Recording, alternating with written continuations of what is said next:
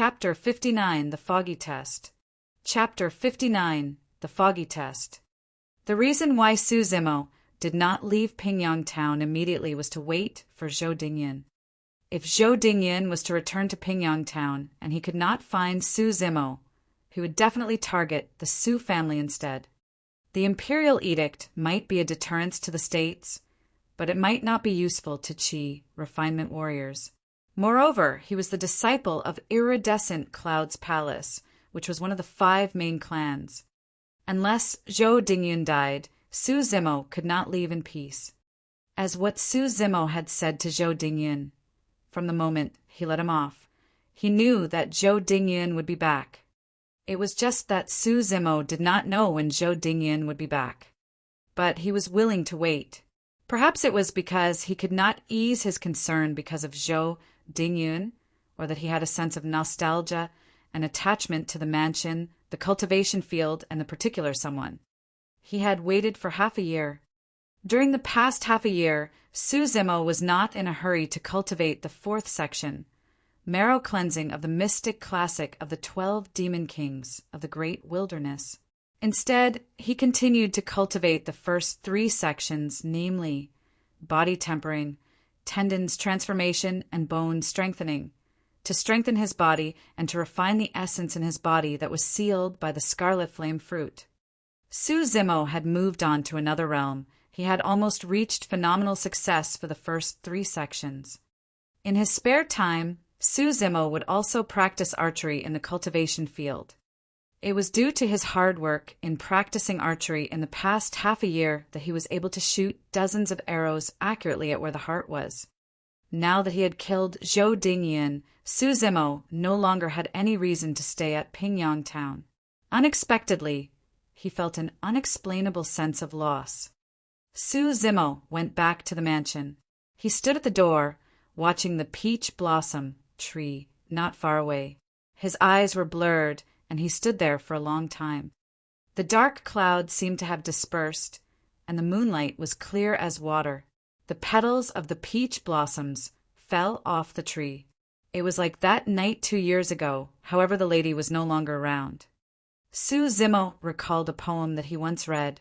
Last year in this villa on the same day, on blushed face the fine peach blossoms portrayed. Today, oh, you're gone, my fair, but where, please? Peach blossoms are still smiling in spring breeze. When he was young, Su Zimo could not understand the artistic conception of the 4-line poem. And now, Su Zimo was 19 years old. He was no longer young and inexperienced. He could finally understand the sense of sadness that one felt when things had remained the same, but people had changed. Su Zimo would never be able to forget that it was that night when he was at his lowest, feeling frustrated, lost and helpless, when a lady stood among the falling peach blossoms and brought him into the cultivation world. Su Zimo smiled. He stretched out his hands and closed the door to his mansion slowly. Now that he closed the door, Su Zimo was shutting the mansion and the very precious memory that he held dear to him to a close as well. Only when he reunited with that person would he open the door to this memory. Su Zimo looked forward to that day. After a long time, the sky gradually brightened. Su Zimo took a deep breath, his eyes clearing up. He took out a map made of animal skin from his clothes and looked carefully at it, taking big strides towards a certain direction. A ray of light broke through the dark clouds in the sky behind him. The morning sun rose from the eastern horizon. A new day had begun.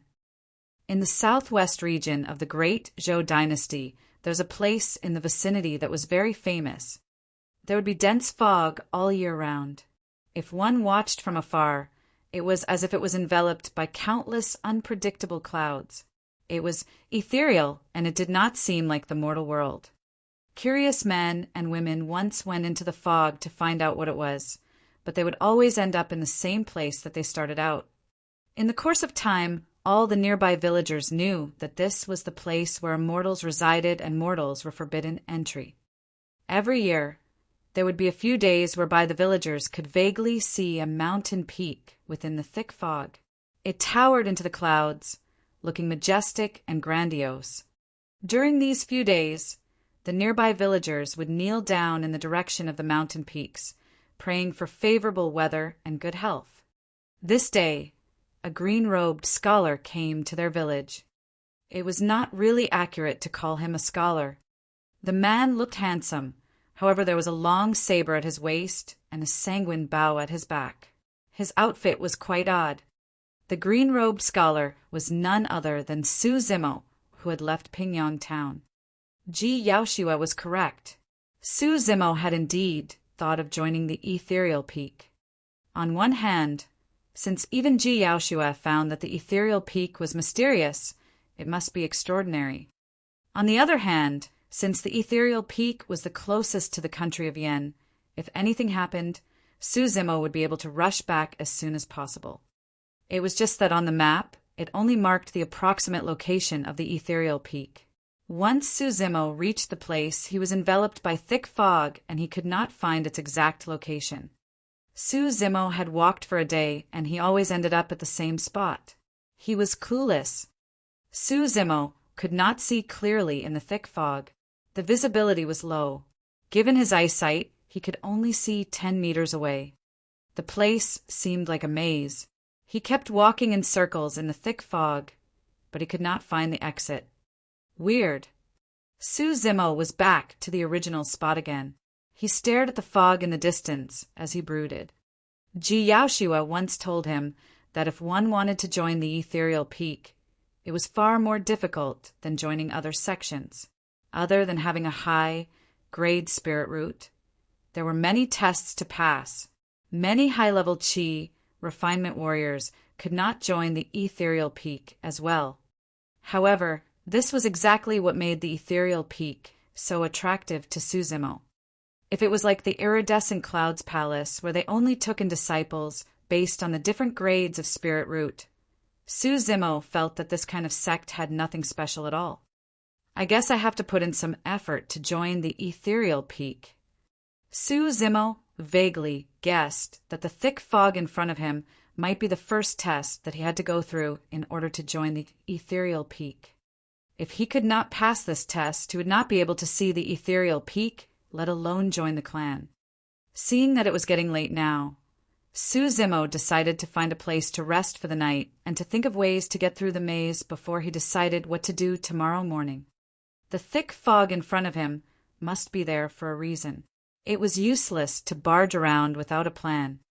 Not far away was a small village. A woman was preparing dinner while a strong man was chopping some wood.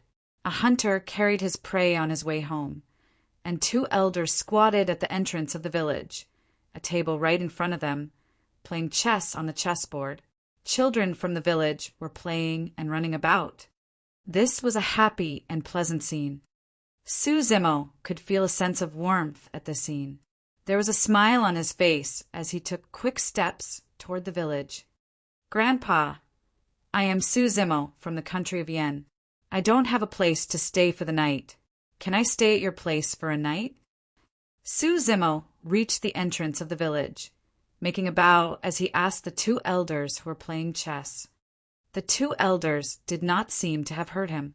They were engrossed in the game, and they could not be distracted. Su Zimo coughed softly and repeated his question. The 2 elders still did not reply to him.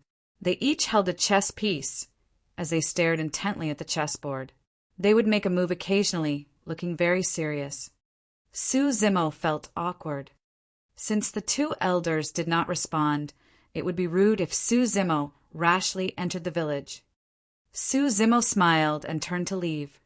Given his abilities, he could sleep in the open. It would not be a problem to him. The reason why he wanted to stay for a night in the village was because Su Zimo could feel a sense of warmth that he had not felt for ages. Just when Su Zimo was about to leave, his eyes inadvertently rested on the chessboard of the 2 elders, and he stopped in his tracks. This was an intense game. The 2 parties were in a stalemate. Even the slightest mistake in every move might cost them the game. Since Su Zimo had nothing else to do, he decided to watch them finish the game before he left. Therefore, he stood by the side to watch them as they played. Fast passes and coins which were spent between 14 January 14th February 2020 will be refunded beginning February 15th, 2020, taking 7 working days to be deposited. A new round of trial read selections will begin on February 15th, 2020. From February 15th, 2020, coins spent on books that aren't selected will be refunded within 30 days. However, fast passes will not be refunded. The selected book will have a mark on the corner of the book cover in 30 days to indicate continuation. Thank you for your understanding. Chapter 60, Breaking Through the Fog. Chapter 60, Breaking Through the Fog. After a long while, the game ended. The elder who was defeated waved his hands, disinterested, mumbling to himself. I don't feel good today. I will let you win today. Let's play another game tomorrow. The elder placed his hands behind his back with his palms facing upward, walking leisurely back to the village. The remaining elder had rosy cheeks and looked energetic. He picked up the chessboard while looking at Su Zimo, smiling as he said, "There are very few young men who are as composed as you. Let's go, follow me to the village." "Thank you, Grandpa." Su Zimo smiled, expressed his gratitude, and followed the elder into the village. On the way, Su Zimo passed by several villagers. They gave him a glance before returning to whatever they were doing. They did not find it odd. They seemed to have become inured to the unusual. "There is no extra room here. Young man, are you okay with sleeping in the woodshed?" The elder asked. I am okay with that." Su Zimo smiled as he answered. The sky had darkened, and most of the villagers had yet to turn in for the night. The elders who had their dinner took leisurely strolls in the village, while the women did their needlework, mending clothes. They led a down-to-earth, simple and peaceful life. This seemed to be a hidden land of peace and prosperity. There were no bloody fights. Instead, everyone seemed to carry a content smile on their faces. Su Zimo sat down at the entrance of the woodshed, watching the scene quietly. He emptied his mind of all thoughts, and the fatigue he felt on the journey seemed to have lightened tremendously. The sky gradually darkened. The moon was bright, and there were few stars.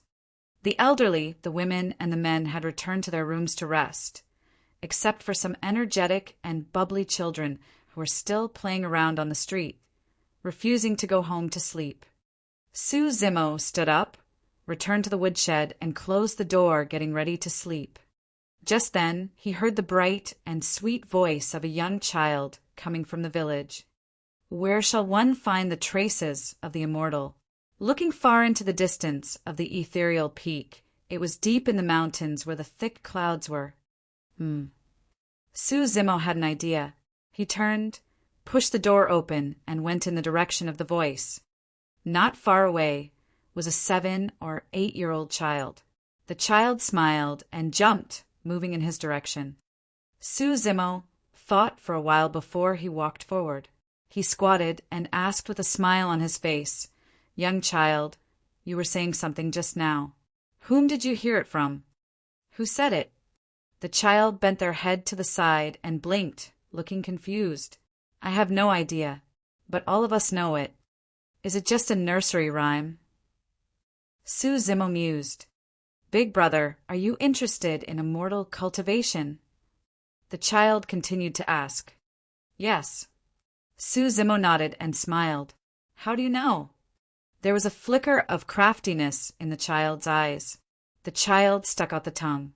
"Every year there will be many people like you, but most of them won't get to see the immortals." "Haha. What should I do to see them?" Su Zimo was interested, feeling like teasing the child. "I don't know as well." The child pouted their lips and shook their head. Su Zimo smiled faintly. He was just about to stand up to leave when a thought flashed across his mind. He asked the child, "Where shall one find the traces of the immortal?" Looking far into the distance of the ethereal peak. However, the ethereal peak is covered by thick fog. How can one be able to see it? "This is easy." The child raised the chin, feeling proud. The fog will gradually disperse a few days later. If you stand here, one can vaguely see the mountain peak. However, it will only last for 3 days. If you miss it, you won't be able to see it. Suzumo was elated. As long as he could see the ethereal peak and moved forward in its direction, he would definitely be able to reach the foot of the mountain. Suzumo certainly did not think that he only needed to pass through the thick fog to be able to join the ethereal peak. This was just the beginning. Suzumo stayed in the village for 7 days. On the 7th day, the thick fog gradually dispersed, and he could vaguely see a majestic and towering mountain looming in the distant clouds. Suzumo bade farewell to everyone in the village and stepped into the thick fog once again. In the thick fog, all the senses had been dulled, and one could not have a good sense of direction. Suzumo felt that after turning eastward and westward, he seemed to be retracing his steps at times. As the thick fog gradually dispersed, he could tell the exact location of the peak in the far distance despite being shrouded in fog. Suzumo threw caution to the wind and tried to ignore the wrong impression he had because of his senses, moving forward according to the location of the mountain peak. All of a sudden, gurgling sounds could be heard coming from deep in the fog. It was frightening and eerie. It seemed as if spirit beasts were moving about, stepping on the grass. It was getting closer and closer. A faint, bloody smell wafted over him. Suzumo squinted and stopped, looking in the direction where the sound came from. He waited for a long time, but he did not see any spirit beast. It was a strange feeling. Suzumo did not sense any danger with his spirit perception. However, he had indeed heard the sounds made by the spirit beast and detected its aura coming from that direction. Suzumo spent 1 year in Songlang mountain range. The smell was too familiar. He would never be mistaken about it. Weird. Suzumo murmured and continued to move forward. Roar. Soon after, there was a loud tiger growl. It was deafening and it had a formidable aura. It proved that the spirit beast was very powerful. It could even be of the same level as a spirit demon. Suzumo frowned.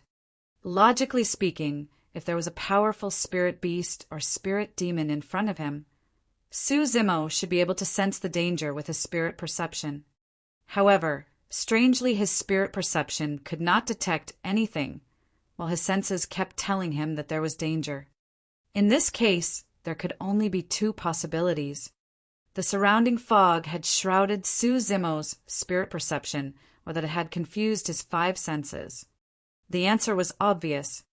These methods were meant to scare off those who wanted to take the path of immortal cultivation or those who were weak-minded. The tiger growl and the bloody smell were just methods to deceive people. After figuring out the purpose of the thick fog, Suzumo smiled and ignored all the sounds that he heard from the surroundings, walking deeper into the fog without any care. Nevertheless, it was a brilliant move to make use of the thick fog to confuse one's senses.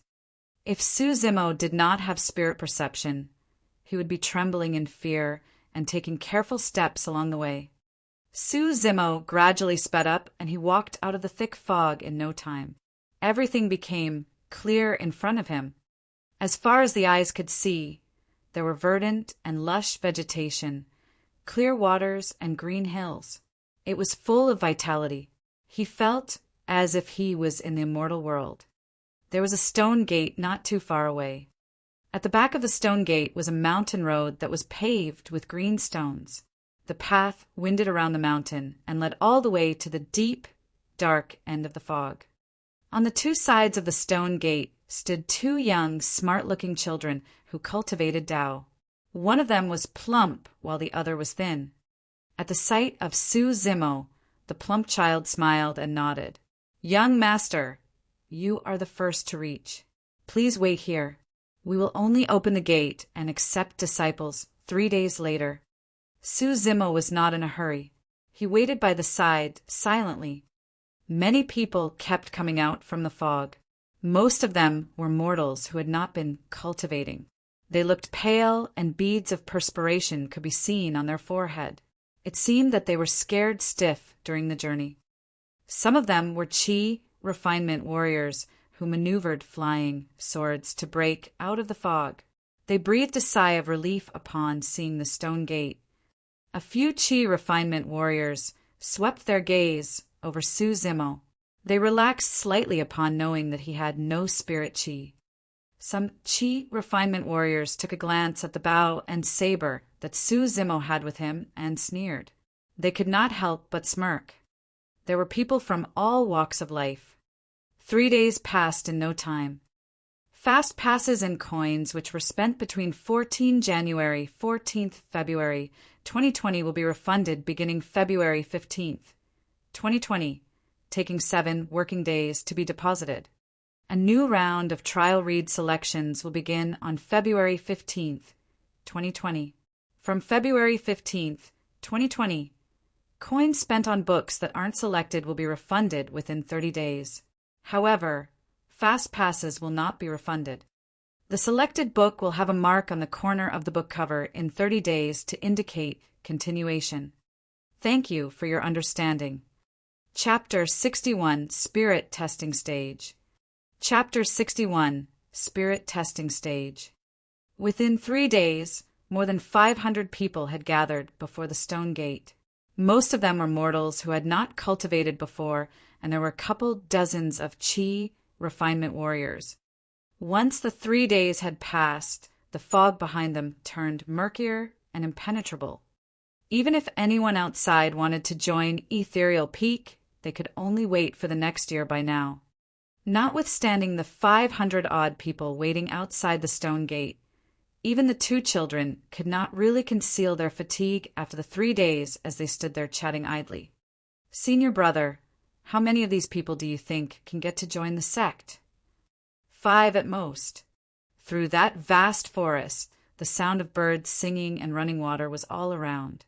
As such, the discussion of the 2 children was almost like mosquito buzzing, and no one could hear them. Yet, within the crowd, a bow and saber carrying scholar frowned as a look of shock flashed through his eyes. Cultivating the mystic classic of the 12 demon kings of the great wilderness did not merely change one's body. The body tempering aspect would heighten their sense of smell, the tendons transformation aspect their sense of vision, and the bones strengthening aspect their hearing. The changes were all-encompassing. Even though Su Zimo was of the human race, his physical body and 5 senses were even sharper than those of spirit beasts. Despite the soft voices of the 2 children, Su Zimo heard everything clear as day. Only 5 out of the 500 of them could be accepted into the sect. That was a ratio of 1 to 100. How could anyone imagine that?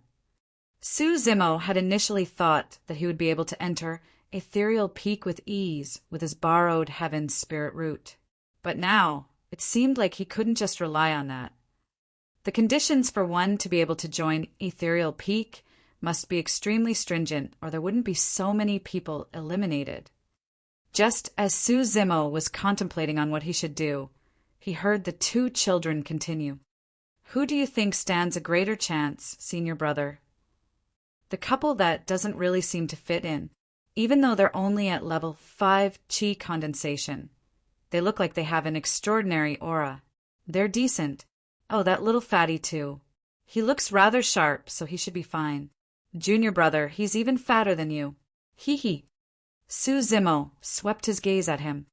Amongst the crowd, a man and woman stood by their own somewhere slightly further, not fitting in with the crowd. Su Zimo was around the same age as the man who wore a purple robe with sharp brows and an edged chin. He looked haughty as his hands rested behind his back with eyes closed, standing still. It looked as though he was one with the environment. The woman was wearing a flawless white blouse and looked beautiful like a fairy. Yet her ravishing looks carried a cold expression where one could sense from a distance away. Su Zimo had a feeling that the reason why the man did not want to fit in was out of disdain, and the woman merely did not want to. As for the little fatty, to be exact, he was not little at all and looked to be around 16 years old. His neck and waist could not be made out, and he merely resembled a water bucket that had 2 elephant legs as he rolled about the crowd without stopping. His rotund face carried small beady eyes that fluttered about. In just 3 days, he was already one with the crowd. "Senior brother, what about that bow and saber-carrying scholar? Do you think he has a chance?" the fat child asked. Su Zimo was curious when he heard the conversation being steered to him, intrigued to find out what the skinny child thought of him. "That man is a little strange. Even though he's a scholar, he's carrying a huge bow and saber. I suspect that there must be more to his weapons." Right then, a gentle ray of sun shone through the greenery. The sun had risen. Arranging their attire, the 2 children stood on either side of the stone gate with a stern expression. The skinny child spoke. Ethereal Peak's disciple acceptance consists of 3 stages. First is the immortal affinity stage. There is a certain affinity required for one to attain immortality. I believe that all of you have that for being able to make it through the mist here. The second stage is the spirit testing stage. Those with a superior class spirit root, earth spirit root, or heaven spirit root will be able to make it to the 3rd stage once they pass through this gate. The 3rd stage is called the life and death stage. Those who the 2nd stage can head up the stone steps behind me, and you'll pass once you reach the peak. But let me remind you guys, this is an extremely treacherous peak. Any misstep and you'll fall to your death without a corpse. Please do be careful and not force yourselves. At that thought, everyone felt their hearts skip a beat as they all looked unnerved. The reason why they wanted to join Ethereal Peak was because they wanted to attain immortality. If they were to lose their lives joining the sect, how could they achieve immortality? The tip of the peak was shrouded in clouds and could not be seen. It was clear that the path would not be that easy to climb. The dozens of Chi refinement warriors present smiled, looking confident. All of them could tread the skies with their swords. Climbing the peak posed no challenge to them at all. Amongst the group, one of the mortals was dissident as he yelled, "How is this fair? All of those Chi refinement warriors can easily fly their way to the peak, but we have to climb it step by step." "Humph!" One of the Chi refinement warriors harumphed coldly and scoffed. "There's nothing such as fairness in this world. If you want to speak of fairness, come to me after you achieve Chi condensation." "You!" The mortal was speechless and indignant. The 2 children of the ethereal sect were not annoyed in the slightest as the fat one chuckled. "Everyone, you're overthinking it. The path is definitely fair for everyone. Even Chi refinement warriors will may not be able to reach the peak. If they're not careful, they'll end up losing their lives as well." As though he was about to let something slip, the fat child looked flustered for a moment as he changed his statement. Most people merely thought that the fat child had said something wrong by accident. At that reply, many of the mortals present heaved a sigh of relief. However, the dozens of Chi refinement warriors looked terrible. They had cultivated earnestly with some of them even at level 9 Chi condensation. If they were to die here just because they wanted to join a sect. Su Zimo glanced sideways. The purple-robed haughty man still had his eyes closed as though he was indifferent to what the 2 children had said. The white-bloused woman maintained her cold expression with an unyielding gaze that seemed to be frozen. The little fatty among the crowd was still laughing and looking nonchalant. "Come, the first person." The skinny child raised his hand and indicated for the first person to enter the stone gate. It was a level 7 Chi refinement warrior. The man was somewhat nervous as he paused before the stone gate. Bowing to the 2 children, he smiled and asked, "Fellow Taoists, can an ordinary spirit root work? Is there any leeway?" The 2 children shook their heads. Sighing, the man walked towards the stone gate. The moment he reached the stone gate, a water barrier appeared across it with 4 shimmering lights. For elements, it was an ordinary spirit root. The man tried his best to barge through the stone gate, but he was blocked by the water barrier. In the blink of an eye, he was bounced back from it. Failure. The fat child looked apologetic as he nodded to the man before raising his voice to the crowd. Next. Chapter 62. Variant Spirit Root. Chapter 62. Variant Spirit Root. Pseudo-Spirit Root fail. Ordinary Spirit Root fail. Superior Class Spirit Root pass. Everyone continued proceeding to the stone gate where more than half of them were rejected.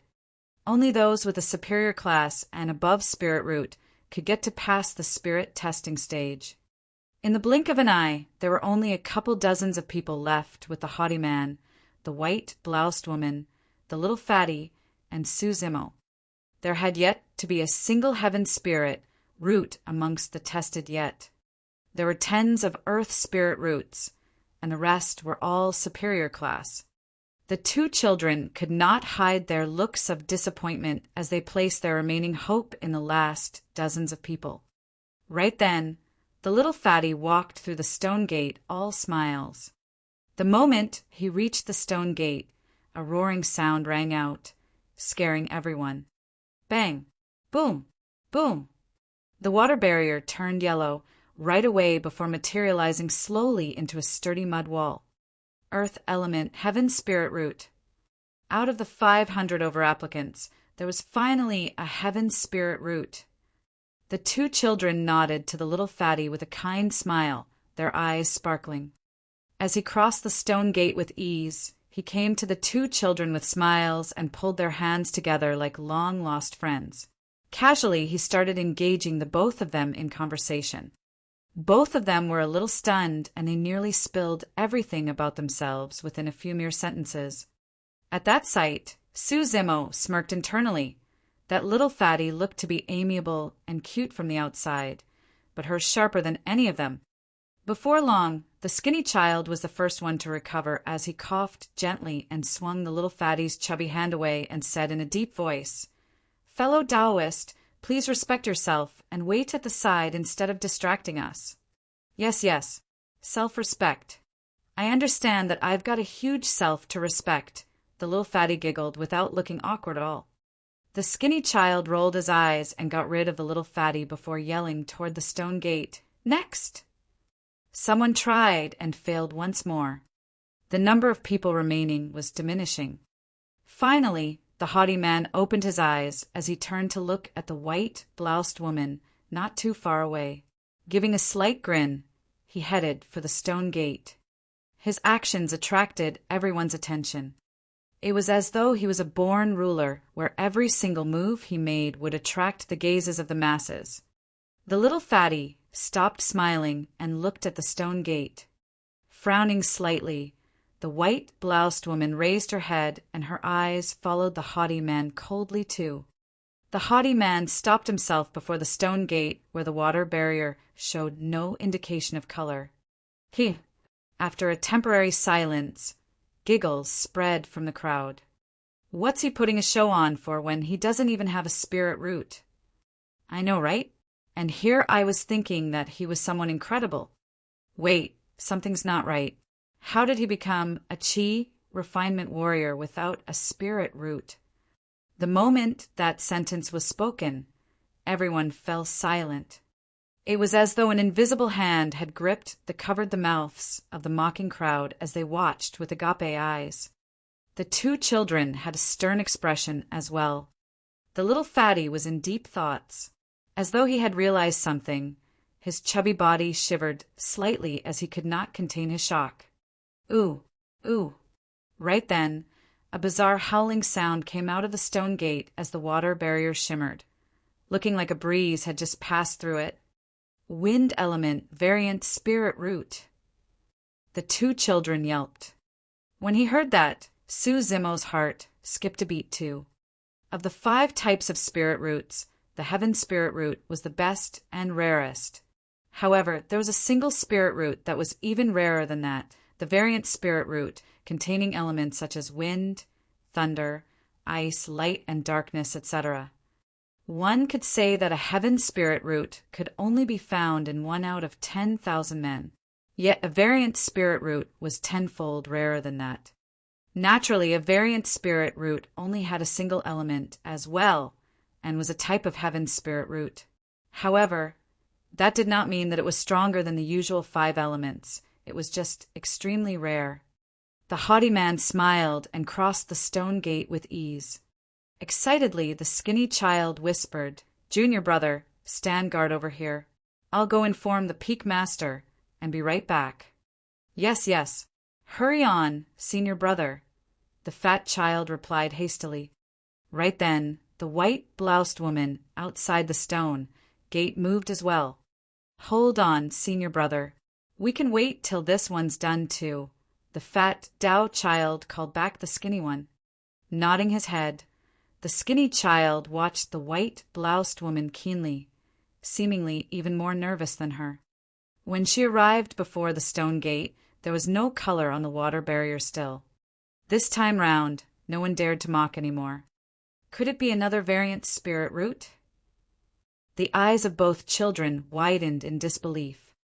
Everyone else watched the stone gate with bated breath. Crack! Crack! Crack! Suddenly, a layer of frost covered the water barrier before freezing it into ice. Ice element variant spirit root. Everyone gasped. It's been tens of years since a variant spirit root has appeared at Ethereal Peak. But now there's 2 in one go? No, I've got to hurry and report it to the peak master. The skinny child drew out a flying sword and sped towards the back of the peak, disappearing in the blink of an eye. Everyone else watched the haughty man and the white-bloused woman with looks of admiration and respect. The little fatty smiled his way to the white-bloused woman before pandering to her. "Miss, you're so beautiful. I've never seen a woman as beautiful as you in my life.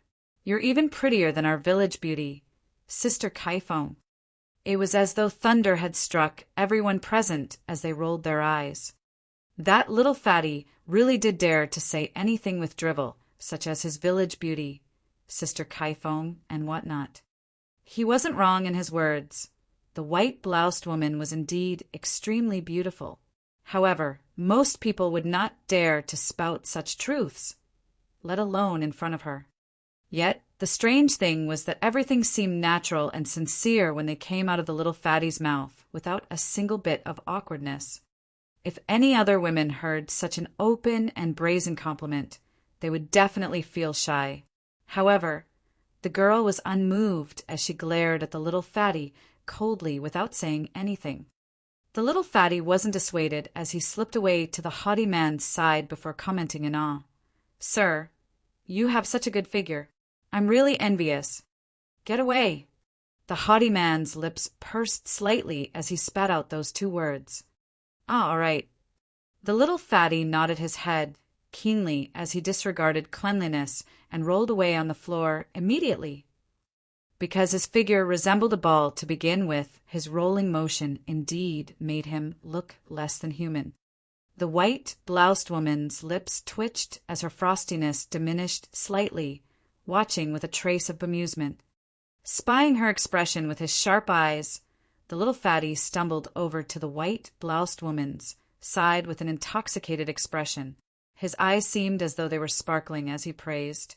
"Wow! You really look so beautiful, smiling."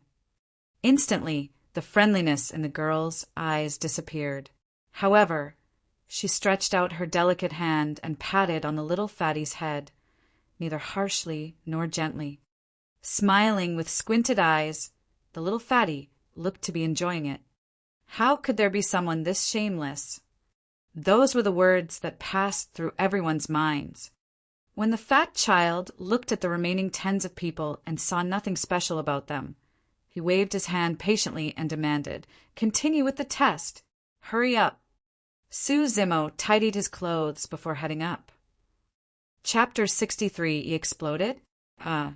Chapter 63, he exploded. Su Zimo's actions did not attract anyone's attention. Compared to the haughty man, white-bloused woman, and little fatty, He seemed simply way too ordinary apart from his slightly weird dressing. The reason why Su Zimo waited for the end of the test wasn't because he wanted to pull a surprise on everyone. It was because he had no spirit root to begin with. Even though Dai Yu had planted the spirit root for him, he could not help but feel nervous as to whether things would turn out well. Standing still before the stone gate, he watched the water barrier keenly. Swoosh! A red flash of light shimmered through the water barrier before burning into raging flames, exuding a scorching warmth. Su Zimo was elated. Fire element, heaven's spirit root. Apart from the haughty man and white-bloused woman, everyone turned their sights to him. Out of the 500 people, other than the 2 variant spirit roots, the little fatty was the only earth element, heaven's spirit root. Now that Su Zimo was the second, he naturally attracted everyone's attention. Furthermore, those with some knowledge on cultivation knew that a fire spirit root was superior to an earth spirit root. On the one hand, the fire element had the highest killing power amongst the 5 elements. On the other hand, one who possessed the fire element had the chance to become a weapon or elixir refinement master. Those 2 paths required one to have a high mastery and understanding of the fire element. As such, those with a fire spirit root had an innate advantage.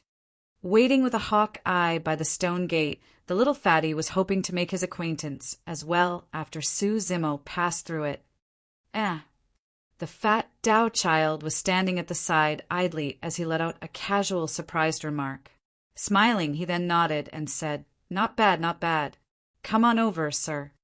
After all, the fat child had his fill of surprises after the appearance of 2 consecutive variant spirit roots, and hence the reason for his less than enthused response. Right then, no one had noticed anything strange about Su Zimo just yet. He stood before the stone gate motionlessly instead of crossing right away. It wasn't that he did not want to. The stone gate was stopping him. He could feel a strong resistance that was trying to keep him out of the gate. In theory, the water barrier would only block out those without or those who possess a pseudo and ordinary spirit root. Yet the scarlet water barrier was resisting Su Zimo, who clearly possessed a heaven spirit root. If not for the fact that he had an extremely strong physique, he would have been sent flying like the first Chi, refinement warrior. How could this be? Su Zimo strategized as he fought against the resistance of the water barrier. He knew his background clearer than anyone else. He was someone without a spirit root to begin with. It was only natural for the stone gate to resist him at that thought. But what was up with the clear indication of his fire spirit root? If he were to continue with this stalemate, notwithstanding the fat child of ethereal sect, even everyone else would realize that something was wrong and Su Zimo's efforts would have been wasted. Indignant. Su Zimo was indignant. Why? He had already come so far just to be stopped by a single stone gate. With a darkened expression, he moved towards the water barrier and took a fierce step. Su Zimo had already displayed the stance for the plow heaven stride with his single step. Instantly, he gave off such a menacing aura that even the fat child at the stone gate jumped in shock. As though he had sensed something, the haughty man opened his eyes and looked towards the stone gate. Turning her head slightly, the white-bloused woman frowned gently too. Everyone found themselves witnessing the strangest scene ever. Even though Su Zimo was almost entirely through the stone gate, the scarlet water barrier did not dissipate at all. Instead, it wrapped around him like an elastic veil that was trying its best to stop him. It stunned everyone present. What was going on? Fire element, heaven's spirit root. That's right. But why would the stone gate try to prevent this man? It was a wrestle between Su Zimo and the scarlet water barrier.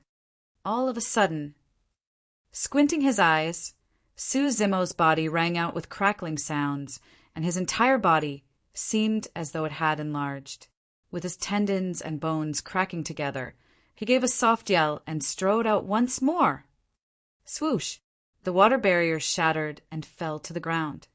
Having successfully passed the stone gate, Suzimo's expression relaxed as he heaved out a sigh of relief before walking to the fat child. Right as he was about to speak, he saw a weird look in the fat child's eye as the latter glared behind him intently. Snap! Suddenly, a boom sounded out from behind Suzimo. He turned around instinctively only to witness a fissure forming on the crossbeam of the mighty 30-foot stone gate. Crack! Crack! Crack! Before anyone realized what was going on, the fissure spread out swiftly and in the blink of an eye, filled the entire stone gate with dense, horrifying cracks. Suzimo's heart skipped a beat. Bang! Boom! Boom! Along with a huge crash, the stone gate crumbled right before everyone's eyes just like that, turning into a pile of rocks with dust clouds flying about. What followed was a deathly silence. Everyone's faces froze right away. The haughty man scowled while a look of surprise filled the white-bloused woman's face as her mouth gaped slightly, losing her previous demeanor. The little fatty was so rattled that his eyeballs were almost popping out. He exploded. The fat child was completely lost as his mind and eyes went blank. It was already phenomenal enough for variant spirit roots to make their appearance in the test such that his senior brother had gone off to inform their peak master about it. But what was up with this scholar before him? He had caused the entire stone gate to explode with a simple spirit root test. Unnerved, Suzimo coughed gently before revealing a friendly smile to the fat child. Fellow Taoist, I suppose that stone gate must be really old, huh? Yes. The fat child replied automatically. It's been a couple thousand years now. That must be it then. Suzimo nodded his head and continued solemnly. It's only natural for problems to arise since the gate has been here for such a long time, enduring the weather all round the year. How unfortunate that I had to come across its demise. Huh. The fat child's jaw almost dropped to the ground. Suzimo patted the fat child on the shoulder and reminded sincerely, this may not be a bad thing, though. At least it serves as a reminder for the sect to conduct constant maintenance to some of the older structures you guys have, so that today's situation does not repeat itself. These issues have to be nipped in the bud before they are allowed to manifest. The fat child was befuddled to begin with through the confusion. With Suzimo's explanation, he was even more astounded and was almost convinced. In reality, the stone gate was initially a gigantic spirit testing stone with its middle dug out by the cultivators of ethereal sect and placed here, turning into the stone gate they perceive today. The spirit testing stone was a spirit item of the universe and was extremely perceptive to spirit roots. There was no way it would be destroyed through a lack of maintenance. If no one had destroyed it, it could have lasted for even millions of years without any issues. The little fatty was the first to react as his eyes flickered, glancing at Suzimo while raising a thumbs up. He knew that he was not at Suzimo's level where the latter could spout nonsense with a straight face. As such, he could not help but feel impressed. Suzimo could not help but feel guilty. Everything had gone beyond his expectations. Even though what he said was akin to duping kids, it was better than having his background exposed. Chapter 64, Life and Death Stage. Chapter 64, Life and Death Stage.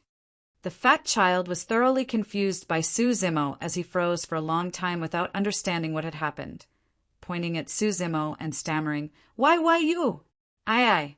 I'll go let the peak master know about this too. Shrugging his head as though trying to clear his mind, the fat child patted his storage bag and summoned a flying sword before speeding to the back of the peak.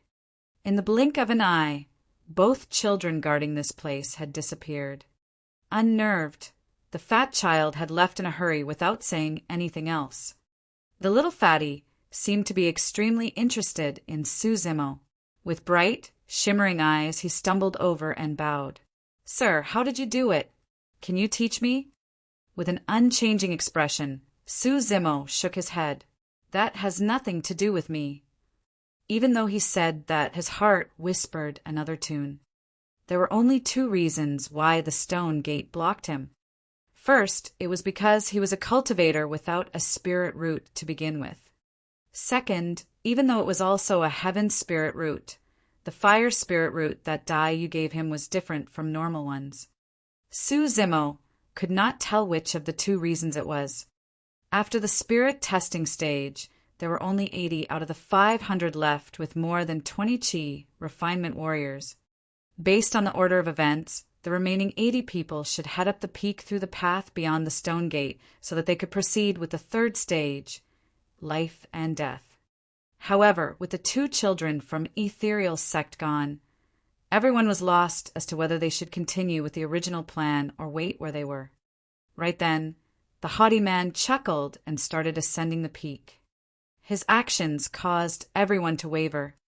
The 2 children had mentioned earlier that the 3rd stage was merely to head up the peak through the path. However, everyone knew that if they could be the first to reach the peak, their chances of being accepted would be much higher. After the haughty man, the white-bloused woman made her move too. Exchanging glances, everyone else followed suit immediately. The path was made from green stones and was neither rugged nor tough. Instead, the journey was picturesque with luscious greenery and the soothing melody of birds singing. As they traversed through the clouds with the accompanying scenery, it was as though they were in paradise. Everything felt relaxing, unlike a treacherous life and death stage. Su Zimo was in no hurry as he hung around at the back of the pack. He felt that since Ethereal sect set this stage, it wouldn't be to give the first person who reached the peak an advantage. It was way too cliché and wasn't a fair method given the number of people present. Finally, if it was that simple, it wouldn't be named life and death stage.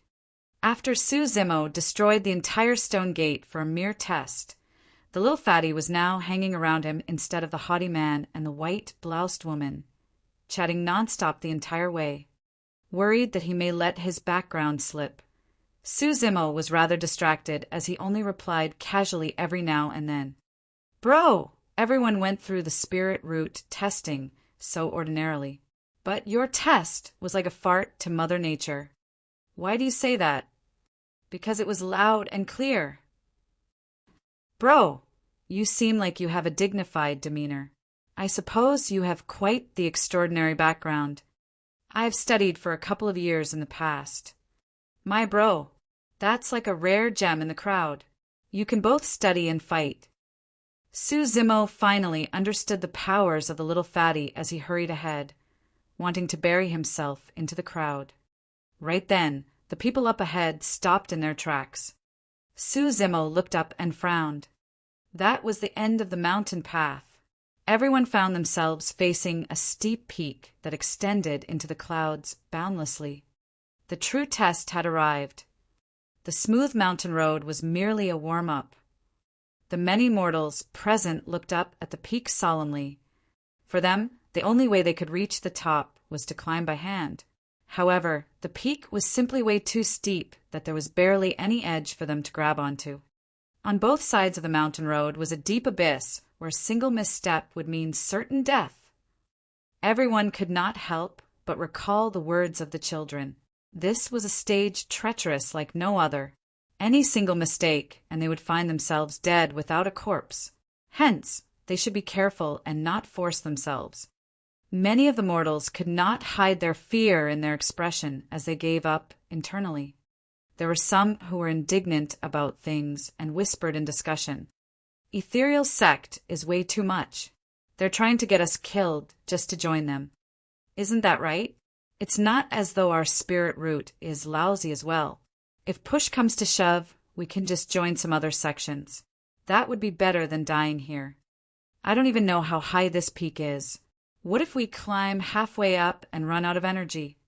Unlike the many mortals, the 20-odd chi refinement warriors present looked relaxed. While this mountain may seem insurmountable to mortals, all they had to do was ride their flying swords and rise endlessly.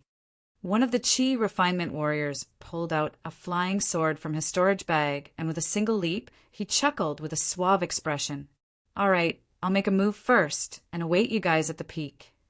Right after, he soared into the skies and disappeared into the clouds in the blink of an eye. Not willing to lose out, the other Chi refinement warriors took out their spirit weapons and followed suit. Yet, the strange thing was that the haughty man did not move at all. Instead, he frowned and gazed into the clouds, contemplating about something. It was the same for the white-bloused woman as she stood there in deep thoughts. Some of the mortals gathered their courage and began climbing the peak. Compared to the Chi refinement warriors, they were much slower, and every single step was horrifying. A single misstep, and they would fall right into the abyss.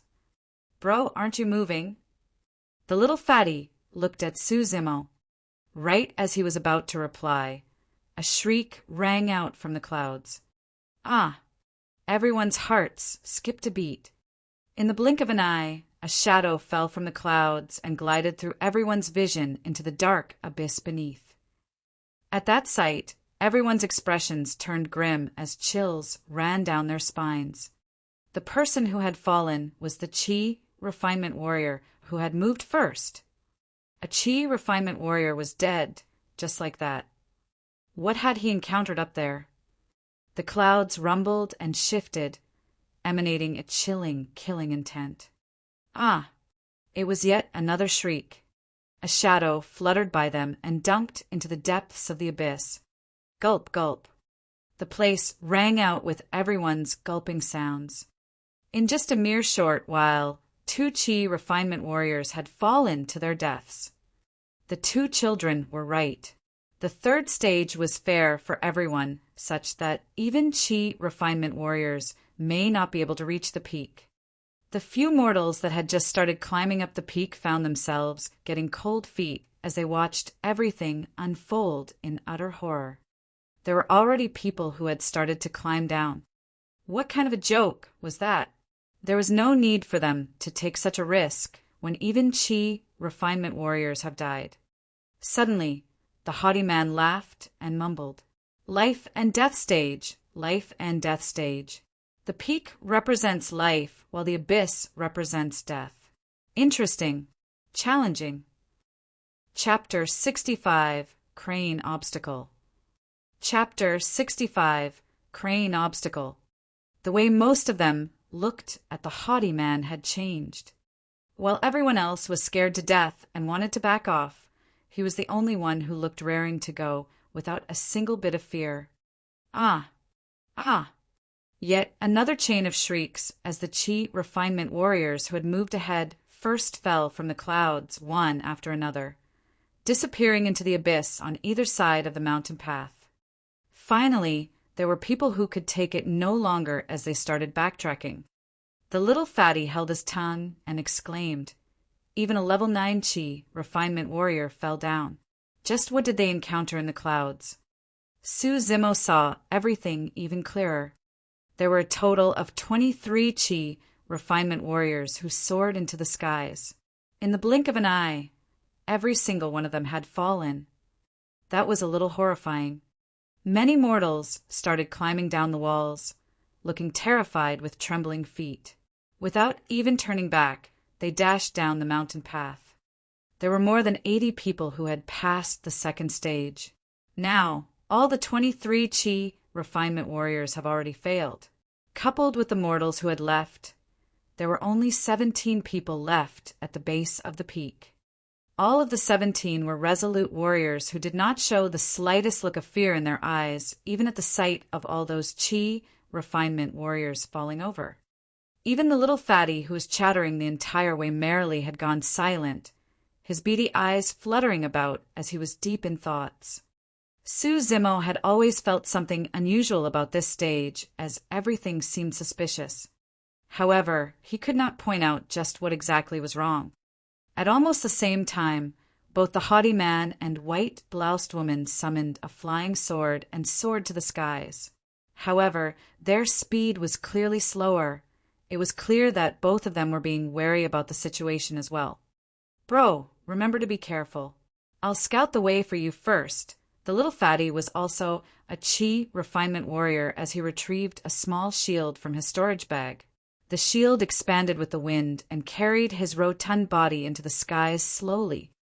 The remaining 14 people, inclusive of Suzimo, were mortals who had no spirit chi within them. If they wanted to ascend the peak, they would have to climb the peak step by step physically. Suzimo hesitated no more as he approached the base of the peak. With a nimble leap, he hung onto the walls and started climbing up swiftly. That shocked the remaining 13 people as they almost mistook him for a monkey instead of a human climbing the peak. By now, Suzimo had almost perfected his tendons transformation. He was nimble like a python and agile like an ape. Moving with ease, the peak posed no challenge to him at all. Apes were natural-born climbers.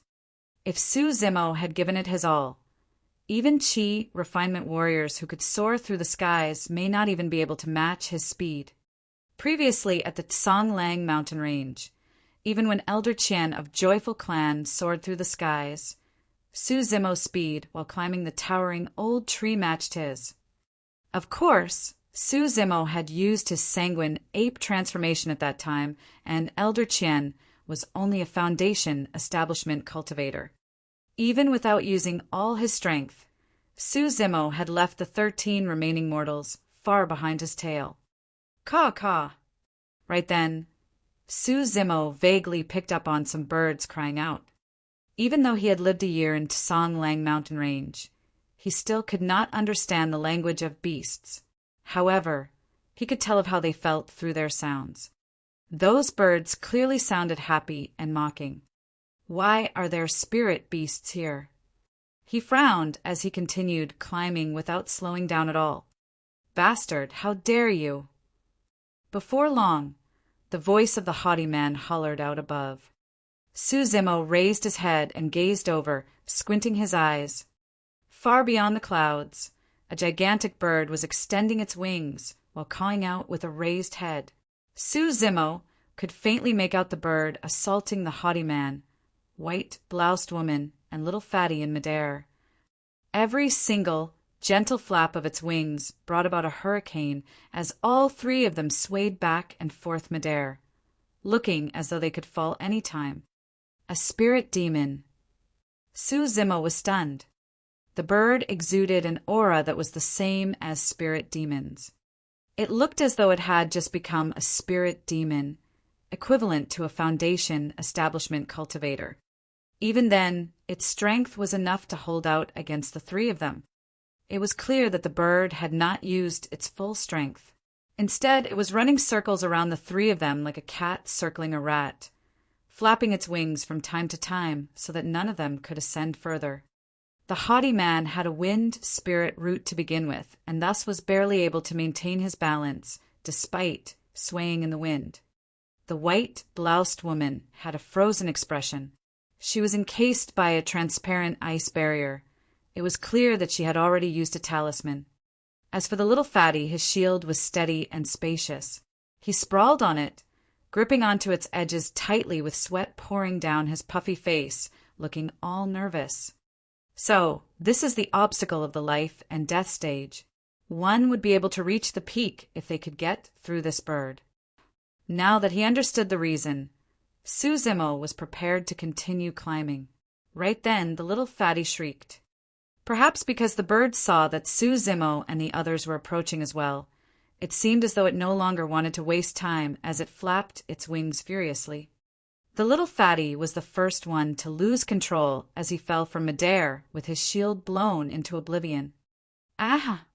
His face was pale as a sheet as he flailed his arms, crying out loudly. When he caught sight of Suzimo above him, he called, "Bro, run! There's a fierce bird up there." The place where the little fatty fell was not too far away from Suzimo. Suzimo had a decent impression of the little fatty and was not about to leave the ladder in the lurch. With a swift motion, he strode horizontally across the wall and grabbed the little fatty from midair. By then, the little fatty's eyes were rolled over while he drooled all over, seemingly passed out of fear. Suzimo frowned. He was already halfway through the climb. If he were to put the little fatty down, he would have to repeat an entire journey once more. Even though the little fatty was heavy, he was nothing compared to the cold moon saber and sanguine, crystal bow hanging on his waist. At that thought, Suzimo grabbed the little fatty with one arm while continuing to climb with another without slowing down at all. It was only after he got closer that he managed to make things out clearly. It was a crane that looked to be in its infancy stage, its eyes filled with merry excitement. It was as though making the climber's fall was the most fun game it ever played. Swooping down, the crane extended its claws and landed on the white-bloused woman's talisman ice barrier. Crack! Crack! The barrier began cracking as the crane clawed at it with ease. With a strong gust of wind, the woman then fell from her sword.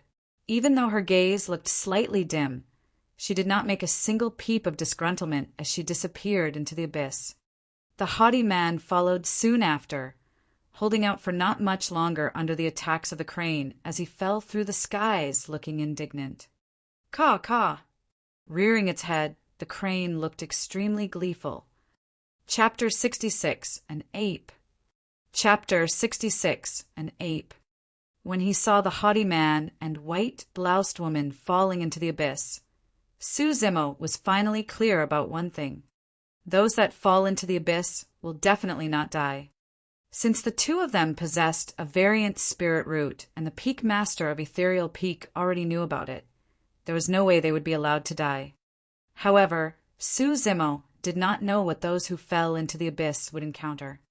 Shifting horizontally, Suzimo dodged from the crane's line of sight and continued speeding up the peak. Even though he only had one hand, his feet were as nimble as his fingers after he removed his shoes.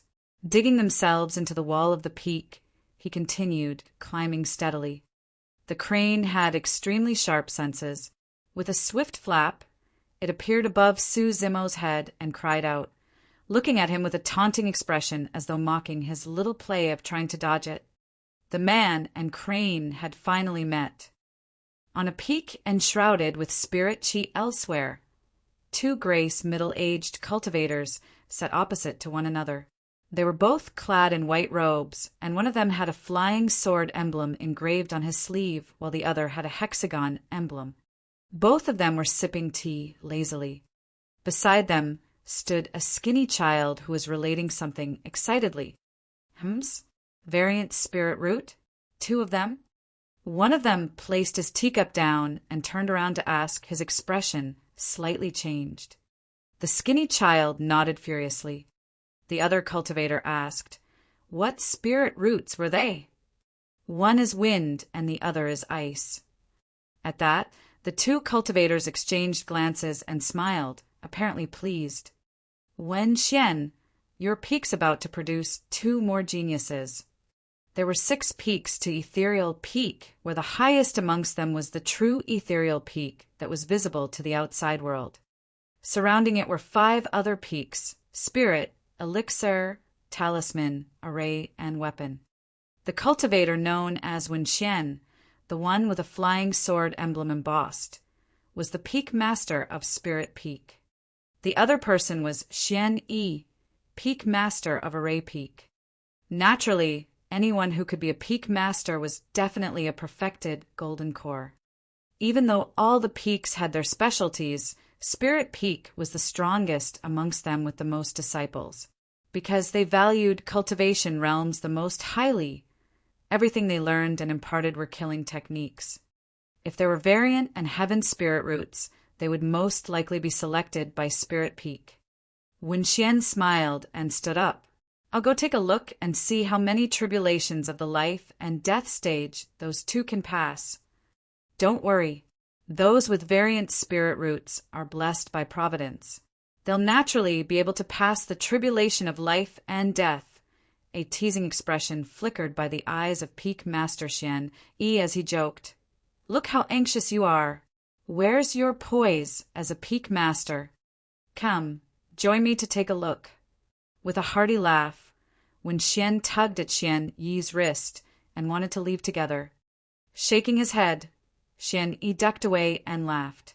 I'm not going. Won't I be giving myself troubles by watching your spirit peak take all the good talents away? Right then, a chubby fat child ran over in a huff. Peak master. TT, this is bad. Both peak masters exchanged glances, looking surprised. Why are you here too, junior brother? The skinny child asked.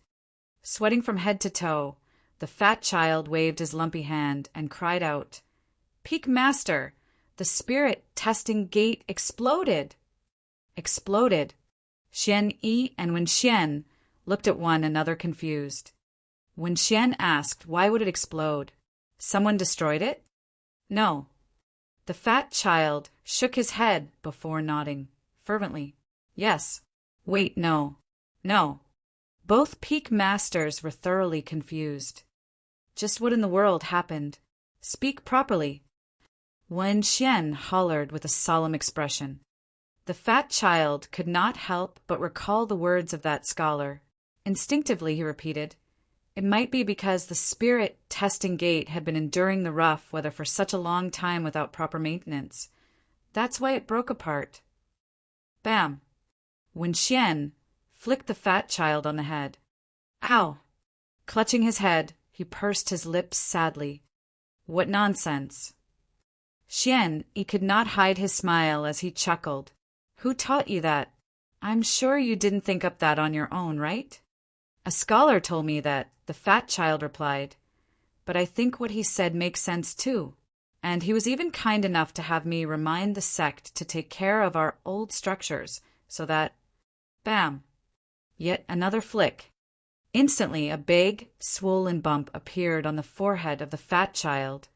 He was almost bursting into tears as he asked with teary eyes, Peak master, why are you hitting me?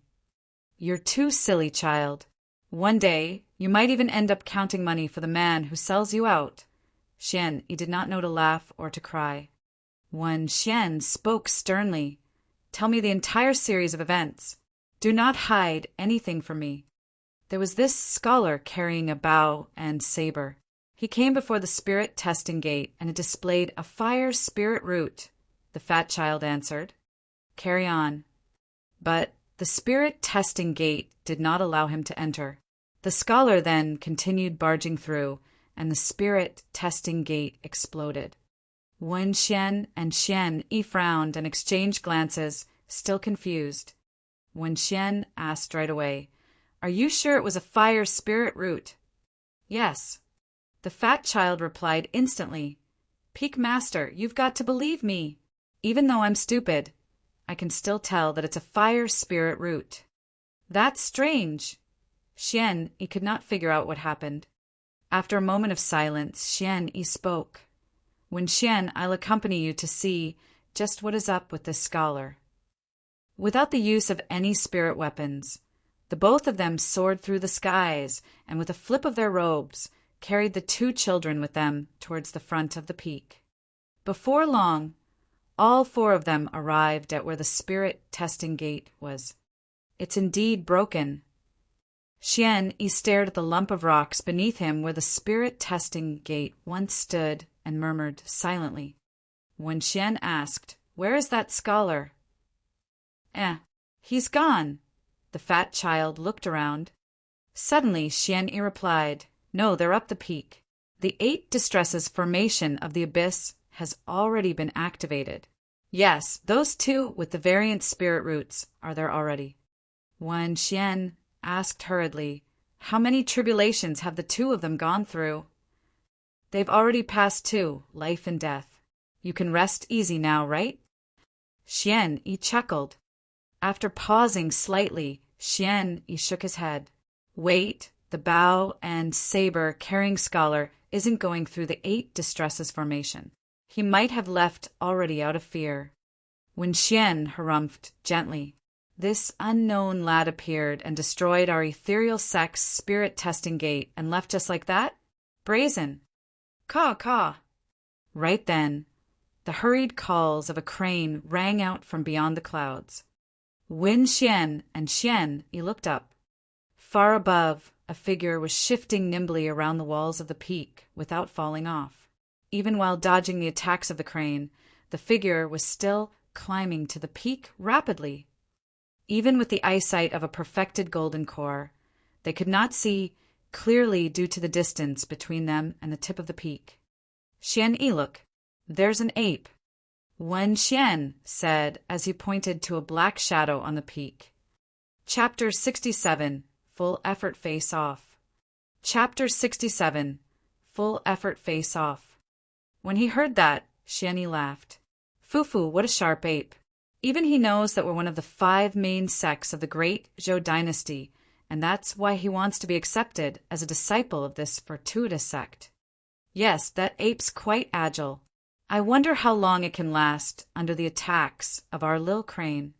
Listen, Lil Crane seems to be angry, haha. Poor ape. Come on, let's go check it out." Wen Xian and Xian Yi were both smiling and relaxed as they soared towards the peak, carrying a child each.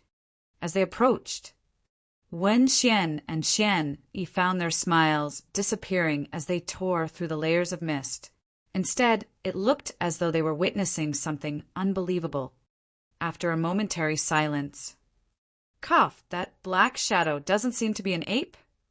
Xian Yi pointed to a black figure climbing to the peak as he coughed and asked hesitantly.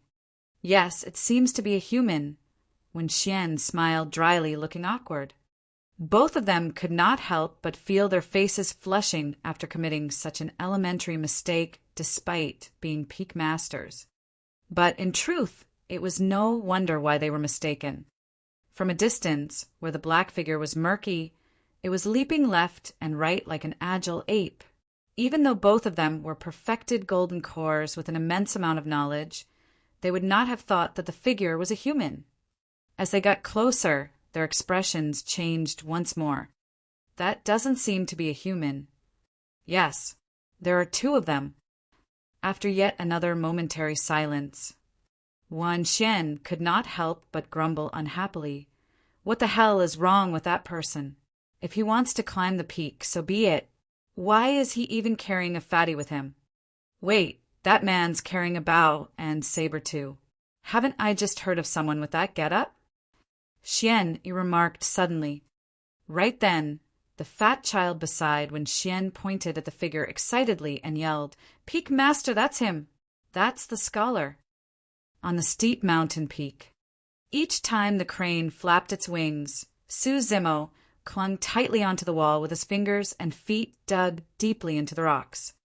Against Su Zimo's fingers, those sturdy rocks seemed as soft as tofu.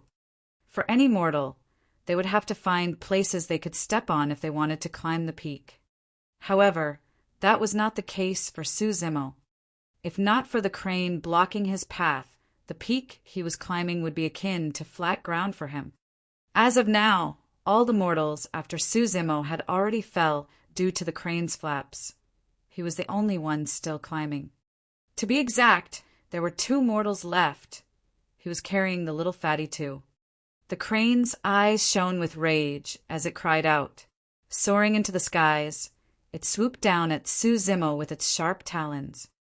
That was a vicious dive. Su Zimo wanted to dodge, but it was too late.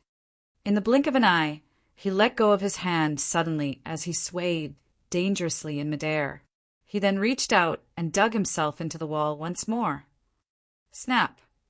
A large rock above Su Zimo's head was smashed into dust by the crane's sharp talons as everything sprayed down on his face. However, he was unaware of it. When some of the rocks smashed on the little fatty's body, that rotund body trembled obviously. Suddenly, Su Zimo realized something as he dangled the little fatty in midair and hollered, "Stop pretending, or I'll toss you down!" The little fatty's eyes burst wide open as he replied hurriedly, "Please don't scare me, bro. I know my mistakes now. Do you still want to reach the peak?" Su Zimo asked quickly, "Yes, of course."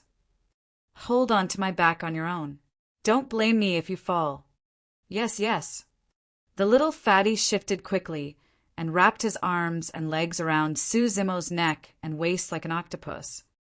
That way, Even though Su Zimo was still carrying an additional man, he had both hands to work with. At the start, the crane's attacks weren't ferocious. It was clear that its aim was not to injure. It merely wanted to deter Su Zimo from climbing further. After multiple failed attempts, the crane was frustrated. That was why, if Su Zimo had not managed to dodge the previous attack, his brains might have been crushed by the crane's talons. He did not dare to be careless against an enraged, early-stage Foundation establishment spirit demon. That was why he got the little fatty to a piggyback position so that he could have two hands to contend against the demon. In all fairness, Su Zimo was only at the third section of the mystic classic of the 12 demon kings of the Great Wilderness and was not a match for the spirit demon yet, even if it was only at early-stage Foundation establishment. However, Su Zimo's goal was not to fight it out with the crane. Instead, he merely wanted to dodge it and reach the peak. With that, things were much simpler. Swoosh! The crane dove once more as Su Zimo's eyes shone brightly. Pushing his legs, he continued striding horizontally on the smooth walls of the peak as he dodged the attacks of the crane while climbing up swiftly. Crack! Crack! Crack! Su Zimo's fingers and feet dug deep into the rocks. His speed was not inferior to when he was on the ground. Caw, caw! When the crane caught sight of that, it was even more enraged as it soared through the skies and burst off like a rocket, appearing behind Su Zimo and attacking relentlessly with its talons and beak. Its long beak was even sharper than a flying sword, such that every single poke sent a sharp, ringing sound reverberating through Su Zimo's ears. As long as the beak pierced him, there would definitely be a bloody hole on his body. The little fatty was so scared that he was shivering with his eyes closed tightly. Su Zimo dodged repeatedly as his tendons cried out. With every single expansion and contraction, his blood would be filled as his large tendon convulsed intensely, pushing his body to its limits. Using just his spirit perception, Su Zimo dodged the attack of the crane countless times as he continued climbing. The cries of the crane were getting more hurried, and in fact, there was even a hint of killing intent. He was getting closer to the top of the peak. At the same time, the crane's attacks were getting fiercer too. As the two Dao children looked at everything unfold from the top of the peak, they were sweating from head to toe for the scholar as though they were the ones being attacked right at that moment. The man and the crane contended against one another on the steep peak. Even though the man seemed unable to fight back, it was still extremely dangerous and intense. Any bit slower, and the scholar could very well be dead in the talons of the crane. Wen Xian and Xian Yi had equally grim looks on their faces as they watched fixedly, prepared to save him if need be. To think that the scholar would still have strength left to be able to continue climbing while defending against our little crane's attack. Xian Yi's tone was somewhat amazed. When Xian commented solemnly, "If I'm not mistaken, the bow and saber on the scholar's waist are made from spiritual items. Even though those are pseudo-spirit weapons, they weigh more than an entire ton together." Wen Xian's remark had a clear meaning behind it. If Su Zimo had not been carrying the sanguine crystal bow and cold moon saber, he would have been even more agile and might have even reached the top of the peak by now. Wen Xian and Xian Yi exchanged glances. There was a common consensus as a thought flashed through their minds. This scholar is interesting. Chapter 68, Ascending the Peak. Chapter 68, Ascending the Peak. How did this lad train his body? That level of nimbleness, harmony, and stretchability is something that even a spirit beast can't match. His movements resemble an ape and python, yet there are many differences. He might have learnt them through observing wild beasts. Seems like this lad is rather talented. I wonder how many tribulations of the 8 distresses formation he can pass. At that, both Wen Xian and Xian Yi froze with a startled expression. Wen Xian murmured softly, "The 8 distresses formation is set up within the abyss beneath. If this lad truly ascends the peak, wouldn't it be equivalent to him passing the 8 distresses formation? On the surface, Ethereal Sect's third life and death stage was for the cultivators to ascend the peak. However, in reality, they had set an obstacle, and it was intended for everyone to fall into the realm of the 8 distresses formation within the abyss. That was the reason why the fat child had almost let slip at the beginning of things. After all, no one would be able to ascend the peak. Only those who managed to pass through life and death tribulations within the 8 distresses formation would be sent to the top of the peak, where they would be able to join the sect. If they failed the 2 tribulations, they would be teleported outside and would not be able to join the sect. At the same time, those cultivators would not know what had happened at all, merely feeling fortunate that they did not die. The 8 distresses formation was a type of illusory formation that consisted of 8 tribulations: life, age, illness, death, meeting with what they hate, parting with what they love, unattained love, and all ills of the 5 skandhas of Buddhism. There were 2 reasons why they had to beat around the bush by requesting the cultivators to climb the peak before knocking them down. First, the steep peak would first deter the cowards and those who lack resolve. Immortal cultivation was a heavenly defying act and was a path of extreme difficulty. If even those who had resolves of steel and bravery may not even reach the endpoint, there was no room for cowards at all. Second, if everyone were mentally prepared that they would be faced with the 8 distresses formation, the illusory realm would not be able to bewitch them that easily. Ethereal Sect would not be able to achieve their full aim. In the cultivation world, be it illusory skills or formations, there would definitely be distinct loopholes to it. If the affected party were to be able to maintain their composure and alertness, they would be able to see through it and would not be bewitched by it. However, by sending the masses up the peak before beating them down, no one would be prepared, and as they were faced with death, they would definitely panic before they enter the 8 distresses formation of the abyss. Right then, with everyone assuming that they were dead, they would then accept the illusory realm and go through the death tribulation.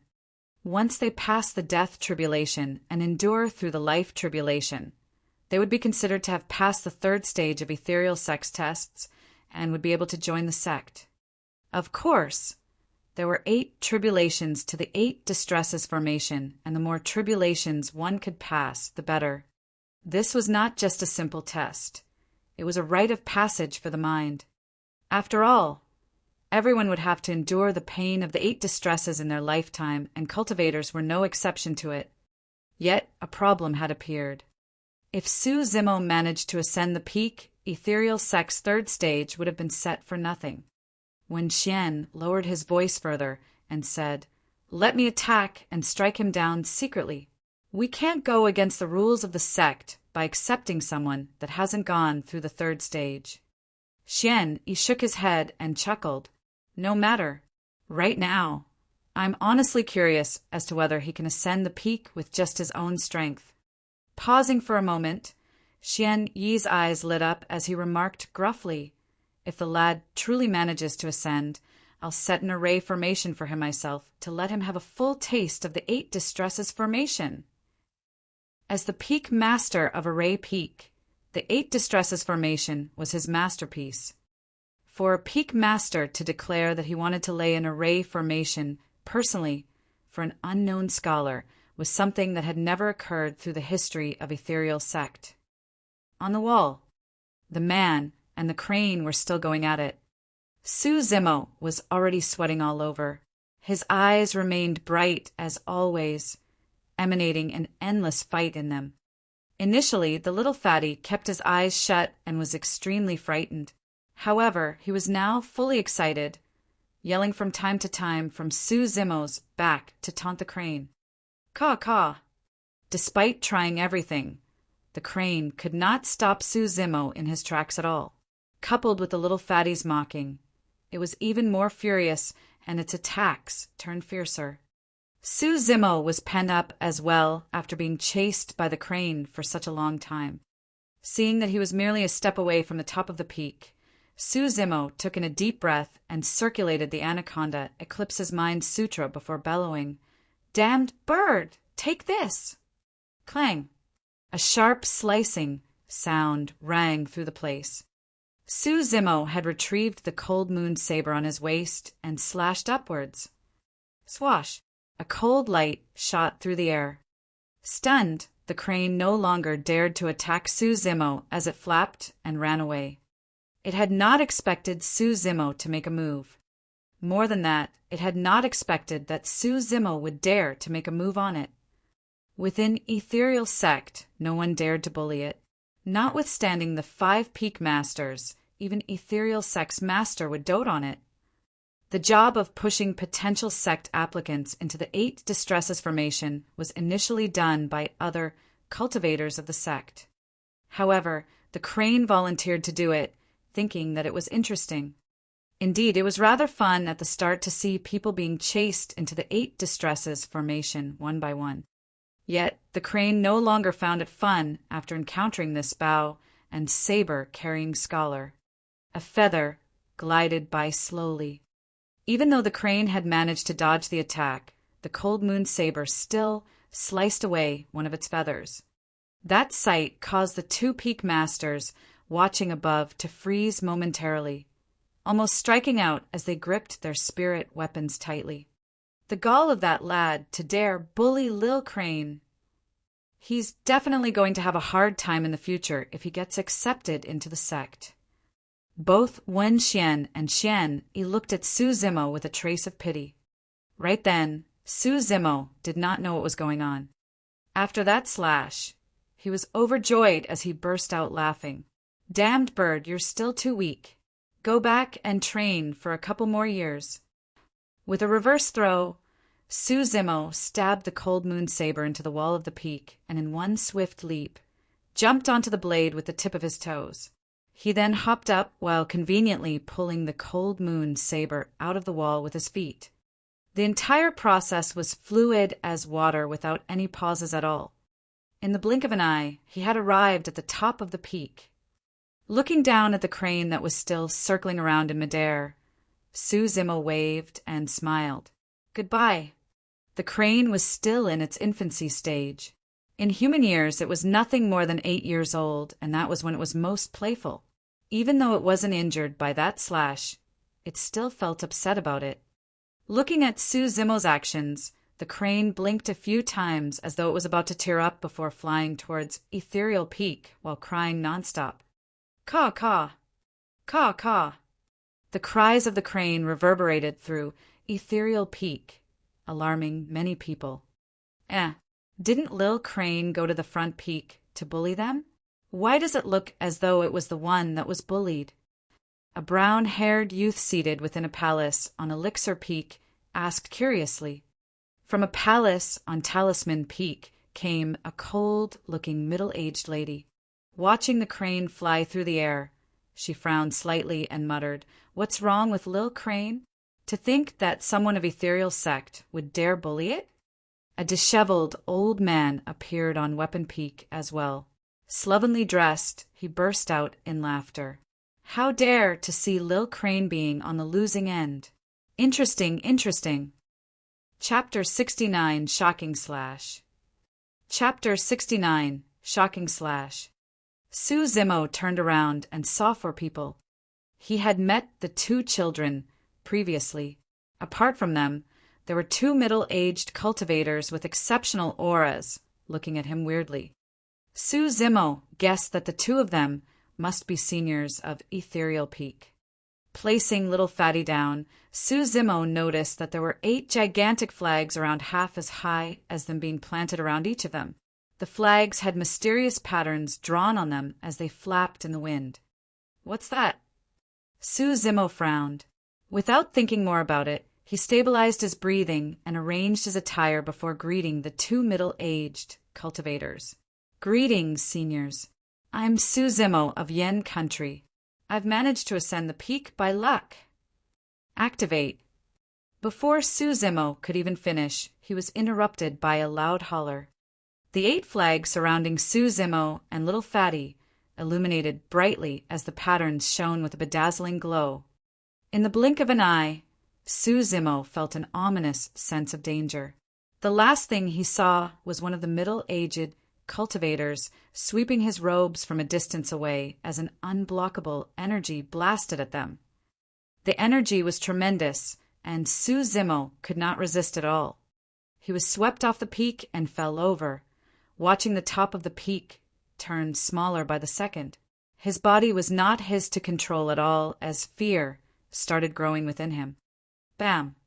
Su Zimo fell into the abyss, and his entire body was crushed. Even though his physical body was clearly destroyed, Su Zimo was still entirely conscious. Endless waves of pain shot through him, biting at him tirelessly as his tendons tore and his flesh was shredded. What was happening? Su Zimo could not understand at all. In fact, he did not have the time to think about it as he was tormented by the endless pain. He had never understood the sort of pain that one would experience in the face of death. An intense fear existed between the edge of life and death. It was a fear that could cause one to break down. For humans, it was almost instinct for them to fear death. If they could even shit their pants by having a sword pointed at their throat, how terrifying would it be to be faced with death itself? At the top of the peak, Su Zimo and Little Fatty stood motionlessly with their eyes shut and bodies shivering. Neither of them had fallen into the abyss. The both of them were now within the illusion of the activated 8 Distresses formation. This 8 Distresses formation is even stronger than the one in the abyss, since you're the one who created it personally. Would the two of them be able to endure it? When Xian asked worriedly, Xian replied, "Let's wait and see. As long as they can get through one tribulation, they'll be considered to have passed the test." Right then, 3 figures appeared on the top of the peak. The 3 of them had passed the test of the 8 Distresses formation from within the abyss. After crossing the life and death tribulations, they were teleported to the top of the peak. All 3 of them looked pale as a sheet, sweating from head to toe as they sat where they were feebly, looking lost and dazed. The 2 Tao children rushed up and fed all 3 of them an elixir each. Once they consumed it, the 3 people looked more relaxed as their faces started to fill with life once more. The 2 fellas with the variant spirit roots are not bad. They've already passed through 3 tribulations, Xian suddenly mentioned.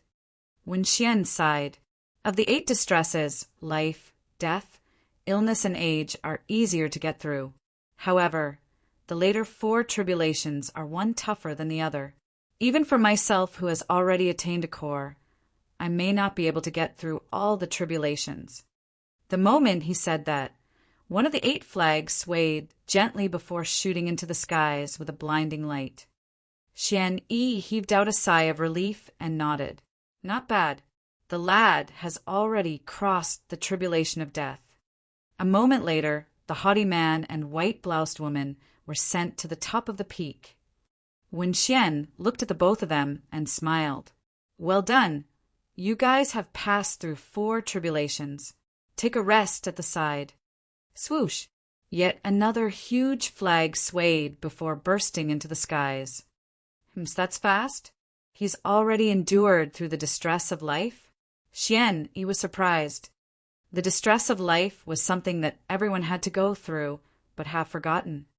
Within the womb, a fetus would be coiled into a ball with its arms and feet unable to stretch, and neither could it breathe. It was akin to being sealed in a tight cage, and the pain of it was excruciating.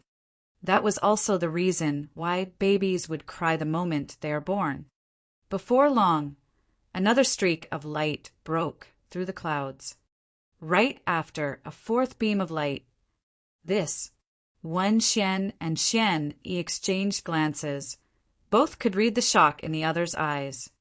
From Elixir Peak, a brown-haired youth soared into the skies and looked at the lights from afar, frowning to himself. That light's from a flag for the 8 Distresses formation. There's actually someone who could have Xian create the formation personally.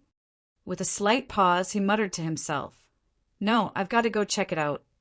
At the same time, a shadow streaked out towards the front peak from Talisman and Weapon Peak, respectively.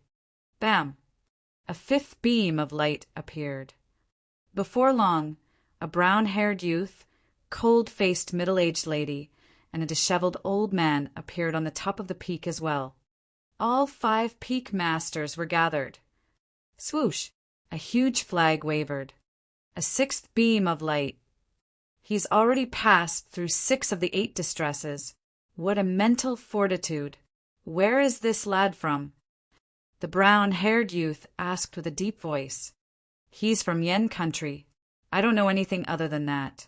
When Xian shook his head, the cold-faced lady swept her gaze across Su Zimo's body and frowned, asking, "Fire spirit root?"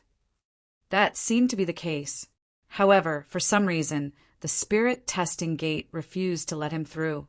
"We can test him with a spirit stone again later," Wen Xian replied. Right after he replied, bam! The 7th beam of light shot through. Su Zimo had passed through the 7th tribulation. Little Fatty was already sprawled on the ground, bawling in tears, after enduring through the tribulations of life and death. He had yet to pull himself out of the pain received from the tribulations of the 8 distresses. During the time, the 2 Tao children explained to everyone present about the entirety of the life and death stage. From the initial 500-odd applicants, there were only 6 remaining on the peak who had passed the 3rd stage. Other than the haughty man, white-bloused woman, and little Fatty, the remaining 3 were mortals without spirit chi. Everyone looked at Su Zimo with a complicated gaze.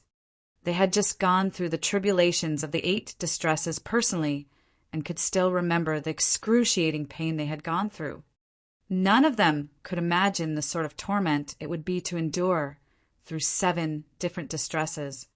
Xian Yi spoke with a grim tone. The 8th distress is of the 5 skandhas. That is akin to all of the previous 7 distresses combined, and isn't something any human could endure. Let me dispel the formation, lest the lad is hurt. He was just about to move when an 8th beam of light shone.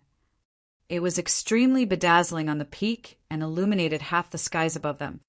At the same time, Su Zimo suddenly opened both eyes, and with a burning killing intent, he reverse gripped his cold moon saber and slashed forward.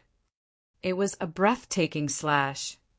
That single slash was even brighter than the 8th beam that had covered the entire peak. It was directed right at Xian Yi with an intent so chilling that the air on the peak seemed to have frozen and gone stale. All 5 peak masters were stunned right away. After all, the slash happened way too suddenly. Xian Yi's expression was unchanged. Extending his finger, a light exuded from the tip of it as he tapped gently at the cold moon saber. Clang! The cold moon saber was sent flying. Su Zimo's body jolted as he stumbled back a couple of steps and nearly slipped off the top of the peak. When he saw the abyss beneath the layer of clouds below him, Su Zimo slowly woke up and realized that everything he had experienced was merely an illusion. The gazes of the 5 peak masters looking at Su Zimo changed slowly. Chapter 70, Joining Ethereal Peak. Chapter 70, Joining Ethereal Peak. The thing that truly shocked the 5 peak masters was not the fact that Su Zimo had endured through the 8 distresses. It was that slash of his. As perfected golden cores, all 5 of them could sense the sort of energy the slash carried along. Its might had surpassed even the full strength of a perfected chi refinement warrior. For a mere mortal to surpass the strength of a perfected chi refinement warrior with just a burst of his physical body, what sort of a phenomenon was that? That was proof that this man's body was as tough as spirit beasts. In fact, he might even be able to match early-stage Foundation establishment spirit demons. Not just that, Su Zimo's slash carried a heavy killing intent. This man must have killed quite a number of times to display a slash as such. Yet, how could a mortal have killed so many times? Furthermore, their shock came from the fact that Su Zimo had dared to strike at Xian Yi with such resolute decisiveness. One had to understand that Su Zimo was but a mere mortal. However, Xian Yi was a perfected golden core, the peak master of Array Peak. To mere mortals, he was what they would define as immortals. Yet, Su Zimo's slash had the intention of murdering an immortal. "Why did you strike at me?" Xian Yi's gaze was bright as he glared at Su Zimo and asked grimly. By now, Su Zimo had realized that he had fallen into an illusion and everything he had experienced was merely his hallucinations. Lowering his head, he replied, "I mistook you as the one who had struck at me to push me off the peak. Hence the attack." The 5 peak masters had expected that answer. However, that answer was also troubling at the same time. This was a man that couldn't be tamed, be it whether the other party was an immortal or had anyone strong backing him. As long as this man was offended, he would kill the other party. To them, Su Zimo was like a double-edged sword. Resolute and sharp, not only could he kill, he could injure them as well. It was hard to tell if it would be a fortune or disaster accepting someone like this into the sect. However, Su Zimo had an extremely rare mental fortitude such that he was even able to endure through the tribulations of the 8 distresses. It would be difficult for Ethereal Peak to give up on such a rare talent. Furthermore, Su Zimo had already passed all 3 tests of the sect. Exchanging glances, all 5 peak masters could not arrive at a decision. Normally, Spirit Peak's master, Wen Xian, would definitely be the first to accept someone as such. Yet he was keeping silent at the moment. Contemplating silently, Wen Xian retrieved a spirit testing stone from his storage bag and handed it to Su Zimo. "Test your spirit root again." Su Zimo gripped the spirit testing stone tightly. It shone scarlet red and emanated heat. All 5 peak masters nodded their heads in agreement. Fire element heaven spirit root. That's right. Before that thought passed them, the spirit testing stone turned into ash and scattered from Su Zimo's fingertips. Everyone was stunned. What had just happened? The fat child pointed at Su Zimo agitatedly. "Peak master, see? I didn't lie. Even though all 5 peak masters were perfected golden cores, they had never seen anyone who could turn a spirit testing stone into ash for a mere test. It was weird. Suddenly, an authoritative voice boomed out in all 5 of their minds. "This lad has too much killing intent and is too brash.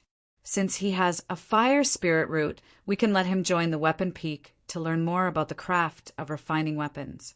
We can make other plans for him after we shave away some of his aggressiveness."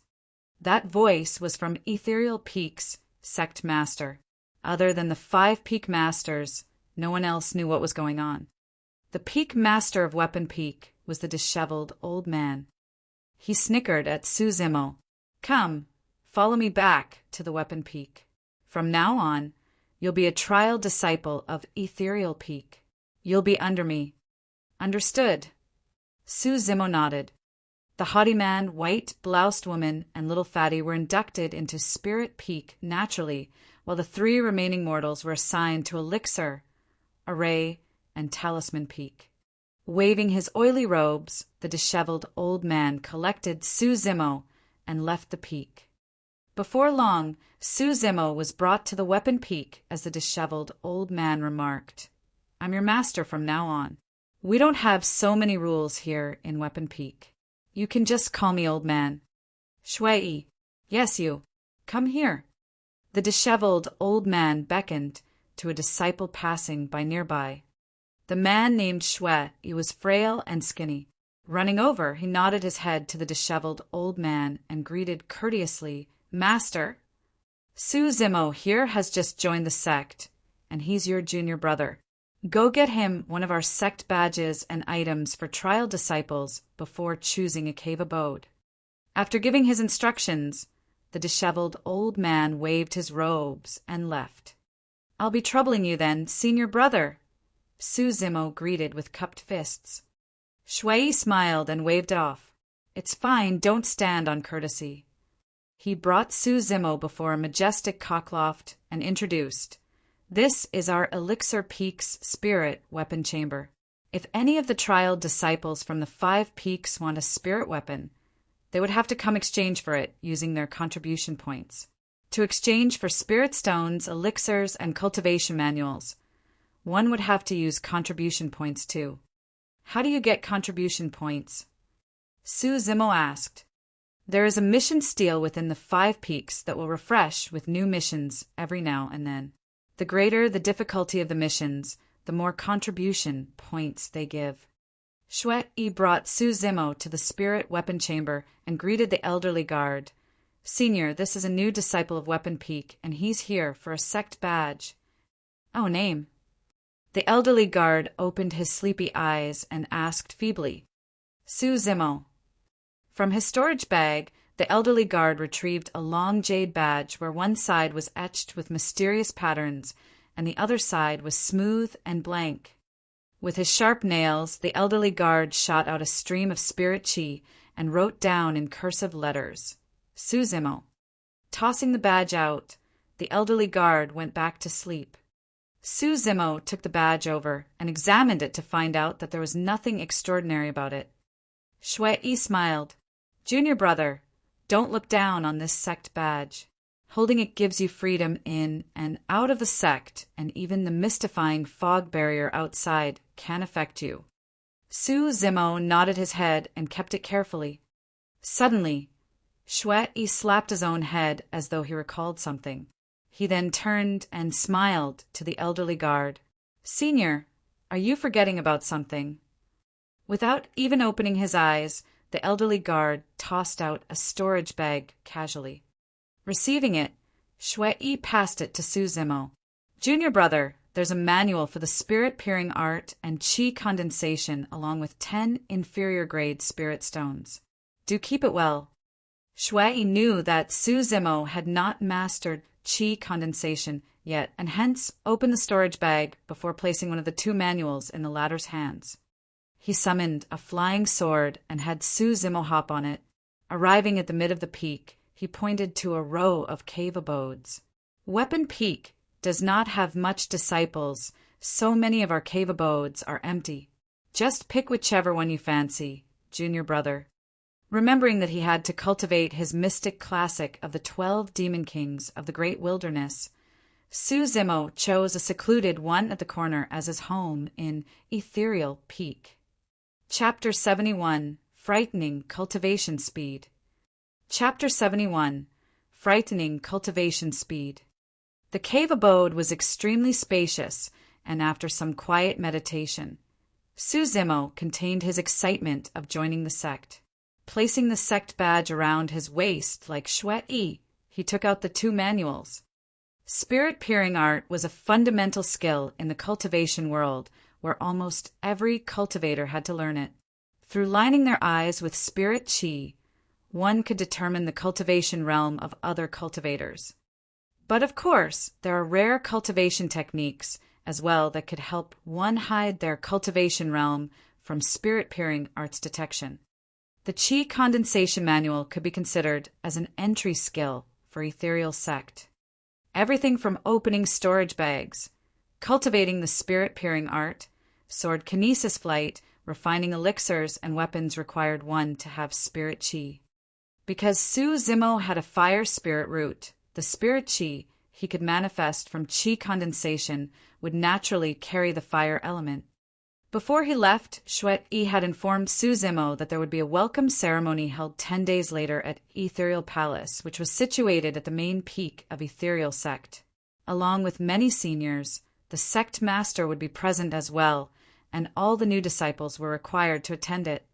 Su Zimo was determined to reach level 1 chi condensation before the welcome ceremony.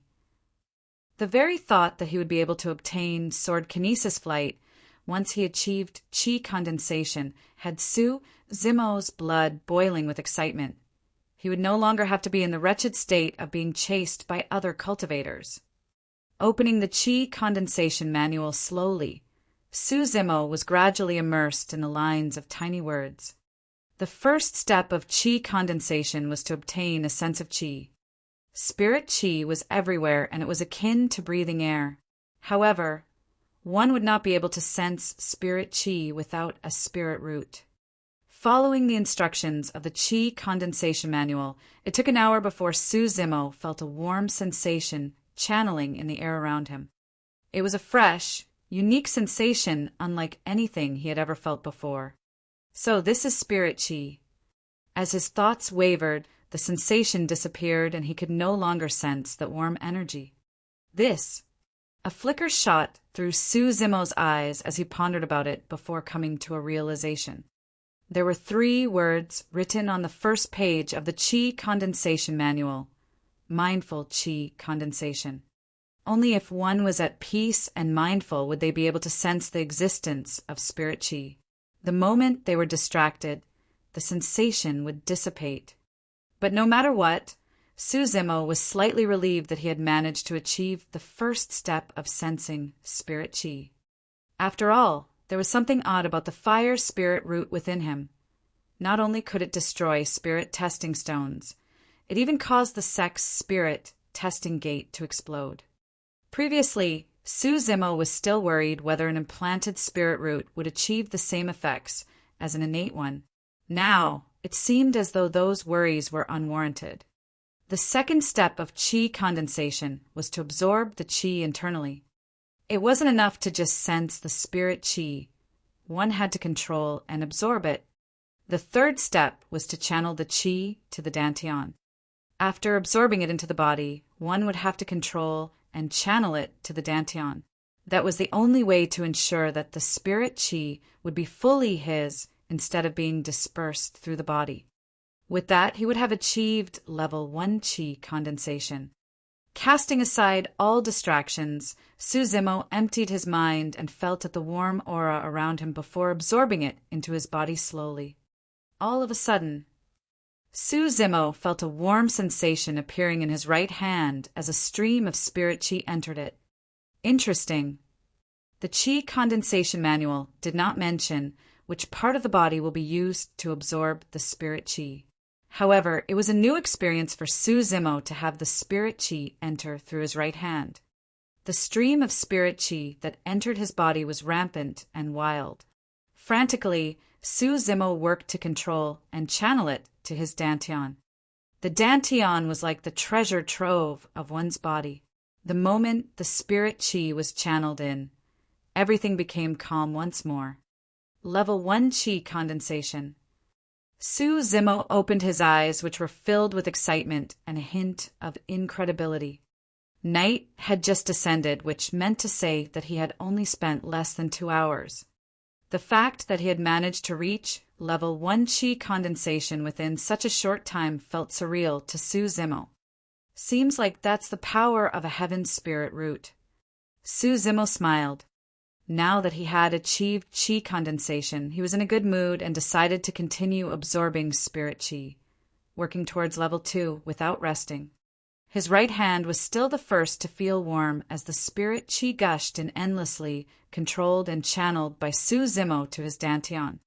Su Zimo was immersed in his cultivation, and just like that, an entire night had passed. Level 2 Qi condensation. Within a single night, Su Zimo had achieved level 2 Qi condensation. Isn't this a little too soon?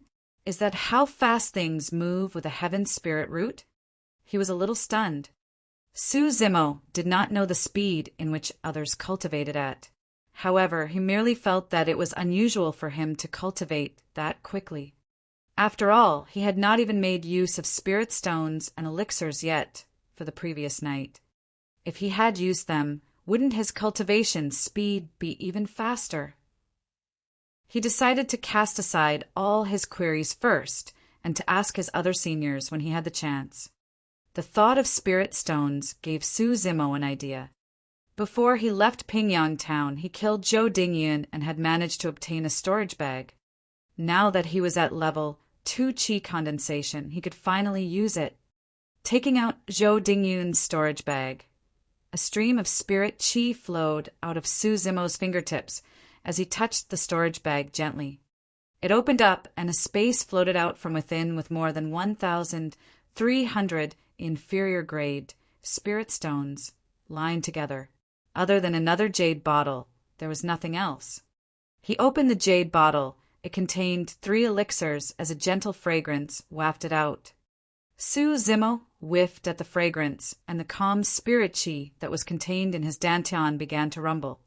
He instantly understood that those 3 elixirs would benefit him in absorbing spirit chi. For someone like him who had just achieved chi condensation, this was quite a small fortune.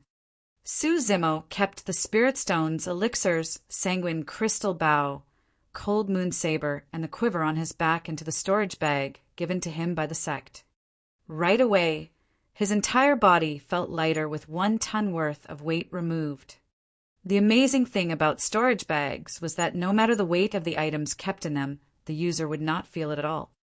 Opening the manual for the spirit peering art began cultivating it. He spent the rest of his time cultivating the chi condensation manual in the daytime and the mystic classic of the 12 demon kings of the great wilderness in the nighttime. Just like that, 10 days had passed. The welcome ceremony for the 7 new disciples of the sect had finally arrived. Su Zimo tidied his attire before leaping off his stone bed. Even though 10 days had passed, Su Zimo's chi condensation was still at level 1 and had not increased. In reality, he was already at level 4 chi condensation by the 7th day, and his dantian had amassed a large amount of spirit chi. However, Su Zimo recalled Dai Yu's advice. Some of the truly talented cultivators would choose to use the spirit chi to refine their physical body while cultivating. For the next 3 days thereafter, he used all the spirit chi he had amassed to refine his body, leaving only a portion left in his dantian. Even though he made no progress for his marrow cleansing section, Su Zimo's body was now much stronger than it was 10 days ago. He estimated that by now, even a full forced attack by a level 10 perfected chi refinement warrior using an inferior grade spirit weapon would not be able to pierce his skin. Chapter 72, Mystical Guardian Beast. Chapter 72, Mystical Guardian Beast. Junior Brother Su, I'm Shui. Are you around? Suddenly, a voice rang out from outside the cave abode. It was Senior Brother Shui, the person who had brought Su Zimo around initially. Su Zimo opened the door, hurriedly. Now that they were meeting again, Su Zimo subconsciously activated his spirit peering art and discovered that Shui was a chi refinement warrior with level 9 chi condensation. Shui looked at Su Zimo with shock and incredulity, asking, Junior Brother Su, you're already at level 1 chi condensation. Su Zimo could not figure out what Shui meant by that and merely nodded his head, afraid that he might make a mistake by speaking. Wow, that's incredible. Shui could not help but gasp. Su Zimo froze for a moment. It was incredible for someone to reach level 1 chi condensation in 10 days. If he had not used the spirit chi to refine his body, he would already be at level 5 chi condensation. Coughing gently, Su Zimo asked, Su Zimo, how long does it normally take for someone to reach level 1 chi condensation? That would have to depend on their spirit root. For example, I have an earth spirit root and it took me close to an entire month to reach level 1 chi condensation. You have to understand that out of the 3 steps, sensing and absorbing spirit chi is the most difficult for beginners to grasp. They either fail to sense the existence of spirit chi or they're unable to absorb it. All of that will require time to cultivate, test, grasp, and discover, Shui explained. Even though Su Zimo's expression was indifferent, he was even more curious in his heart now. Sensing and absorbing spirit chi posed no challenge to him at all, unlike what Shui had explained. Could that be the benefit of having a heaven spirit root? The moment he thought of that, Su Zimo smiled. It might be because I've got a heaven spirit root, and that's why I cultivated faster. That must be it. Suddenly enlightened, Shui nodded his head. It's indeed much easier for those with a heaven spirit root to attain chi condensation. I heard that some geniuses take a single day to reach level 1 chi condensation. But don't feel bad, Junior Brother. It's already extremely fast for you to reach level 1 within 10 days. Su Zimo smiled and nodded. In reality, he had only taken less than 2 hours to reach level 1 Qi condensation.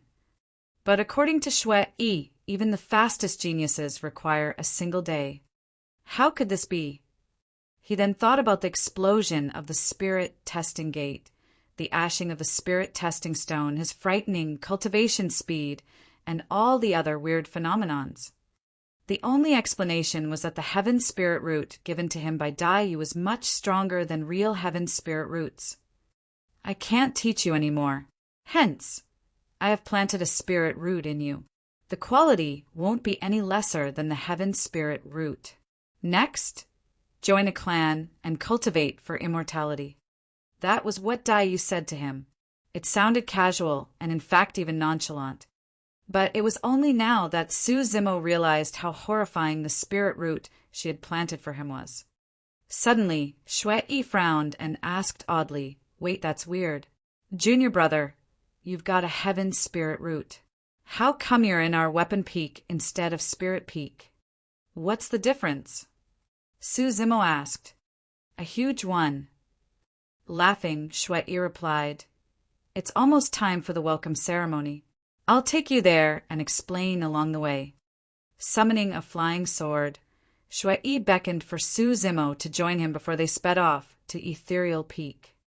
Along the way, Su Zimo found out from Xue Yi that even though each of the 5 peaks had their own specialties, Spirit Peak was the strongest with the most disciples, followed by Talisman Peak and Array Peak. The weakest ones were Elixir Peak and Weapon Peak. Spirit Peak's forte was in killing and battle skills. That was why, by logic, all those with heaven spirit roots would be sent to Spirit Peak. A strong mastery of fire is required for both refinement of elixirs and weapons. Yet Ethereal Peak was not well versed in fire techniques. Out of the 5 sects, True Fire Sect was the most knowledgeable towards fire. In the Great Zhou Dynasty, there would be a competition between the sects once every 10 years where all major and minor sects would participate. There would then be 4 ranking lists of spirit, weapon, elixir, and talisman for the top 10 of each. That was a mere 40 people out of hundreds of sects and thousands of their most talented cultivators. Anyone who could have their names listed on the rankings would not only receive immense prestige, there would be tremendous rewards as well, and it was proof that they were the true talents of the Great Zhou Dynasty. Out of every sect competition, Ethereal Sect would gain the most spots on the Spirit ranking, followed by the Talisman ranking. However, they've never managed to get any spots on both the Weapon and Elixir rankings. That was the reason why Xue Yi could not understand how someone like Su Zimo, who possessed a Heaven Spirit root, was sent to Weapon Peak instead of Spirit Peak. Su Zimo could guess at the reasons why it was so. Firstly, he had destroyed the sect's spirit testing gate. Secondly, he struck out at Array Peak's master, Shen Yi. This arrangement might have been a punishment for him. However, Su Zimo was not bothered by it at all.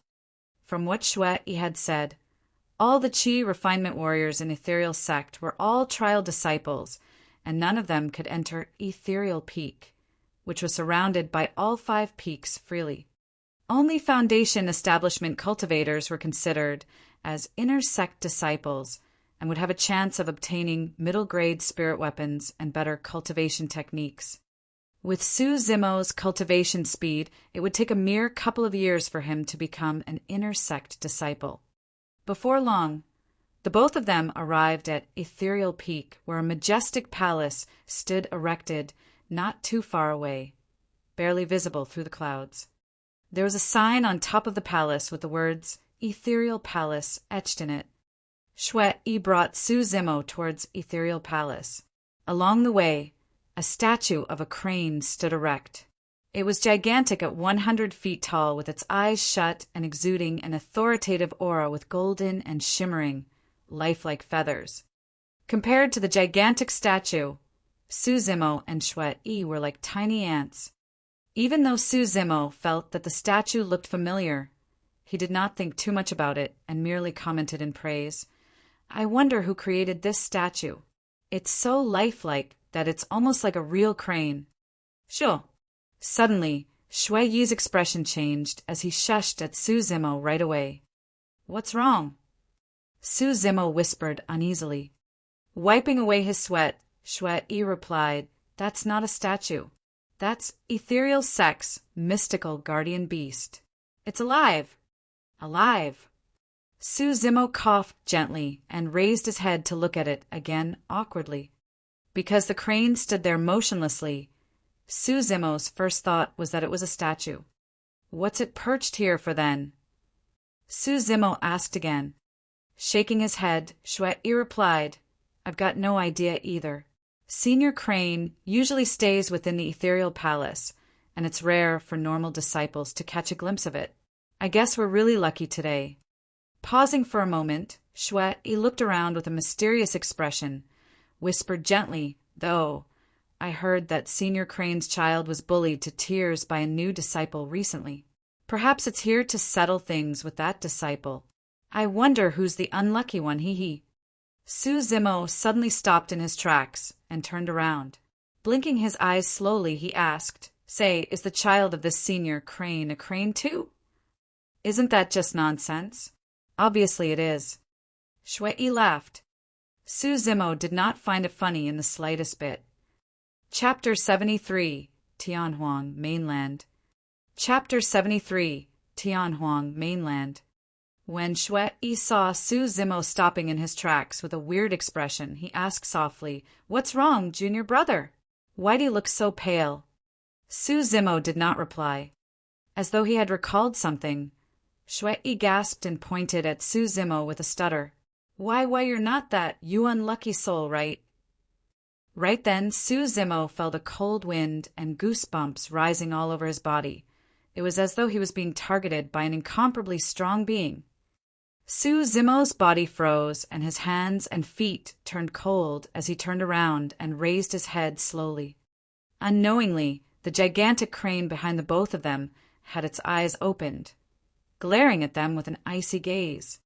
Before the crane, Su Zimo felt that he was incomparably small, and that comparison wasn't merely for their size. It was in terms of power. If the crane wanted him dead, it did not even have to make a move. A single thought was more than enough. The air around them seemed to have gone stale as a killing intent spread slowly, making it seem as though the heavens could collapse at any moment. All of a sudden, the crane spread its wings and soared through the skies, passing by the both of them and headed towards Ethereal Palace. Its gigantic wings covered almost half of the skies as the wind howled with billowing sand. In the blink of an eye, the crane entered Ethereal Palace and disappeared from sight. Within that short moment of a few breaths, Shui Yi's face had turned pale as a sheet and he was covered in sweat.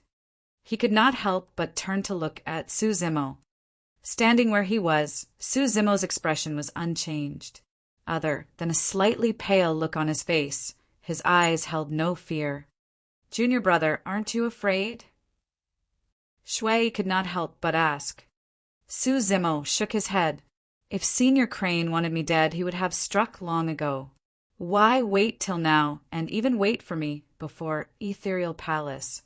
That's true. Shui Yi breathed out heavily and nodded.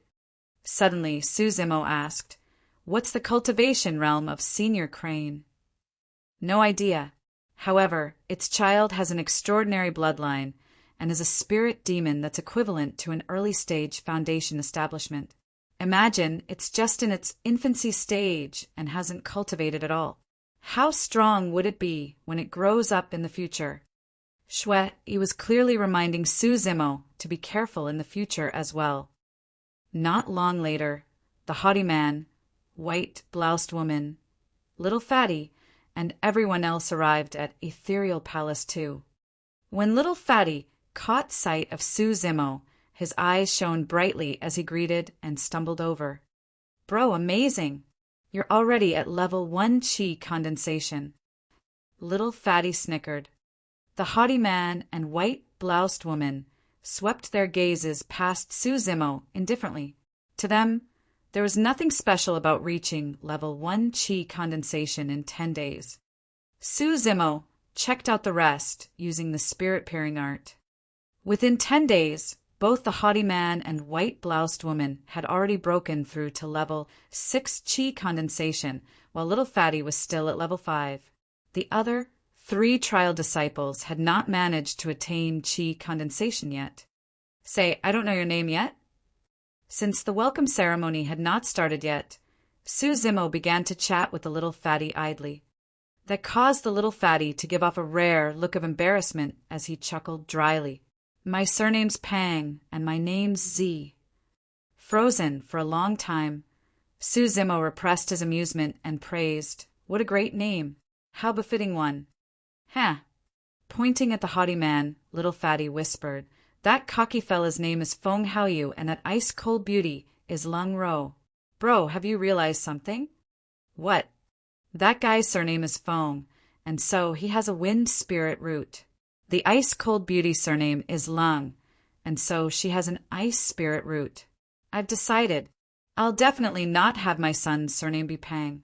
He'll be called Lei, Guang, and One or whatnot. That way, he'll definitely have a variant spirit root. Man, the thought of it is awesome. Su Zimo.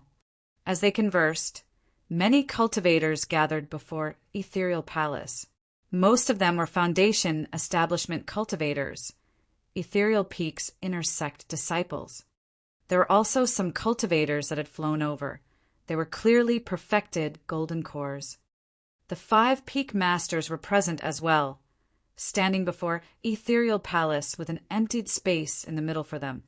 Before long, a bell rang out from within Ethereal Palace and reverberated through the 5 peaks and into the valleys. Accompanying the ring, an elderly figure in his 50s clad in golden robes came forth slowly from Ethereal Palace. Standing before the entrance, he swept his gaze across Su Zimo and the other disciples. For some reason, Su Zimo sensed that the golden-robed elder's gaze seemed to have lingered slightly longer on him. I'm Ethereal Peak's master, Ling Yin. Ethereal Peak is one of the 5 major sects within the Great Zhou Dynasty. However, all of you have to understand that the land we're on is part of Tianhuang mainland, which consists of 4 regions, 3 oceans, and 1 continent. Even the Great Zhou Dynasty is merely one of the dynasties in the northern region of Tianhuang mainland, and there are 3 other dynasties with similar strength to it. Su Zimo's mouth gaped apart, slightly in shock. The Great Zhou Dynasty was enough for him to look up to back in Pingyang town. It was at this moment that Su Zimo realized how insignificant the Great Zhou Dynasty and even Ethereal sect was compared to Tianhuang mainland. If he had continued staying within Pingyang town, he would be like a frog in a well, merely only able to see a pitiable portion of the skies. But of course, given Su Zimo's current strength, notwithstanding the 4 regions, 3 oceans, and 1 continent, it wasn't even enough for him to move about unhindered within the Great Zhou Dynasty. After taking note of the shock within the eyes of Su Zimo and the rest, Sect Master Ling Yin nodded his head and continued. Of the 7 of you, some have already managed to reach level 6 chi condensation, while some have yet to break through to level 1. Those who are slower need not feel discouraged. The path of cultivation is long and arduous. All of you are just at the beginning of things. Being slow at the start does not mean that you'll always be slow. Foundation establishment comes after chi condensation. From there on, you will start on a major milestone of cultivation, core formation. Once you've formed a core, your lifespan would extend to 500 years as you cast away your mortal self and be known as a perfected being. After that, you will reach the nascent soul realm and your lifespan will further expand to 1,000 years as you become known as a perfected lord. There, your sea of wisdom is unlocked as you cultivate your spirit consciousness. Even if you are blinded, you will be able to sense everything around you as your spirit consciousness permeates through the world unobstructed. Post-nascent soul comes void reversion realm where you commit your heart to the Tao and refine your spirit to the void, casting away all impurities from the nascent soul. It will then evolve to an essence spirit, transparent and fearless of the world. That is when you have truly broken free of the shackles of a physical body. Other than being able to travel with merely your consciousness, it is also equivalent to having another life, as it can assimilate and cultivate a body other than your physical self. Your lifespan will be 5,000 years at that stage, and at void reversion realm, you'll be known as a Tao being. Su Zimo was shocked to hear this. There were 9 sections to the mystic classic of the 12 demon kings of the great wilderness. The 7th section was about core formation. The 8 was about turning into an Yin spirit, and the 9th Yang spirit. The Yin spirit section mentioned that one would be able to perceive their own spirit after breaking through the void. Was the sea of wisdom that Ling Yin mentioned referring to that void? Did that mean that the so-called Yin spirit was the immortal equivalent of nascent soul? The Yang spirit section mentioned that one would be able to obtain a pure Yang spirit uncontaminated from Yin after refining the impurities of the Yin spirit. At later stages, one would be able to assimilate with the heaven and earth powers and gather their energy. Did that mean that the so-called Yang spirit was the immortality equivalent of essence spirit? Lowering his head, Su Zimo tried his best to contain the shock in his eyes. If he were to cultivate both as a demon and a mortal, there was a high chance he would be able to obtain 2 golden cores in the future, 2 essence spirits. Chapter 74, Level 3 Spirit Fire. Chapter 74, Level 3 Spirit Fire. There are even higher realms above void reversion, where one would be able to form rain and clouds with every flip of their hands. Any thought could cause rivers to reverse, bring about enough heat to burn the oceans and shift stars from their rotations. Every single step wood of theirs would cross thousands of meters. Those words rattled Su Zimo and the other disciples. It was as though they were already envisioning themselves ruling over the desolates while looking down at the world with disdain. Who would not look forward to power as such? Even though many of the inner sect disciples had heard those descriptions many times, it still sent ardor and zeal coursing through their blood. Sect Master Ling Yin continued with a deep voice, "Head back and work hard on your cultivation. Every end of the year, our sect will organize a face-off between the 5 peaks, and the rewards will be generous. Even though the 7 of you have just joined the sect, be it in terms of spirit root or potential, you are exceptional. I hope that there can be some amongst you that will obtain good results in our 5 peaks face-off." On the way back to Weapon Peak, Su Zimo asked Shuai, "What's with this 5 peaks face-off?" Shuai chuckled. Simply put, it's to choose the best out of the 5 peaks. For example, for the Weapon Peak face-off, the disciples of Weapon Peak would have a competition with their skills of refining weapons. The disciple that comes out top will get to choose an inferior grade spirit weapon of his desire from the spirit weapon chamber. As for Elixir Peak, they would compete in refining elixirs. The first disciple would be able to get a grade 1 elixir, such as the Spirit Gathering Pill. Frowning, Su Zimo asked, "What if there are multiple disciples who can craft an inferior grade spirit weapon? How would they differentiate between the best then?" Shuai burst out laughing. If any disciple could craft an inferior grade spirit weapon, they would definitely be the best of Weapon Peak. "Junior brother, you've yet to experience any weapon refinement techniques yet, and so you do not know how difficult it is to craft an inferior grade spirit weapon.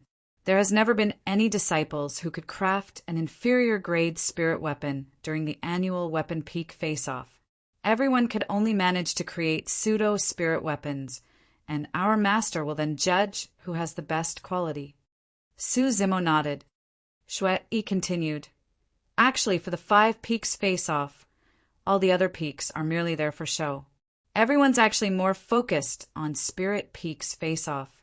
After all, the disciples would be competing in terms of battling techniques and pure strength.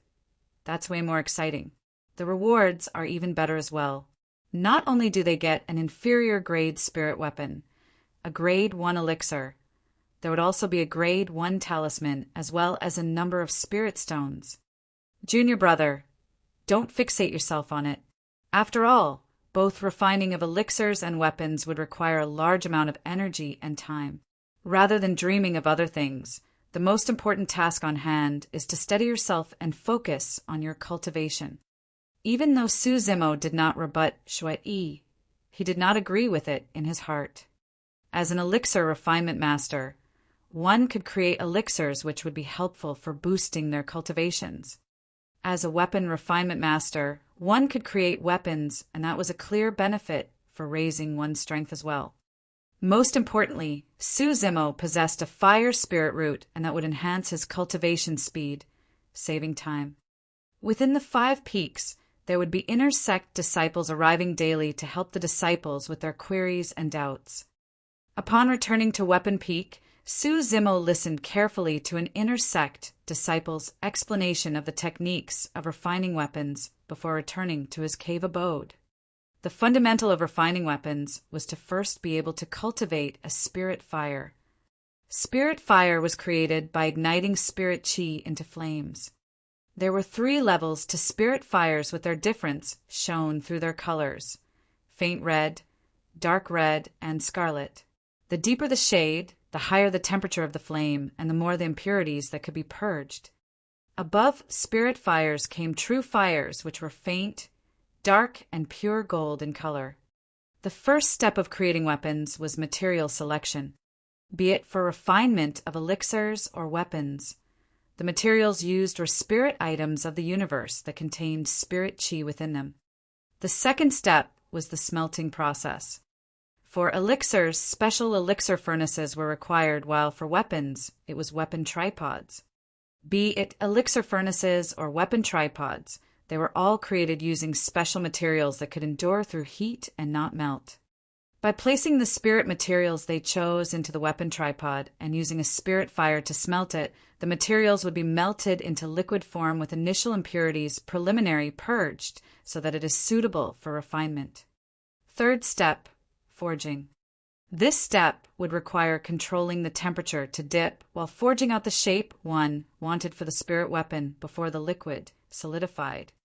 Of course, one would require much more effort at this step if they wanted to create something special. However, if it was just a normal flying sword, things would be much simpler. Fourth step, tempering. By increasing the temperature within the weapon tripod once more, one would then use spirit chi and the flames to strike at the weapon, conducting a secondary round of impurities elimination to ensure that the spirit weapon turned sturdier. 5-step, spirit gathering. Spirit gathering was the crux and most difficult step of the entire weapon refinement process. Within the weapon tripod, a large amount of spirit chi would be released by the melted materials, and they would turn extremely pure under the repeated scorching of the spirit fire. By gathering the spirit chi and fusing it into the spirit weapon, lines of spirit patterns would form on it. And that was exactly the history of spirit weapon grades as well. If a single spirit pattern was created, it would be an inferior grade spirit weapon. If 4 spirit patterns could be created, it would be a supreme grade spirit weapon. The reason why the spirit gathering stage was difficult was because if it failed, the spirit weapon would explode within the tripod, causing all their previous efforts to go to waste. At the same time, there was a high rate of failure for spirit gathering. The more the patterns being tempered, the higher the rate of failure. 6-step quenching. This was a simple step. Simply placing the highly heated spirit weapon into cold water would finish the forging process. Extending his left hand, Su Zimo activated the stream of spirit chi from his dantian as a weak flame formed in the middle of his palm. It was a faint red color and emanated a scorching heat. However, his palm did not feel the heat at all. Level 1 spirit fire. Su Zimo let out a smile. As the spirit chi dispersed, the spirit fire disappeared as well. But once he channeled spirit chi, a flame appeared in his palm once more. With that, Su Zimo continued practicing merrily. Suddenly he recalled something. Back in Pingyang Town, perfected Songlang had shot out a scarlet flame from his fingertips, burning Zhuai foam to nothingness. Now, Su Zimo finally realized that flame was a level 3 spirit fire. The thought of Zhuai Feng's death caused Su Zimo's eyes to dim as his mood was damped. On his immortality cultivation, he had just obtained level 1 qi condensation. On his demonic cultivation, he was stuck on the progress of the marrow cleansing section even after such a long time. He wondered how long more he would have to wait to take revenge for Zhuai Feng. Daiyu had mentioned that the mystic classic of the 12 demon kings of the Great Wilderness would get more difficult towards the end, and without her around, Su Zimo would not be able to complete it. And now he was already stuck after the bones strengthening at the marrow cleansing section. What about organs refinement and orifice clearing later on? As he fell deep into thought, Su Zimo's right palm gathered a ball of spirit fire subconsciously. Swoosh! A ball of flames rose, and the scarlet color was rather striking. Shocked, Su Zimo swung his hand, and the spirit qi dispersed along with the spirit fire. That flame earlier on did not seem like it was faint red. Frowning, Su Zimo glared at his right palm before channeling spirit qi to create the spirit fire once more. Swoosh! Flames started rising. A bright light shone across Su Zimo's shocked face. Scarlet, level 3 spirit fire. Chapter 75. Indeed quite incredible. Chapter 75. Indeed quite incredible. How could this be? Glaring at the scarlet flame in his right palm, Su Zimo wondered.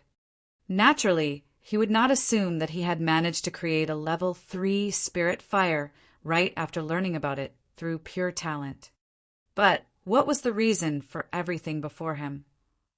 Opening his left palm, he channeled spirit qi and gathered a flame in that palm too. Swoosh! A faint red flame appeared. Level 1 spirit fire. Both balls of flames continued burning in Su Zimo's palms with strikingly different color and a distinct difference in temperature too. Dissipating the flames, he tried again a couple more times. Each time his left palm would always form a level 1 spirit fire, while his right palm could reach level 3. Su Zimo thought back to a detail of qi condensation. The second step of qi condensation was to absorb the qi internally. Back then, the spirit qi in the air entered his body from his right hand. What did that imply? Frowning, he looked at his right hand for a long time, but could not find anything unusual about IIT. Even after a long time, Su Zimo could not figure out what was going on and decided to let the doubt go for now. No matter what, it wasn't a bad thing for him to have a level 3 spirit fire right as he was starting to learn about weapon refinement. The higher the level of spirit fire, the more efficient the purging of impurities from the materials would be. Normally, a level 3 spirit weapon could even refine a middle-grade spirit weapon. But of course, the level of spirit fire was only one of the core factors for a weapon refinement master. They had to be able to control the spirit fire, temperature, and the most important process of spirit gathering. If any of the 6 steps were to go wrong, they would not be able to create any spirit weapons. 4 weapon refinement masters. They were divided to elementary, intermediate, and advanced, depending on the grade of spirit weapons they can refine. Only those that can create superior grade spirit weapons could be termed as advanced weapon refinement masters. For most perfected golden cores, the spirit weapons they use would not be higher than superior grade. Therefore, in the cultivation world, if anyone could become an advanced weapon refinement master, their status would be equivalent to that of a perfected golden core. In fact, in terms of reputation and networking, they would even surpass the average perfected golden core. However, even advanced weapon refinement masters would not dare to casually attempt for supreme grade spirit weapons given the high failure rate. As a disciple of Weapon Peak, Su Zimo obtained a weapon tripod from the elderly guard and spent the rest of his time training on his weapon refinement skills in his cave abode. Occasionally, he would train his chi condensation and spend the nights reading into the marrow cleansing section.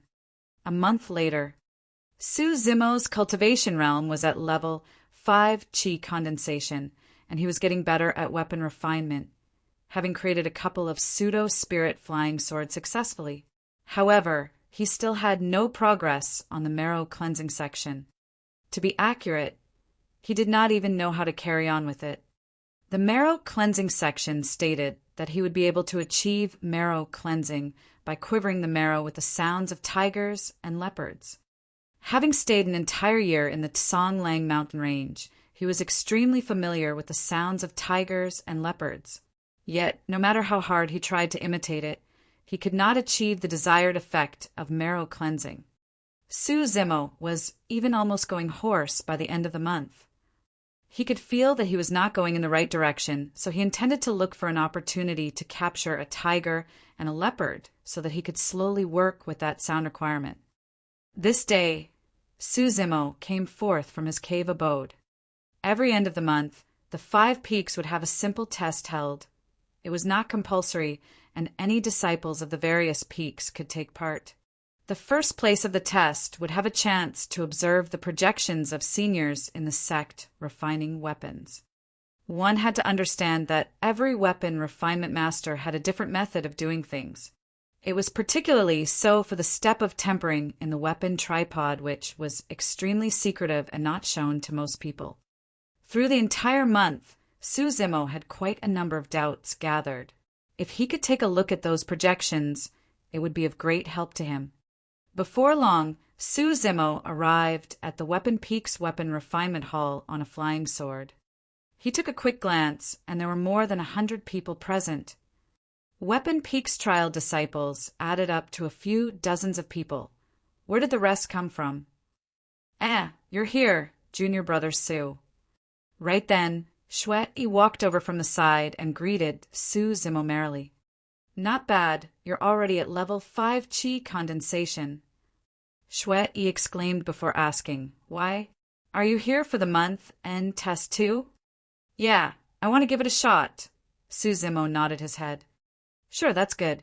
You can also learn by looking at the way others go about it. Shui thought that Su Zimo was merely there to join the crowd since the latter had just gotten started on refining weapons. Senior brother, we've only got a couple dozens of disciples in Weapon Peak. Why are there so many people? Su Zimo asked. Shui smiled. Within the sect, any of the disciples from the other 4 peaks who have an interest towards weapon refinement can come to Weapon Peak to learn and take part in the month-end test as well. In fact, even in the year-end face-off if they want to. After all, for some of the geniuses, they will want to learn about weapons, elixirs, talismans, and array formations, even as they cultivate themselves. Su Zimo nodded his head. That was the same as what he thought.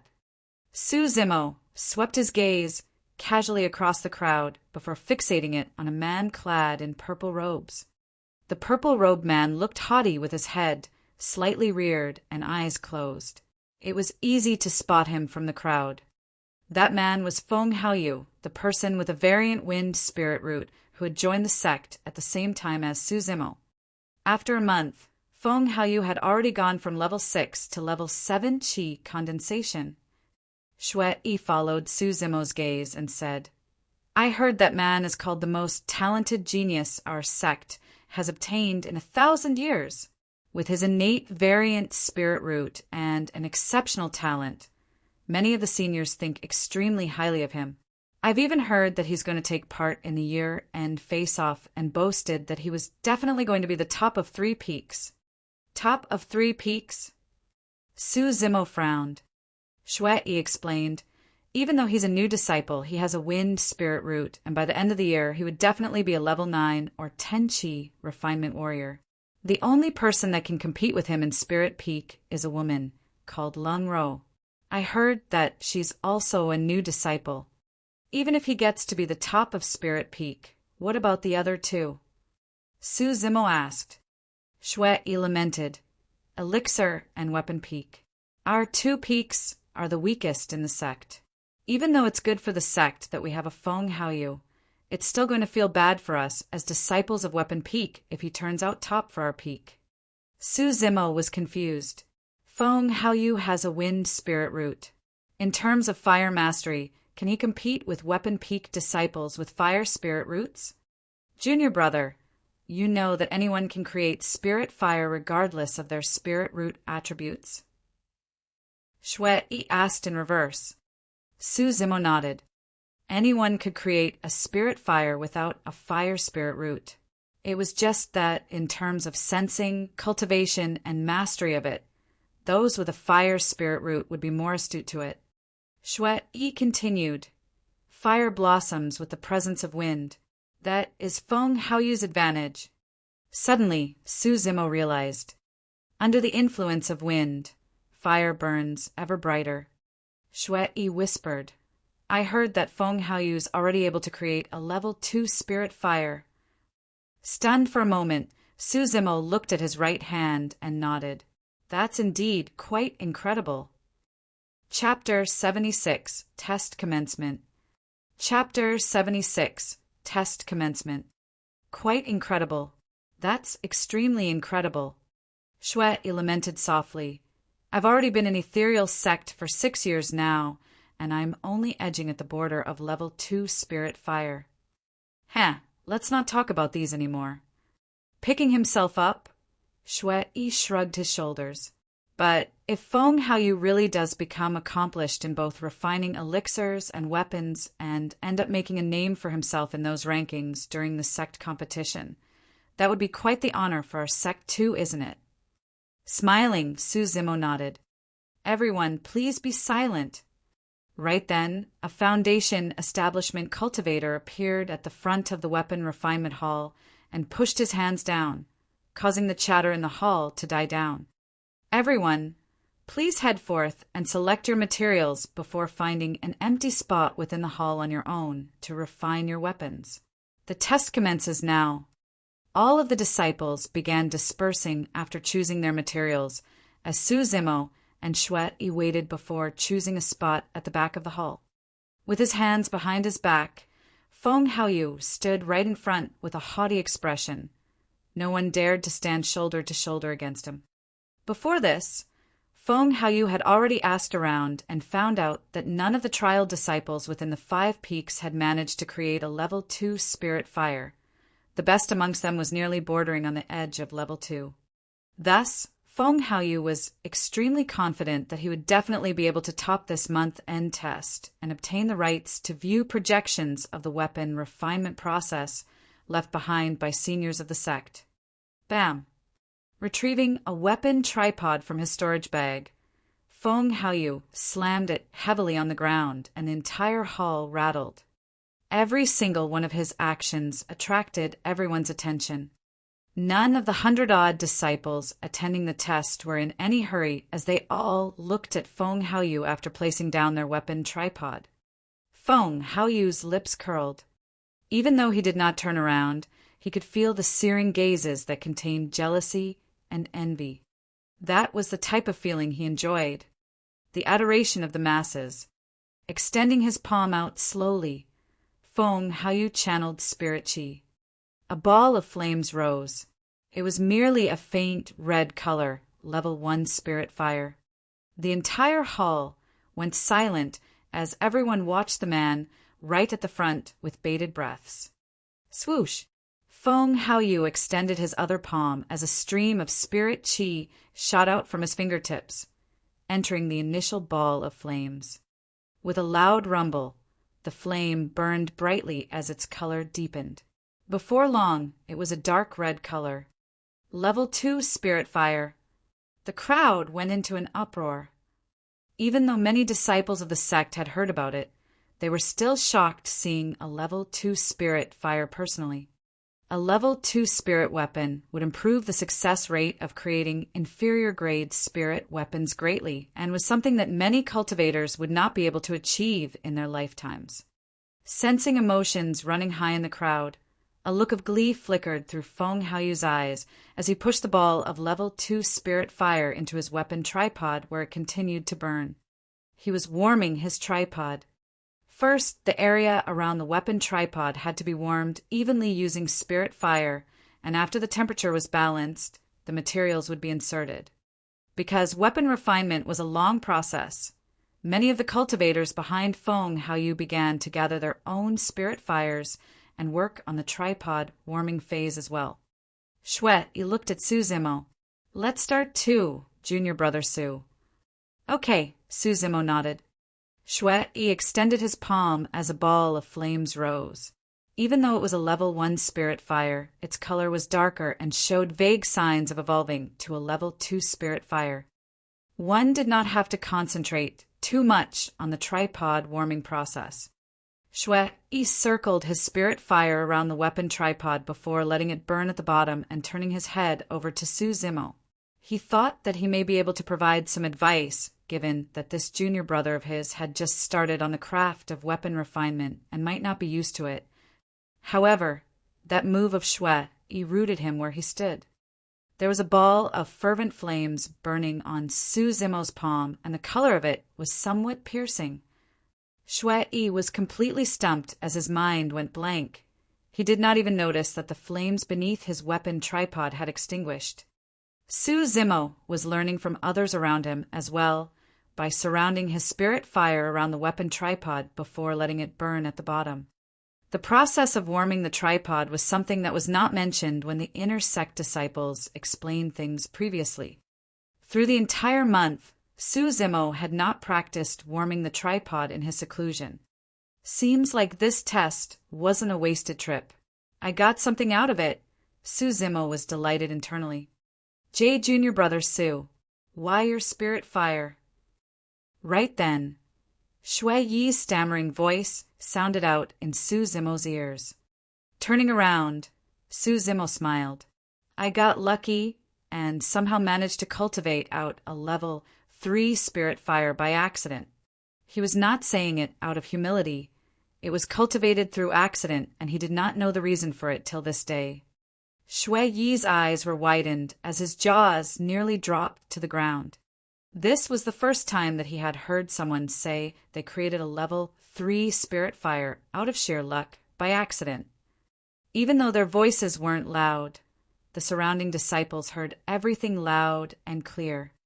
Level 3 spirit fire. Dream on. Some of the disciples in front turned around and were stumped as well. An odd tension began to spread and permeate through the hall. Standing right at the front, Feng Haoyu seemed to have felt something as he frowned. However, he did not turn around out of arrogance. Within the hall, there was no one worth his attention to turn around. Suddenly, an ear-piercing shriek broke the odd tension in the hall. Level 3 spirit fire. After that shriek, the entire hall went bonkers. Scarlet, it's truly a level 3 spirit fire. Who is this person? He doesn't look familiar. How have we not seen him before? I think he's one of the new disciples who joined this year. This is way too incredible. This man is only a level 5 Qi refinement warrior, and yet he's able to cultivate a level 3 spirit fire? What sort of talent is that? When he heard the discussion going on behind him, Feng Haoyu's expression turned grim. Standing silently, he composed himself and turned around slowly, looking back indifferently. The scarlet flame was the first thing that entered his line of sight. Right after, a face with sharp features and green robes that he had seen before. Him again. Feng Haoyu narrowed his eyes coldly. Sensing enmity, Su Zimo, who was initially still warming his tripod, looked over instinctively. What keen senses! Feng Haoyu remarked internally. He had already kept his enmity well hidden, but he had not expected that Su Zimo would notice it still. Their gazes met for a brief moment as Feng Haoyu turned back indifferently, haughty as ever. On the surface, it seemed as though Feng Haoyu did not take it to heart. However, the level 2 spirit fire beneath his weapon tripod had already been extinguished. That was a clear sign of his shock. Su Zimo smiled and thought nothing more of it. Noticing that his weapon tripod was already warm, He was about to insert his materials when a head suddenly popped out beside him. He was so shocked that he pulled his cold moon saber out of his storage bag and almost slashed forth. "Greetings, Master." "Greetings, Peak Master." When the disciples in the hall saw who it was, all of them greeted. Zimo coughed gently, keeping his cold moon saber without a trace. Chapter 77 Found a Treasure. Chapter 77 Found a Treasure. Unknowingly, the disheveled old Peak Master of Weapon Peak had made his way to the Weapon Refinement Hall and appeared beside Zimo. The disheveled old man eyed the cold moon saber that Zimo kept and asked casually, "Lad, why are you always trying to stab others over every single disagreement?" When he was joining the sect at the top of the front peak, Zimo slashed out at Array, Peak's master, right after he came forth from the illusion. Now, he nearly did the same to Weapon Peak's master. With an awkward expression, Zimo was ready to disperse his spirit fire and apologize to his master. However, the disheveled old man merely waved it off and shook his head. "It's fine. Continue with what you were doing. I'll just be watching from the side. No pressure." "All right." Zimo nodded his head. Pausing for a moment, the disheveled old man patted Zimo on the shoulders and commented sincerely, "Lad, you don't have to be strung up all day, all night in ethereal sect. Relax, no one is going to hurt you. Don't brandish your saber for every small reason." In reality, Zimo's reaction was trained during his time in Songlang mountain range and had already become a habit. Outside the mountain range, every single beast was an enemy to Zimo. Even back in his cave, he had to be alert against the spirit monkey's mischievous attacks. That was why he was so neurotic. However, it did not mean that Zimo would let his guard loose just because of what the disheveled old man said. He would merely pay more attention so that he would not brandish his saber casually. The disheveled old man continued, "Besides, even if you want to brandish it, you've got to see your opponent first. 1 month into the sect, and you've already pointed your saber at 2 Peak Masters. What's going to happen the longer you stay?" "Cough, cough. I'll take note of it." Zimo chuckled embarrassedly. Usually, none of the Peak Masters would appear for a month-end test as such, especially not the Peak Master of Weapon Peak, who was known to be lazy by nature. Yet, everyone present was clear why the disheveled old man was appearing now. It was definitely not for Feng Haoyu, but Zimo. Right then, Feng Haoyu, who was standing right at the front, had a burning sensation on his face. However, because he was back-facing everyone else, no one could tell of the coldness in his eyes. Composing his emotions, Feng Haoyu began to warm the tripod once more. At the back of the hall, Zimo had already begun to insert the materials since his level 3 spirit fire was not extinguished. With all the materials inserted, he channeled a large amount of spirit chi and flames burnt furiously, enveloping the entire weapon tripod. The temperature in the tripod continued to climb. The process of smelting was to turn all the materials to liquid state using a high temperature before fusing them together once more, removing as much impurities from them as possible. It was a step that had nothing to do with weapon refinement technique and was a clear indicator of the difference between different levels of spirit fire. Even if it was an advanced weapon refinement master wielding a level 2 spirit fire, he would not be able to match an amateur with a level 3 spirit fire during the smelting process. Before long, the materials in the tripod had begun to melt before turning into a metal liquid that emanated spirit chi. The level 3 spirit fire continued burning. The golden liquid burnt within the tripod, bubbling endlessly as the spirit chi inside thickened. At that, the disheveled old man's eyes flickered with a hint of satisfaction as he nodded. The metal liquid glowed bright red as the quantity was condensed through the repeated scorching. That was due to impurities being purged away. 15 minutes later, the metal liquid was no longer condensing. That did not imply that it was free of impurities. It was merely the smelting limits of a level 3 spirit fire. The smelting process was over. Right then, the materials of the other disciples had merely only started to melt. Of them, Feng Haoyu's speed was faster as a metal liquid was formed within his tripod. Not only was the level 3 spirit fire better in purging impurities, it was faster, as well as Su Zimo led the pack far ahead. The next step, forging.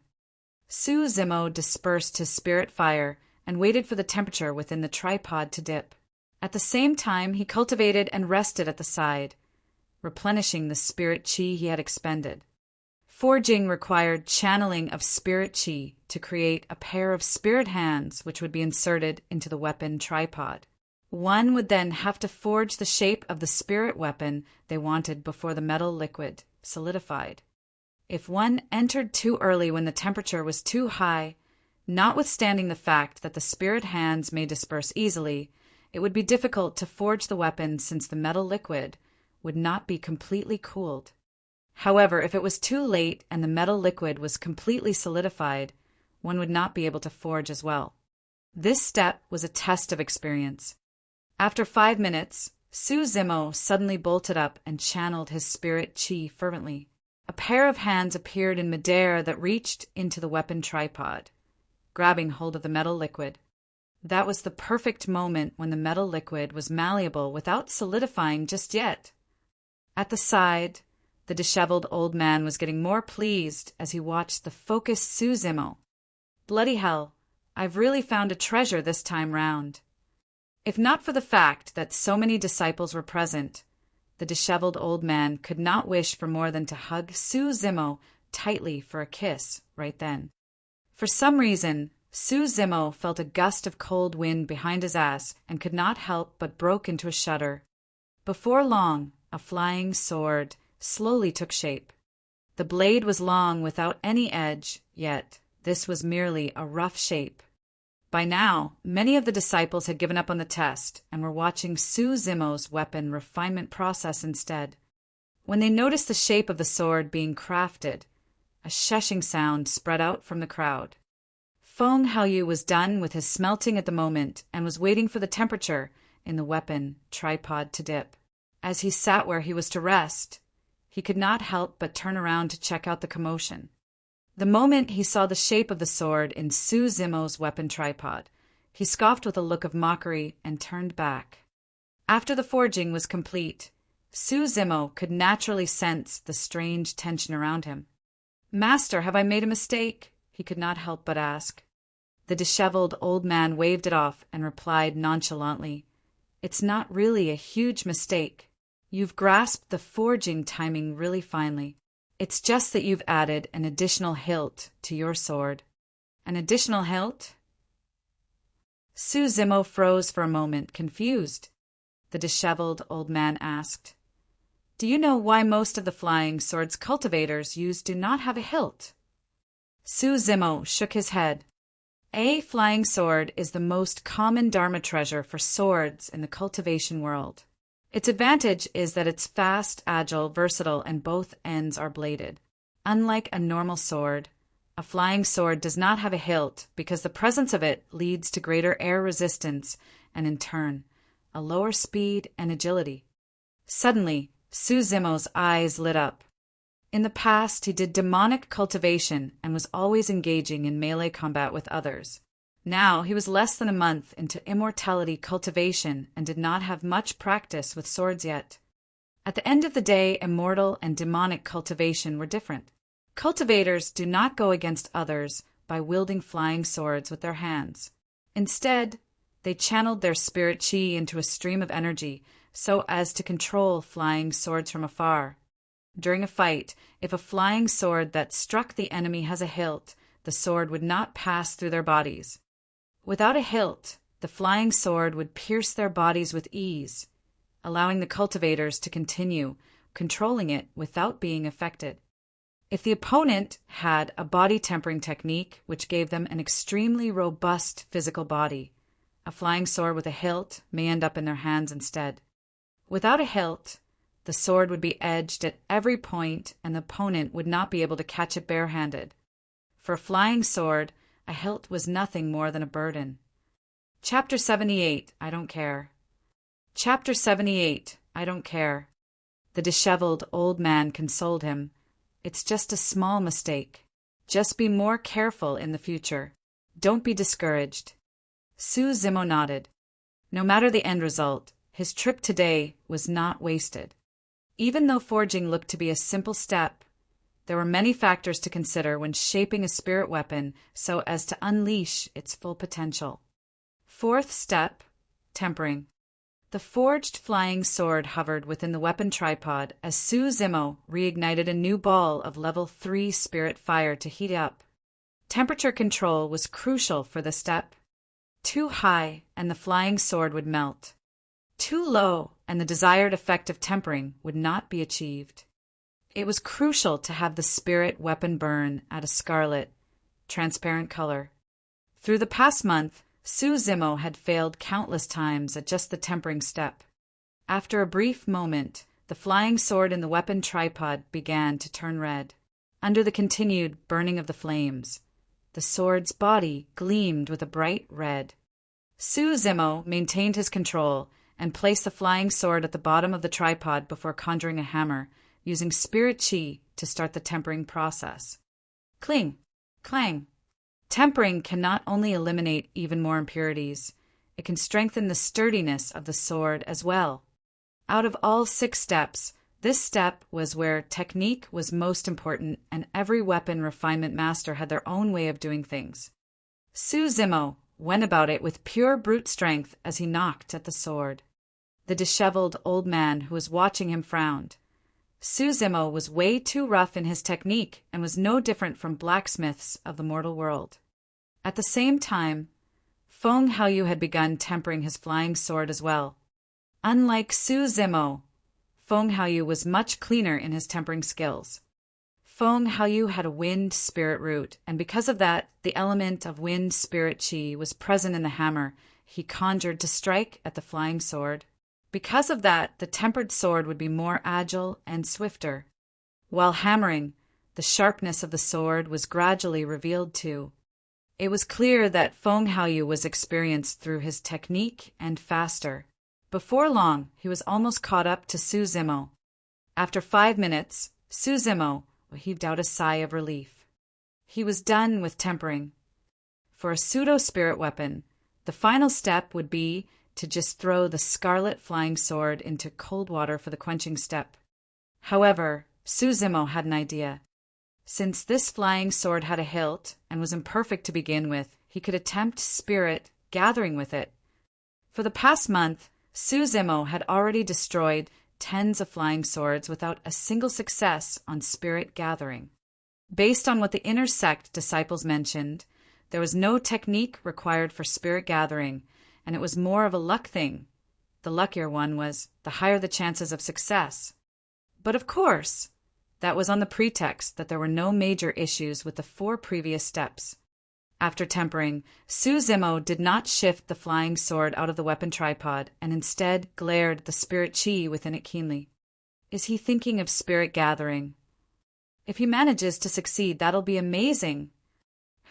I think he's thinking too highly of himself trying to attempt spirit gathering after a single month into weapon refinement. A series of discussions filled with shock and ridicule broke out around them.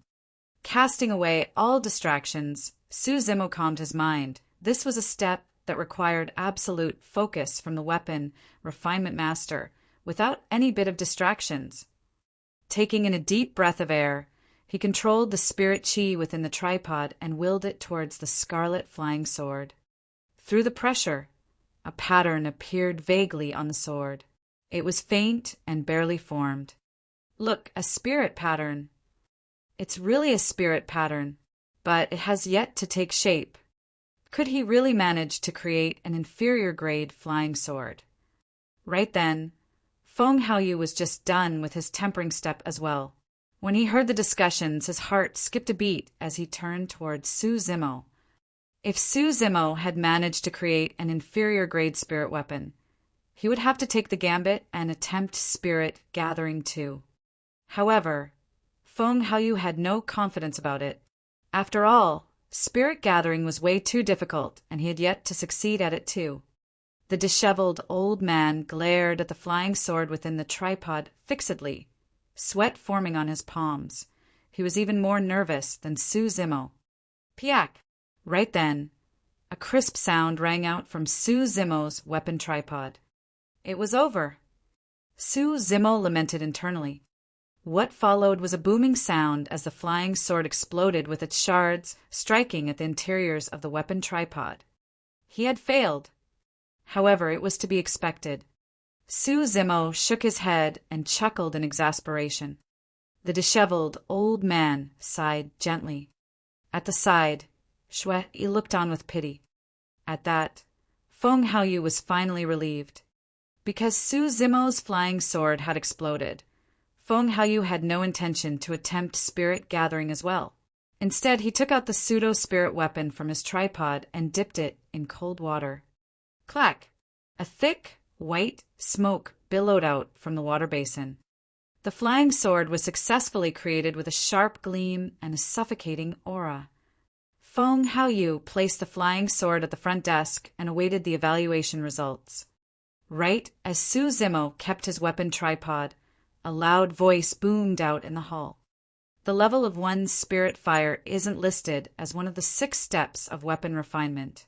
Don't think that you'll become a weapon refinement master just because you can cultivate a level 3 spirit fire. Su Zimo turned to the voice and met with Feng Haoyu's cold, sneering gaze. With a fake smile, Feng Haoyu continued, Junior brother Su, one has to be tread steadily. If one were to attempt flying before they can even walk, they might end up falling twice as heavily. Su Zimo furrowed his brows slightly. The both of them had only met a couple of times before and had never spoken nor crossed one another's paths. Yet, for some unknown reason, Feng Haoyu had a strong enmity towards him. It was particularly so today. Well said, junior brother Feng. Fufu. Some people are way over their heads because they have a level 3 spirit fire. Know your place. The disciples who spoke were not from Weapon Peak. They were Spirit Peak disciples who had come to take the test. There was naturally no way they would give up on a chance to take sides with Feng Haoyu by mocking Su Zimo at such a juncture. Stop with all that salty talk.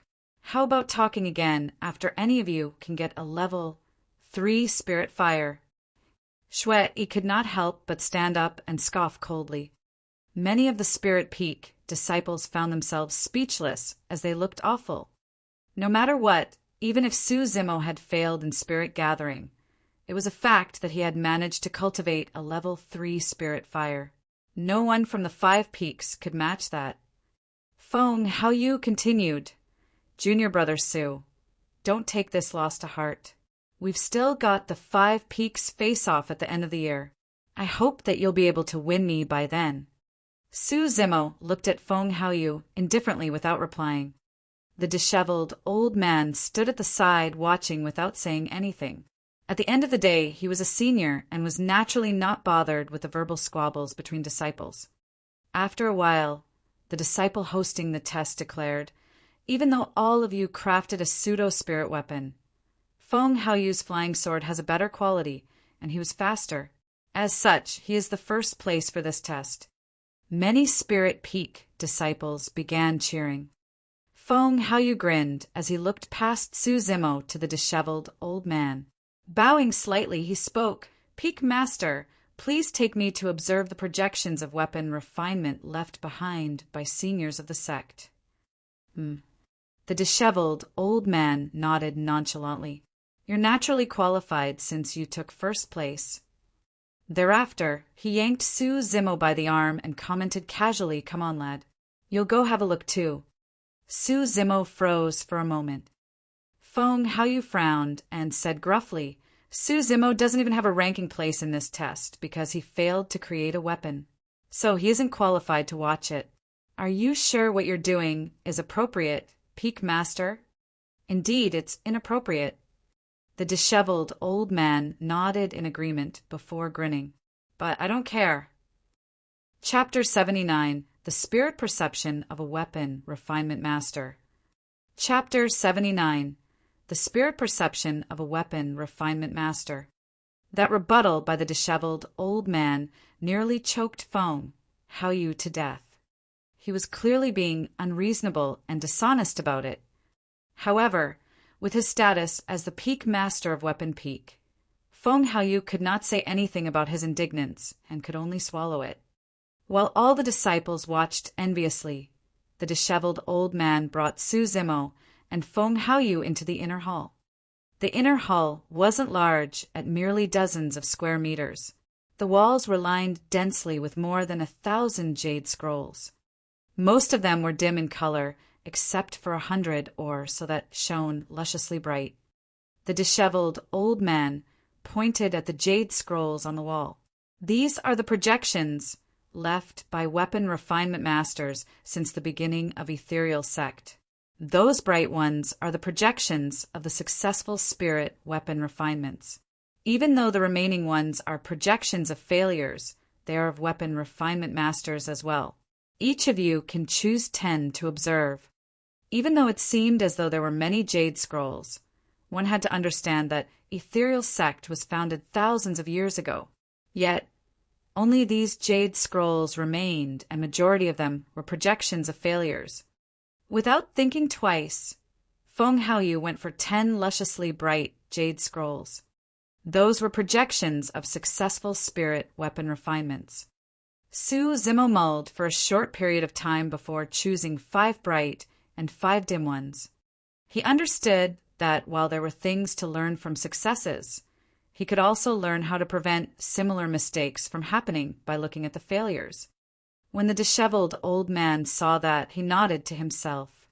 For a weapon refinement master, it was difficult to replicate the successes of others. However, they could prevent similar mistakes. That was a form of wisdom as well. Su Zimo took the 10 jade scrolls and assumed a lotus position. Injecting spirit chi into the scrolls, the patterns on them shone brightly as a clear image appeared before him. He was immersed into it, deepening his insights towards weapon refinement while clearing the many doubts he had accumulated. In the blink of an eye, a day and night had passed. Feng Haoyu stood up and returned the 10 jade scrolls. He took a casual glance at Su Zimo, who was still immersed in learning, and left the weapon refinement hall.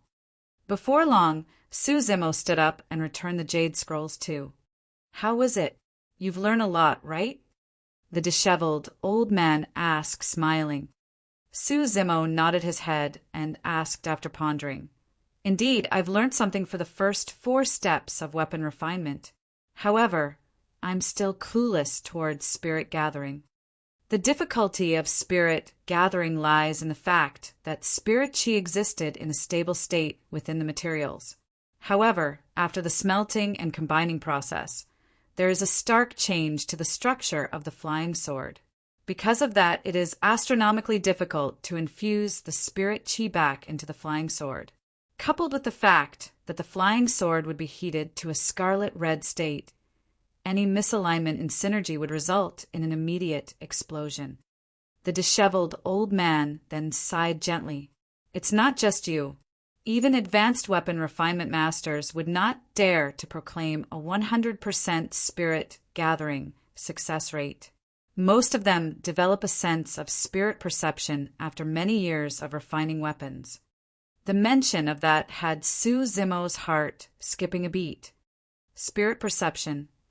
Through the experience of life and death, as well as the mystic classic of the 12 demon kings of the great wilderness, Su Zimo had already developed a sense of spirit perception.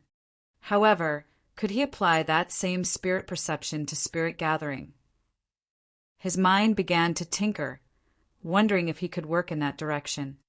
"Head back first. If you've got any doubts, feel free to look for me here at any time." As he said that, the disheveled old man pointed to the jade scrolls on the wall and winked to Su Zimo. Suddenly, Su Zimo realized what the disheveled old man meant. He was hinting to Su Zimo that by coming over to look for him, the latter could seize the opportunity to look through the jade scrolls on the wall. "Thank you, master." Su Zimo bowed with a warm sense of thankfulness seeping into his heart. The moment he walked out of the weapon refinement hall, he saw someone at the entrance. "Feng Haoyu." He seemed to have waited for a long time. Su-Zimo frowned slightly. Right as he was about to summon a flying sword to return to his cave abode, Feng Haoyu turned around and, with a slightly reared head, blocked Su-Zimo's path with his hand. "Is there anything?" Su-Zimo found himself irked by the haughty expression of this man. Feng Haoyu replied indifferently, "At the end of this year, I want to make history in Ethereal Sect and be the top of 3 peaks, with Weapon Peak being one of them. Junior brother Su, you're a smart man. I'm sure you know what to do." "I don't." Su-Zimo shook his head expressionlessly. "Are you challenging me?" Feng Haoyu narrowed his gaze and released his level 7 qi condensation. Instantly, a cold gust of wind shrouded around him. "You're crazy!" With a cold scoff, Su-Zimo rode his flying sword and left the weapon refinement hall in the blink of an eye, disappearing from Feng Haoyu's sights. Back in the cave abode, Su-Zimo sat on his bed and thought about the contents of the 10 jade scrolls. Before long, a hurried knock sounded on his door. "Bro, it's me." It was Little Fatty's voice. They had not seen one another in a month, and Little Fatty was at level 6 qi condensation as well. The cultivation speed of those with a heaven spirit root was indeed frightening. There was a high chance that Feng Haoyu, Lung Ro, and the Little Fatty could be at level 9 or perfected qi condensation before the end of the year. "Bro, I heard that you made an enemy out of Feng Haoyu?" That was Little Fatty's first question. Su-Zimo asked, "You even know about something like that?" "It's not just me. News of this has already spread through all 5 peaks, and many disciples are talking about it." Little Fatty then sighed. "Bro, that's a little irrational. Each of us can cultivate on our own. What has that got to do with anything?"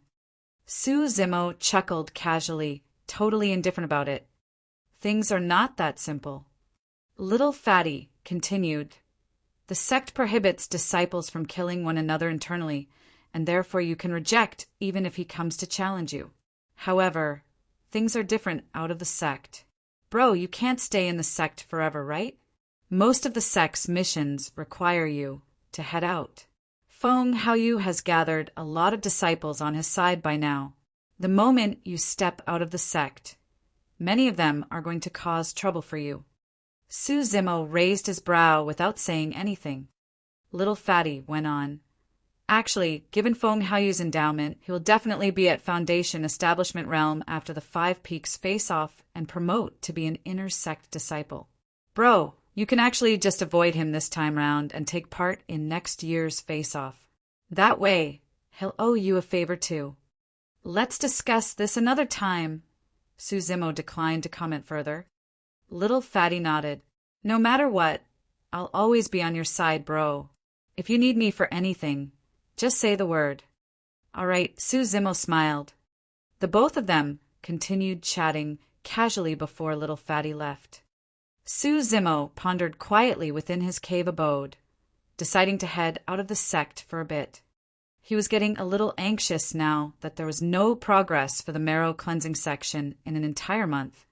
When he had first cultivated the bovine tongue saber, he only understood the essence of it by observing a cow eating grass. This time round, Su-Zimo decided to capture a tiger and leopard at a forest nearby the sect so that he could take a deeper look at things. Chapter 80, Change of Appearance. Chapter 80, Change of Appearance. Since he had joined, Su-Zimo had not left the sect nor taken on any missions. Since he wanted to head out, Su-Zimo decided to take on a mission along the way to earn some contribution points. Arriving at the mission stele of Weapon Peak, he raised his head and looked. The mission stele was divided into 2 sections. The upper section contained missions for the 5 peaks that any disciples could take on, while the lower section only had missions of Weapon Peak reserved for their own disciples. The further front the mission was, the more difficult it would be and the more contribution points earned. Great Rock Forest.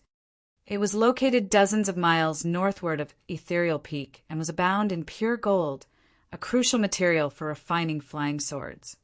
The mission to gather materials was not considered to be difficult. However, because it was in Great Rock Forest, the difficulty level became much more significant, even slightly treacherous in fact. Every single mountain range and forest was bound to contain beasts. Around the outer regions, most of the beasts were either wild ones or weak spirit ones. Yet, the deeper one ventured, the stronger the beasts were. In fact, spirit demons may even be found right in the core regions.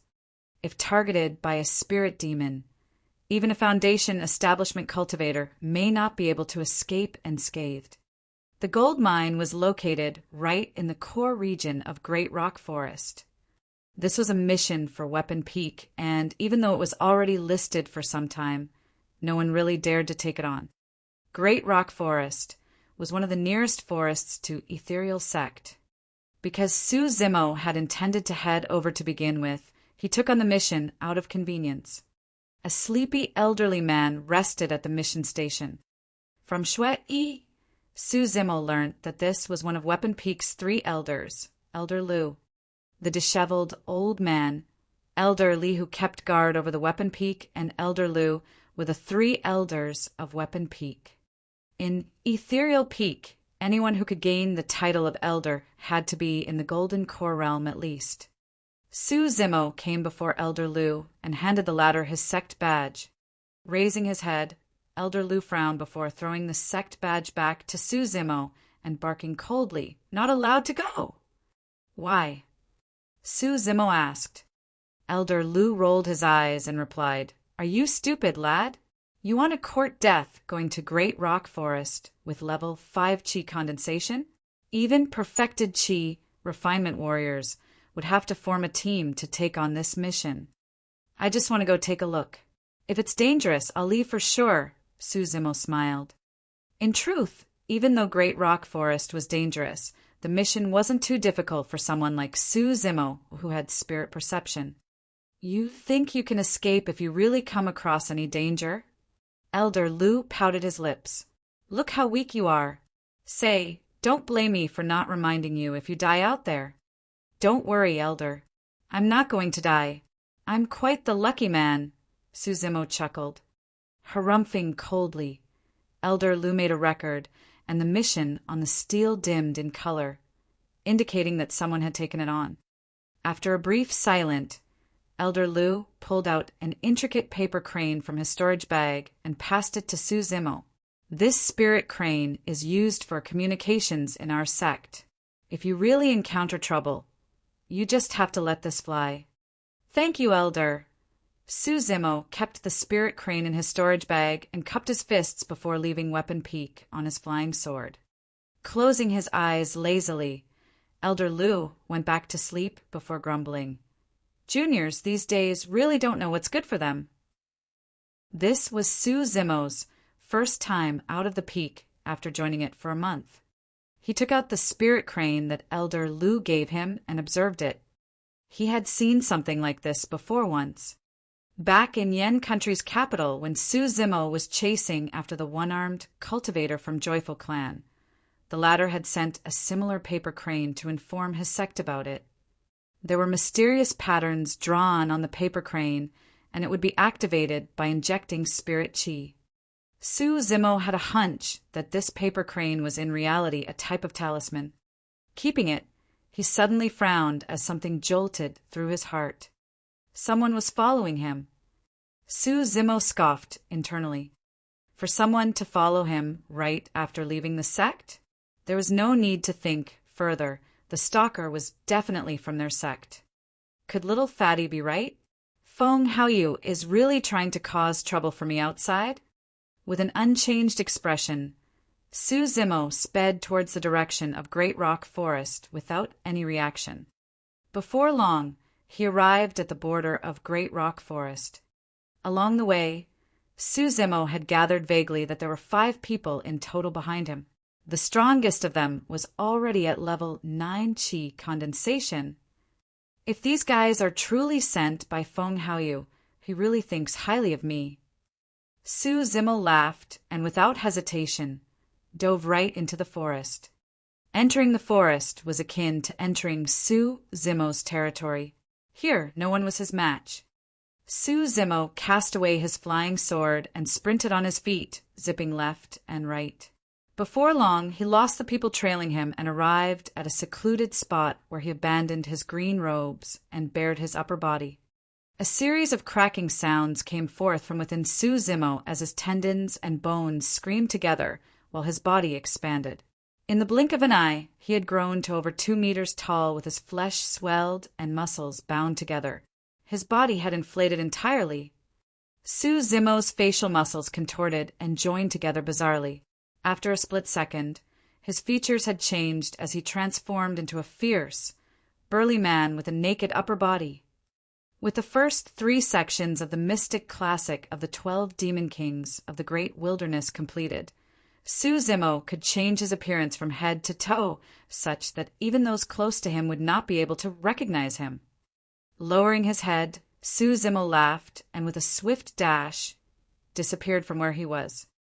Senior brother Zhou, where did that Su Zimo run off to? How did we suddenly lose track of him? That's why I said we should have made a move earlier on. How are we going to find him now that he slipped into Great Rock Forest? Shut up! Zhou Wei's face was grim as he hollered. We were so close to the sect just now. What if a disciple heading out spots us making a move at him?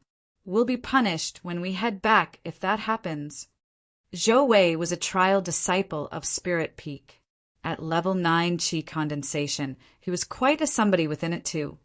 Then came someone like Feng Haoyu with a variant spirit root and a heavenly defying endowment, defeating him with a mere level 7 Qi condensation. Zhou Wei had submitted completely in the face of Feng Haoyu's strength. Even though he conducted this operation on his own accord, it was with Feng Haoyu's silent consent. Apart from Zhou Wei at level 9 Qi condensation, there were 4 others at level 7 and 8. These people were enough to teach Su Zimo a harsh lesson. Look again, carefully. That Su Zimo is only at level 5 Qi condensation. How far can he run? He's definitely at the perimeter of Great Rock Forest, Zhou Wei analyzed calmly. A Spirit Peak disciple asked, what if he already ran inside Great Rock Forest? That's for the best. If that lad gets shredded apart by the spirit beasts, he only has himself to blame, Zhou Wei replied with a cold snicker. Another Spirit Peak disciple asked, how should we deal with Su Zimo if we find him? A cold look flashed through Zhou Wei's eyes as he spoke darkly. We're forbidden to murder or cripple any fellow disciples of their martial arts. However, we can injure him severely by breaking his bones and tendons. If he can't get out of bed for the whole year, he naturally won't be able to take part in the year-end face-off for Weapon Peak. Chapter 81, I'm Innocent. Chapter 81, I'm Innocent. At a towering ancient tree nearby, a burly man with a bare upper body stood hidden within the leaves, listening clearly to everything that Zhou Wei and the others said. A cold glint flickered through the burly man's eyes. A gust of wind blew by, rustling the wind as the burly man leapt off from the tree swiftly and landed silently, laying low to the ground. He trawled through the grass on both hands and legs, heading in the direction of Zhou Wei and the rest. He was perfectly hidden within the grass, which was around half the height of an average man. If one were to look down, they would merely feel like the grass was moving in a straight line due to the wind. No one would be able to tell that it was a person. Senior brother Zhou, should we split up and search? Sounds like a plan. That Su Zimo's only at level 5 Qi condensation. Any of us is enough to capture him. Zhou Wei nodded. We'll do that then. Everyone, split up and look. What are you guys looking for? The moment Zhou Wei said that, a hoarse and chilling voice rang out behind him. When Qi refinement warriors travel on their flying swords, they would not be too high up from the ground at around 3 meters max unless necessary. That was because the higher they were, the more spirit Qi they would expend. Right then, a burly man with a bare upper body stood up behind Zhou Wei. He was a full 2 meters tall with rock-like muscles on his body, looking as though they could explode at any moment. He was just like a god that had suddenly descended with a ferocious expression. Instantly, Zhou Wei was so scared he could feel his blood curdle. He did not manage to sense someone approaching so closely to him. Suddenly, the burly man reached out and pulled Zhou Wei by the feet, yanking him down and smashing him into the ground right in front of the other 4 Spirit Peak disciples. Bam! There was a deafening sound. A human-shaped pit appeared in the ground. In the hands of this burly man, a level 9 Qi condensation cultivator like Zhou Wei was rendered helpless like a baby. Zhou Wei laid helplessly in the pit, foaming blood from his mouth with his eyes rolled back. Most of his bones were broken and his organs crushed as he fainted right then. His body was the only thing moving as it convulsed subconsciously.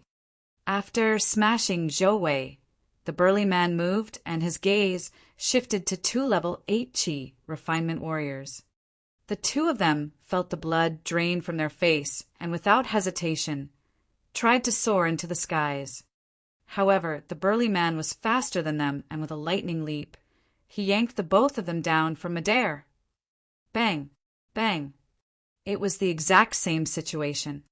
Both of the Spirit Peak disciples fainted on the spot after being smashed by the burly man. Yikes!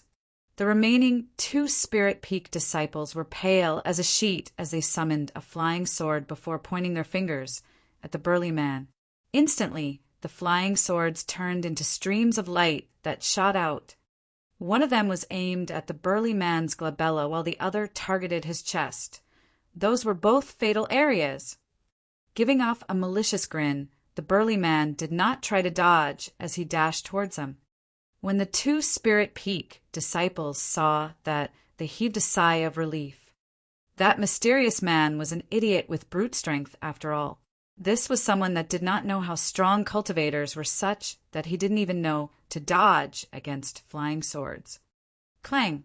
Clang! A clanging sound rang off when they met with the burly man's glabella and chest. The flying swords were sent flying instead. Without the slightest bit of damage, the burly man continued rushing towards the 2 men. And monster! One of the Spirit Peak disciples yelled out in a quivering tone. His face was totally pale. He was so scared he forgot he had to run away anymore. The other disciple controlled the flying sword beneath his feet and ran as far as he could. With a casual punch, the burly man knocked the frozen disciple away. He then continued running on all 4s, leaving nothing but shadows as he chased after the escaped disciple. With a rapid leap, he hopped around a couple of towering ancient trees to close the height distance. Come on down! Laughing, the burly man gripped the disciple's calf and yanked him down from midair. Snap!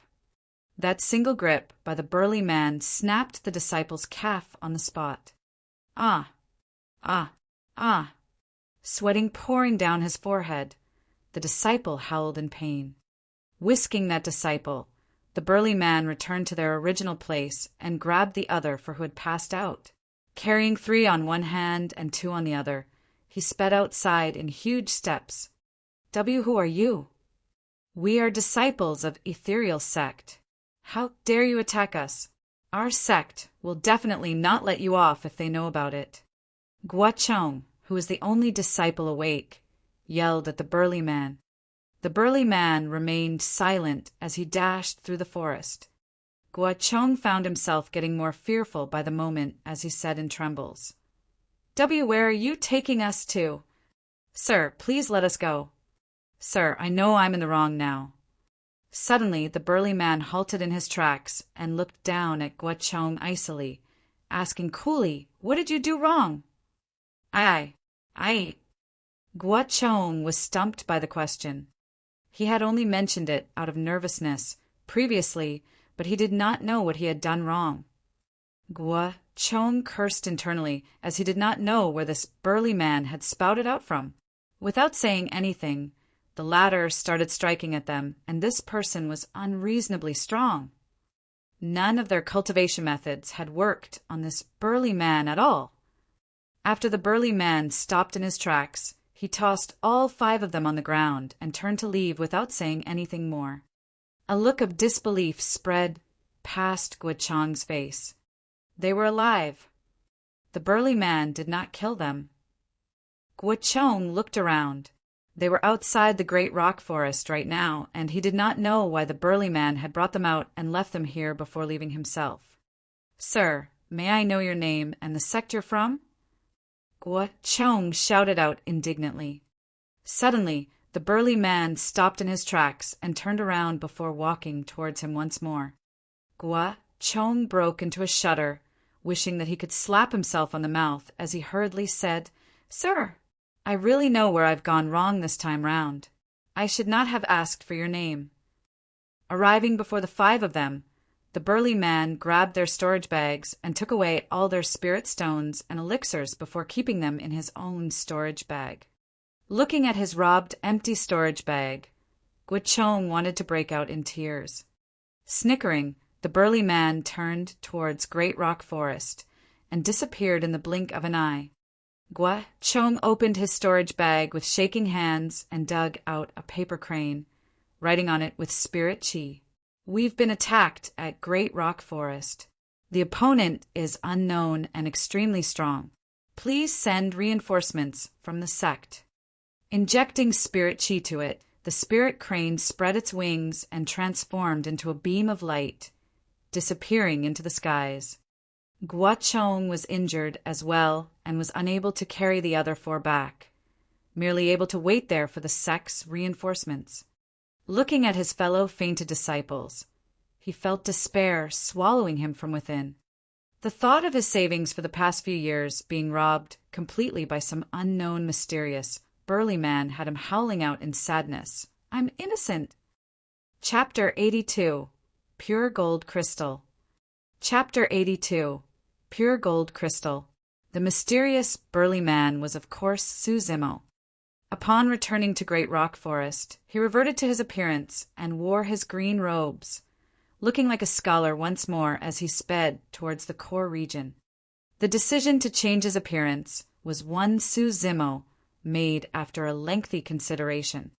Even though it was true that Zhou Wei's gang was there to cause trouble for him, something like that was difficult to explain to the sect. If all 5 of them were to deny it, he could do nothing about it too. Instead, he might even be the one punished for injuring them so badly. At the same time, Su Zimo's ace in the bag was his strength at melee combat, and he did not wish to have it revealed so early. Furthermore, all he had to do was change his appearance and identity, and that would be reason enough for him to loot their spirit stones and elixirs entirely. While they might feel wronged about it, they would have nowhere to complain. After all, the mysterious burly man did not exist in this world.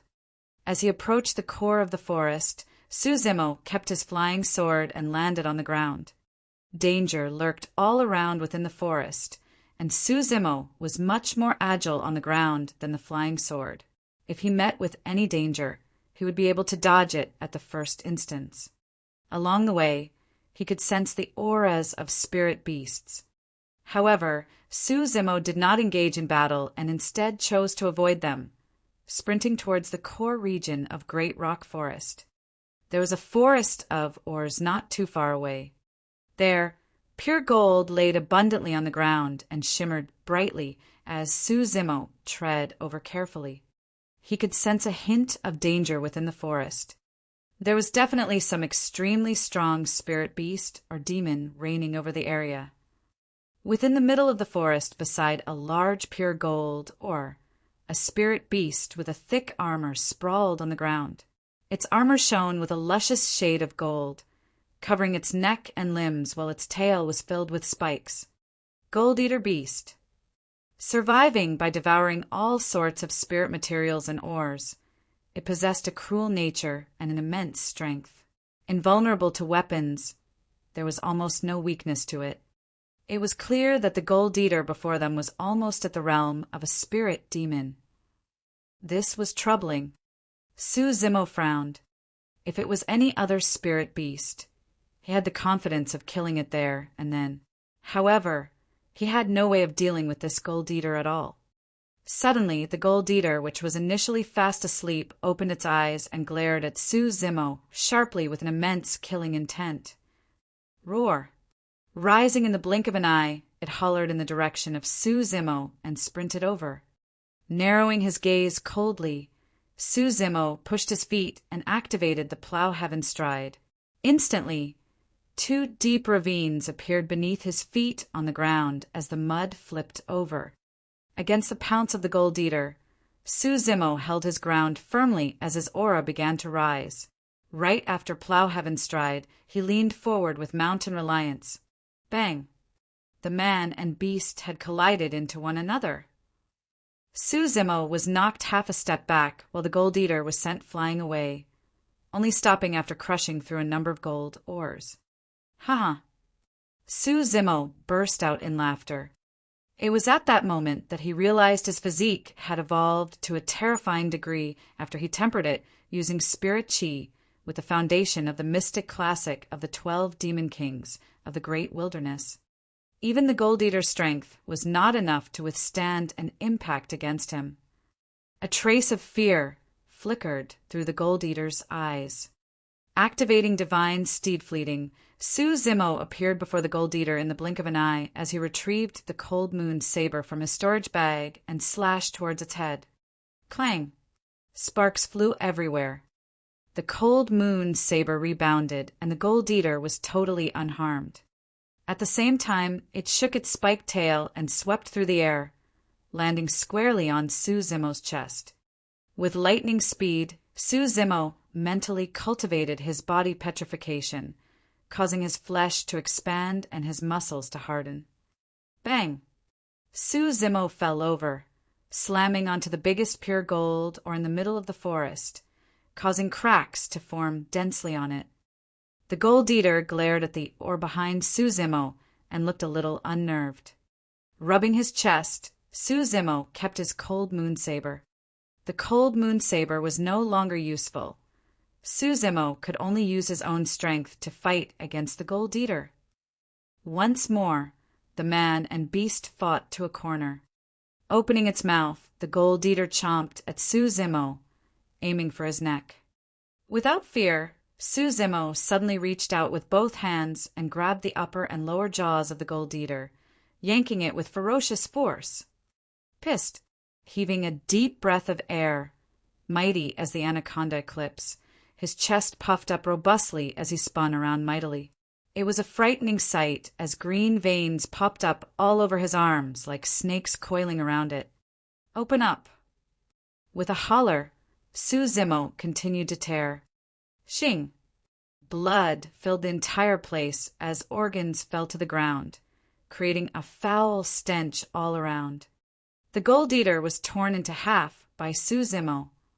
Breathing heavily, he tossed the corpse of the gold eater away casually and began collecting the gold ores around. Su Zimo's eyes lit up. Within a shattered pile of gold ores stood a large pure gold crystal. It illuminated with a mysterious gleam and was almost transparent. Pure gold crystal! Su Zimo exclaimed. A pure gold crystal was an extremely rare item amongst gold ores and was hard to produce. At the same time, it was a crucial material for the refinement of middle or even superior grade spirit weapons. I'm going to be rich. His head went into a frenzied excitement as he kept the pure gold crystal that was around the height of an average man in his storage bag.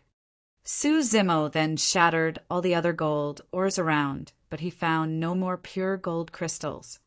Even then, his reward for this trip was far more than he had imagined. After collecting all the gold ores around, he turned around to leave. Before long, a green-robed scholar carried a spirit tiger on his left arm and a spirit leopard on his right, walking out of the forest. At the same time, the spirit crane that Guo sent back to Spirit Peak caused quite a stir. An elder of Spirit Peak headed towards Great Rock Forest, personally with a group of disciples. Weapon Peak. Out of extreme boredom, The disheveled old man was out roaming around the top of the peak. Arriving at the mission stele, he raised his head and remarked in soft surprise, "The mission for Great Rock Forests given out? Do we have such promising disciples that would head there?" Elder Lu beside the mission stele opened his eyes lazily and harumphed. Some brazen lad at level 5 chi condensation went there alone. I had to give him a spirit crane in case he gets into trouble. Level 5 chi condensation. The disheveled old man frowned. As though he recalled something, he suddenly yanked Elder Lu's wrist. "What's the name of that lad?" "Su Zimo or something." "Piak." The disheveled old man slapped on the desk heavily, scaring Elder Lu so badly that he woke up right away. "Are you crazy?" "What's with that?" Elder Lu glared and scolded. "You're the crazy one."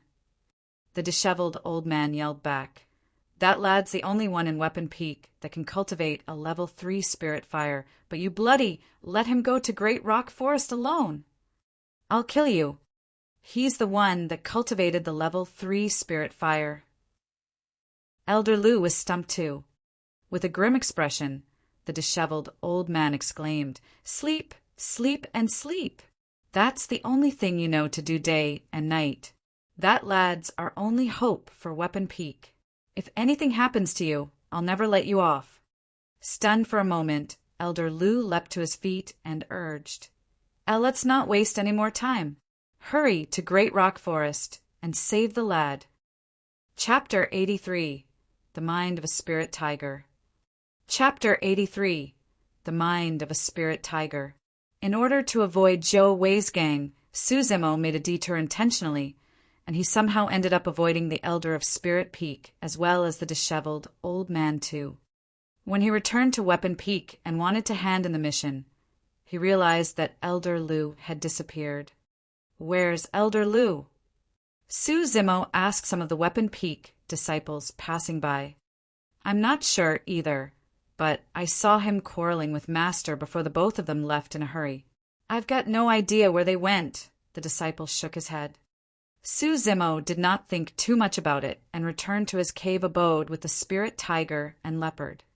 Both beasts had already attained spirit intellect and had wisdom equivalent to that of a grown man. Their eyes revealed a deep fear as they were brought back to Su Zimo's cave abode. The beasts knew that even for human cultivators, their bodies were weak. Yet this man before them was different. His body was even stronger than theirs. Neither the spirit tiger or leopard knew why this man wanted to take them back to his cave abode. Kill us? Eat us? Force us to a blood oath to enslave us? Or... The spirit tiger shrugged its head as though it thought of something. When it saw the strange look in Su Zimo's eyes, shivers broke down its spine. Could this man have some sort of special fetish? "It's over, it's over. I've kept my chastity for so many years. Am I going to lose it to a human?" Suddenly, the spirit tiger was terrified after being convinced that it knew what Su Zimo was up to. Indignant, the spirit tiger looked at Su Zimo with a sad and begrudging gaze containing complex emotions. That gaze sent goosebumps across Su Zimo's back as well as he slapped casually. "What's wrong with you?" That slap merely made the spirit tiger feel even more aggrieved. "It's really over. Not only does this man want to do that to me, he's spanking me." An influx of emotions gushed into the spirit tiger's heart as 2 hot streams of tears almost filled its face. At the side, the spirit leopard stayed, silently without budging. However, its eyes would flicker with a ferocious look every now and then. Su Zimo came before the 2 spirit beasts and said gruffly, "Both of you cry out." Spirit tiger. Spirit leopard. The spirit tiger lamented in his heart. "This man's fetish is really kinky. He wants us to cry out before doing that to us." The spirit leopard did not dare to wait as it cried out softly. It was a sound as soft as a mosquito, unlike the earth-shaking howls often made by spirit beasts in the forests. The reason why Su Zimo had brought the spirit tiger and leopard back was because he wanted to unravel the secret behind their noises, as required by the marrow cleansing section. However, the spirit leopard was already terrified after being beaten up by Su Zimo. How would it dare to roar in his face? Wouldn't that be courting death? Su Zimo was stunned for a moment as he looked at the spirit tiger, subconsciously. It broke into a shudder and sighed internally. Sigh, look how imposing he is. This is where my reputation ends. From now on, I'm his. Sprawled on the ground, the spirit tiger leaned towards Su Zimo and winked its eyes. With slight embarrassment and shyness, it cried out, "Meow." After crying out, it even looked at the spirit leopard with glee, as though it was implying, "See that? That's the way you cry out." For some reason, Su Zimo felt all his goosebumps rising with that cry as he kicked out instinctively. Bang! Before the glee disappeared from the spirit tiger's eyes, it was sent flying by Su Zimo's kick. The spirit leopard's mouth opened widely as it nearly burst out into laughter. Leaping up, the spirit tiger was enraged and hollered internally, "Bloody hell! I'm not giving in anymore." However, when it met with Su Zimo's cold gaze, the spirit tiger's courage disappeared as it sprawled on the ground and purred out coyly once more. At this point, it had none of the ferociousness and might a king of the forest should have. If he hadn't seen and heard it himself, Su Zimo might have thought that he had captured a large kitten instead of a tiger. Even though the spirit tiger was indignant, Su Zimo was even more troubled. He wanted to unravel the secrets of the marrow cleansing section through these two beasts, but yet he had caught two unusual beasts. The spirit leopard was slightly more normal, albeit cowardly. But the spirit tiger was just in heat right now. And the weirdest thing was that this spirit tiger was a male. Looking at the two spirit beasts moodily, Su Zimo wondered if he should slay them for food instead. The two spirit beasts had sharp senses, as though they could sense Su Zimo's killing intent. Both sprawled onto the ground and cried pitifully in horror. Sighing internally, Su Zimo knocked that thought out of his head for now. Great Rock Forest. Elder Pei Fu of Spirit Peak arrived at Great Rock Forest with 12 inner sect disciples and saw Zhou Wei's gang. By now, all of them had already woken up. However, because they were injured severely, none of them could move and were moaning on the spot frailly. After arriving, Pei Fu swept his gaze across them. He only relaxed after ascertaining that they were not in mortal danger as he asked grimly, "What happened? Who did this?" "I don't know." Guo Chong was on the brink of tears as he cried indignantly. "The 5 of us merely came by Great Rock Forest area for a stroll." However, a burly man with a bare upper body appeared out of nowhere, and without saying anything, beat the 5 of us up. "What's his name?" "I don't know." "Which sect is he from?" "I don't know." Pei Fu barked. "What do you know then?" "I only know he's a burly man." Pei Fu went silent for a moment before asking again, "What's the cultivation of the other party?" "Perfected qi condensation," Guo replied instantly. In reality, the 5 of them knew that the other party was only at level 5 qi condensation. However, if word were to spread within the sect that 5 disciples of Spirit Peak were beaten up by a burly man of level 5 qi condensation, they would turn into a laughing stock. That was why the 5 of them had already decided beforehand that they would insist the other party was a perfected qi condensation. Frowning, Pei Fu asked, "But your injuries don't seem like they were inflicted by a cultivator." "Elder, you don't understand. That person must have cultivated some sort of body tempering technique, such that he is extremely strong in melee combat. My flying sword couldn't even scratch him." Guo explained hurriedly. "Why aren't you guys consuming any elixirs after being injured so badly then? You're waiting for death?" The burly man robbed out storage bags clean and were only left with a couple of pseudo-spirit weapons now. Sighing, Pei Fu gestured with his hand. The inner sect disciples behind him rushed up right away and took out their jade bottles, pouring some elixirs to feed the 5 of them. Right then, 2 figures appeared through the air and arrived before them with lightning speed. They were Weapon Peak's master, the disheveled old man, and Elder Lu. The disheveled old man furrowed his brows. "Why are you guys here?" Pei Fu sighed.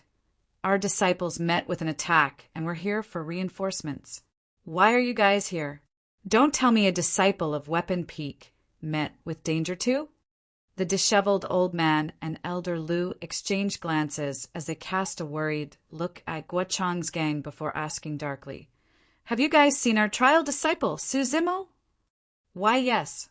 Slightly guilty, Guochang pointed towards Great Rock Forest.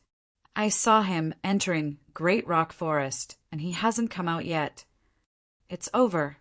Both the disheveled old man and Elder Lu felt their hearts sinking. Chapter 84, A Lump of. Chapter 84, A Lump of.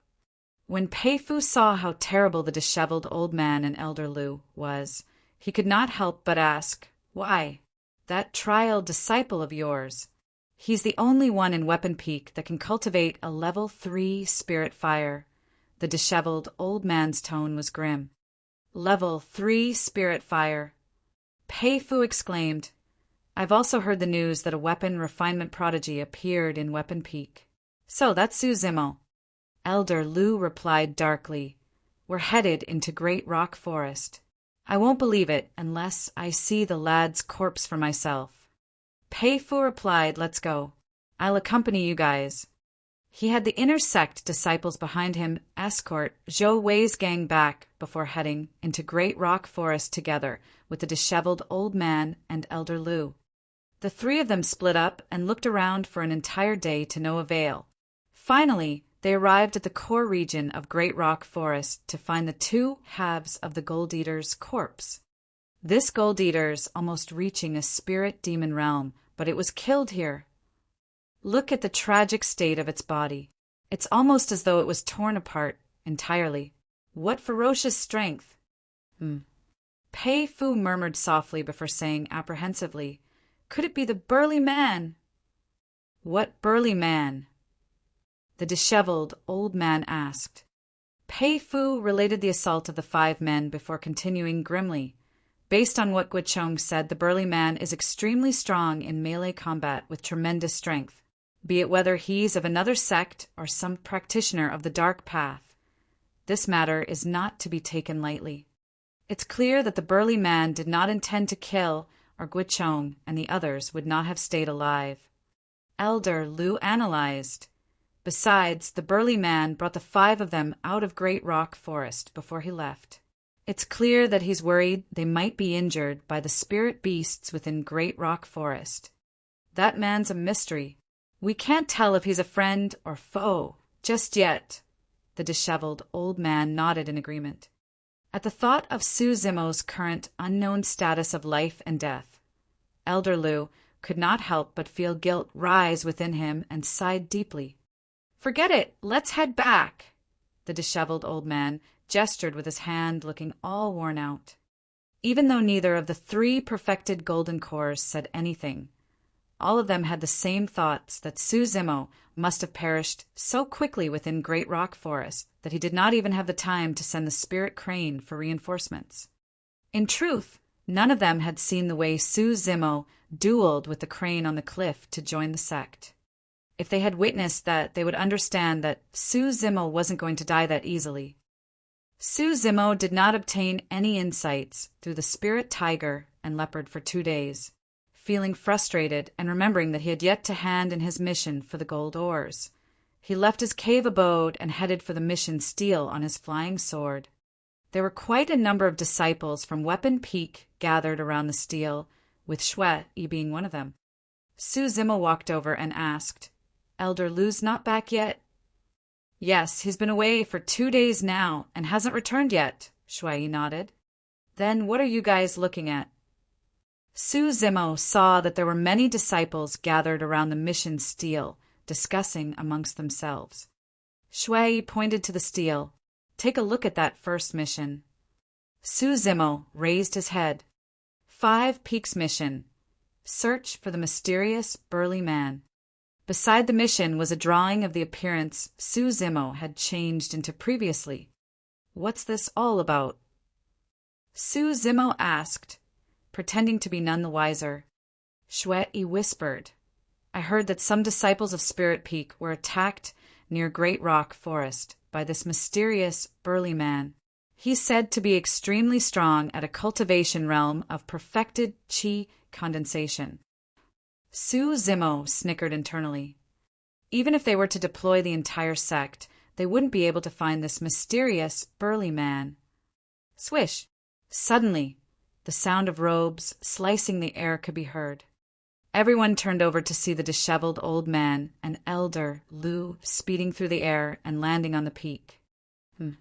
Both of them swept through everyone with a casual gaze before stopping at Su Zimo fixedly. Their gaze seemed as though they wanted to eat him up. You came back from Great Rock Forest alive, lad? The disheveled old man grit his teeth and asked, saying each word with a punch. He was pissed. They had spent tireless nights searching for Su Zimo in Great Rock Forest, worried and upset. Yet, unknowingly, the lad had already returned unharmed. Elder Lu was even more pissed. Because of Su Zimo, he was not only scolded badly by the disheveled old man, he was feeling guilty for the past 2 days. But who knew? The lad was well and alive here without the slightest bit of remorse. Su Zimo felt goosebumps rising from their stares as he coughed gently and nodded.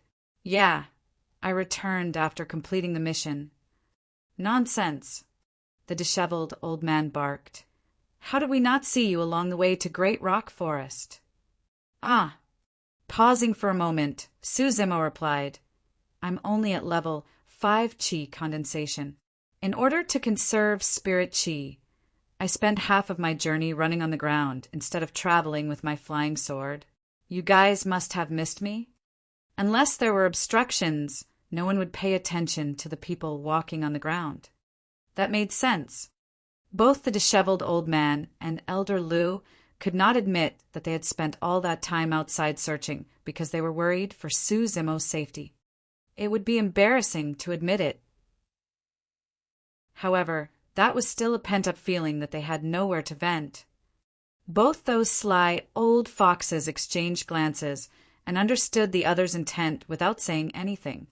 We've got to find an excuse to punish this stupid brat. Elder Lu's eyes shone with craftiness as he put on a stern expression. Lad, you haven't completed the mission of Great Rock Forest, right? Do you know that there's a punishment for not completing missions? For both of them, the fact that Su Zimo could return alive from the forest was already a blessing. How could he possibly complete the mission?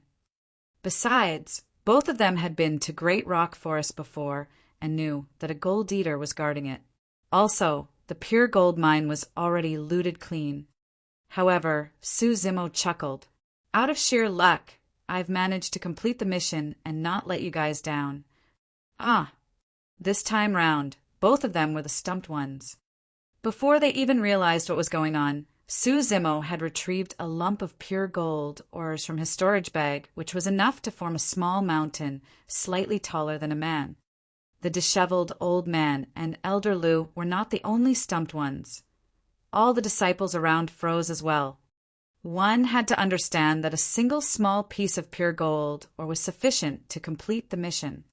However, Su Zimo had brought back a huge lump of it. A huge lump. What everyone did not know was that the lump they were witnessing was merely a third of what was within Su Zimo's storage bag. Furthermore, he was hiding the precious pure gold crystal as well. Air. Somewhat stumped, both old men were speechless for a moment. After a while, Elder Lu gulped and coughed gently. Lad, the mission is, pretty well done. Cough, cough. Elder Lu wanted to nitpick at Su Zimo, but he truly found himself incapable of doing so at the sight of the huge lump of gold ores. The disheveled old man furrowed his brows and asked, Lad, Did you see the gold eater beside the gold mine? Yeah. Su Zimo nodded. When I arrived there, I found the gold eater killed already. Since there were still quite a number of gold ores left, I brought them all back. What the fuck? Both old men rebutted internally. That lad's luck is way too bloody good, isn't it? Chapter 85. Sound of Tigers and Leopards. Chapter 85. Sound of Tigers and Leopards. Su Zimo handed in the mission and received quite a number of contribution points for it. He then returned to his cave abode. Watching Su Zimo leave, both old men could not help but lament in deep thoughts. There's no wonder why he's the man who could cultivate a level 3 spirit fire. Even his luck is beyond others. The disheveled old man pouted his lips. Yes. Elder Lu continued. Those trial disciples of Spirit Peak that went to Great Rock Forest were not low in cultivation realms, but yet they were injured badly. But this lad?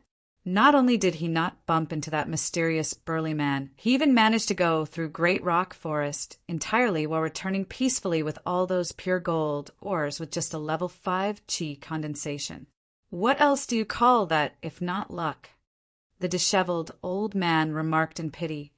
Actually, given his gift for refining weapons, it'll be best for him to join True Fire Sect. Our sect isn't good at weapon and elixir refinement at all. I honestly feel a little bad that we may end up burdening his progress. Let's not think so much. He's only just started on weapon refinement and can't even create an inferior grade spirit weapon. Even though our sect doesn't specialize in weapon refinement, we have the foundation of it too. Let's think about other stuff in the future, Elder Lu consoled. Nodding, the disheveled old man lowered his head in deep thoughts. It was still early when Su Zimo returned to his cave abode. According to his plan, he would spend all his efforts on immortality cultivation during the day, be it for raising his cultivation or learning more about weapon refinement. Come nighttime, he would cultivate the mystic classic of the 12 demon kings of the great wilderness. Before attaining a core, be it chi refinement warriors or foundation establishment cultivators, they were no different from mere mortals and would still have to rest through sleeping. The common ground between chi refinement warriors, foundation establishment cultivators, and mere mortals was still their lifespans. Chi refinement warriors and foundation establishment cultivators merely had a slightly longer lifespan than mere mortals who could only live to 100+ at best without ailments or accidents. However, demonic cultivation was different. During daytime, most demons would be in hiding and would only roam and hunt for food at night when their energy peaked. In fact, Su Zimo would also be resting come nightfall. However, through the 2 years of demonic cultivation, he already had the habit of maintaining the mystic classic of the 12 demon kings of the great wilderness's breathing and expiration method even in his sleep. That way, Su Zimo's demonic cultivation was rising equally without taking up any of his immortality cultivation time. It was just that the lack of progress in the marrow cleansing section had caused a bottleneck for his demonic cultivation path. For the next few days, Su Zimo continued forcing the 2 spirit beasts to cry out continuously. After those few days, the 2 spirit beasts were so exhausted that their voices were hoarse. However, Su Zimo still had no clue on how to proceed with the marrow cleansing section. Even if they were spirit demons, they would be worn out howling like idiots without sleep or food for a couple of days. The spirit tiger and leopard looked absolutely lethargic as they sprawled on the ground sleepily. Sigh, I've never met a master so hard to please. The spirit tiger sighed. If he wanted to kill or chop us up, at least that'd be a swift ending. But what's the point of torturing us like this? The few days of struggle had Su Zimo tuckered out as well. He wasn't idling while the 2 spirit beasts were howling. He listened intently with all his attention, afraid that he might miss the secret in a lapse. However, the end result was merely complete exhaustion, as his eyelids were so heavy that he wanted nothing more than to have a good sleep. Forget it, I'll kill these two tomorrow for food. Lying down on his stone bed, that thought jolted through his mind as he fell into slumber. He was simply way too tired. The moment he closed his eyes, he entered dreamland and his breathing turned heavier. Using the breathing and expiration method of the body tempering, tendons, transformation, and body tempering sections subconsciously. The two spirit beasts exchanged glances as though they were relieved of a burden. That human finally decided to stop. The spirit tiger was so touched that two warm streams of tears flowed down his cheeks as he almost howled out to the skies. If they were to continue pushing on, he would have committed suicide by banging his head against the wall before Suzimo even killed him. Even though the spirit leopard was exhausted as well, a fierce look rose in its eyes at the sight of Suzimo sleeping. It was a good chance. Even though both spirit beasts were mentally exhausted, they still had their physical strength. If they could bite through this human's throat, they could escape from this place. Looking at the spirit tiger, the spirit leopard growled softly. The language between demons was naturally understood by the spirit tiger. Even though the spirit leopard suggestion was rather tempting, the spirit tiger did not want to take the risk. Who knew if this human was pretending to be asleep? Furthermore, the only thought on the spirit tiger's mind was to have a good night's sleep. Swaying its head, the spirit tiger sprawled on the ground and slept. The spirit leopard looked apprehensive. After a moment, as though it had decided on something, its eyes gave off a feral look. Tiptoeing, it kept its killing intent and crept beside Suzimo. Looking at Suzimo's pale, succulent neck, the spirit leopard opened its mouth slowly. It was certain that its bite would be able to crush even rocks. All of a sudden, as though it had realized something, the feral look in the spirit leopard's eyes disappeared and was replaced with fear. Its open jaws closed back slowly, as though it had just yawned instead. Turning around, the spirit leopard's eyes were filled with horror as it shivered terribly. Sprawling down on the ground, it turned to look at the sleeping Suzimo quiveringly, not daring to attempt anything anymore. "He's awake." Those were the two words in the spirit leopard's mind. As it was about to chomp down, it realized that unknowingly the human's breathing methods had changed. That change caused the spirit leopard to break out in sweat. It no longer dared to try anything funny as it laid there obediently, falling asleep after wild thoughts ran through its mind. In truth, Suzimo had woken up the moment the killing intent in the spirit leopard rose. That was because Suzimo's spirit perception was way too frighteningly keen. The cicada senses autumn coming before the wind even starts to blow. Even back in the Songlang mountain range, the spirit monkey could barely sneak an attack in, let alone this spirit leopard.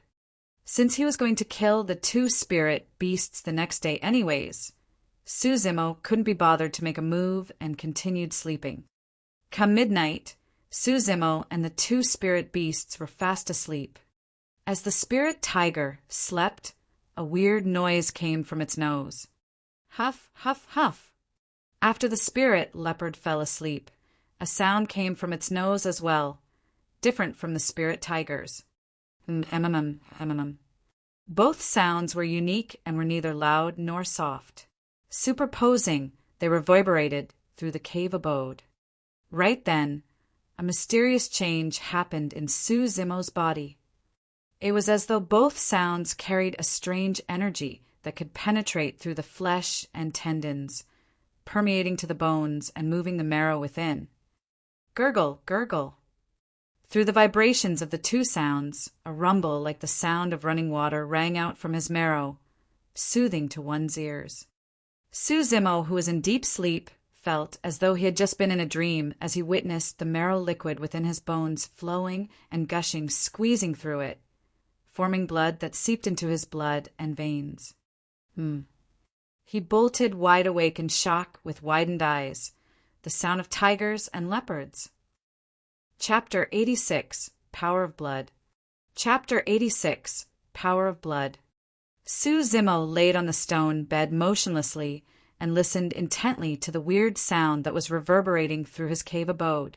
Feeling the sensation of the flow in his marrow, a series of realizations came through to him like seeds germinating. This was the reason why the mystic classic of the 12 demon kings of the great wilderness was getting more difficult to cultivate. It was a process of internalizing external qualities. The skin was the first to be tempered, followed by the flesh, tendons, bones. After that sequence, the marrow would be refined. That was the marrow cleansing section. External cultivation techniques were relatively easier to master. That was because apart from sutra, breathing, and expiration methods as foundation, there were other killing techniques used to refine one's skin, flesh, tendons, and bones. Take the tri-bovine style, for example.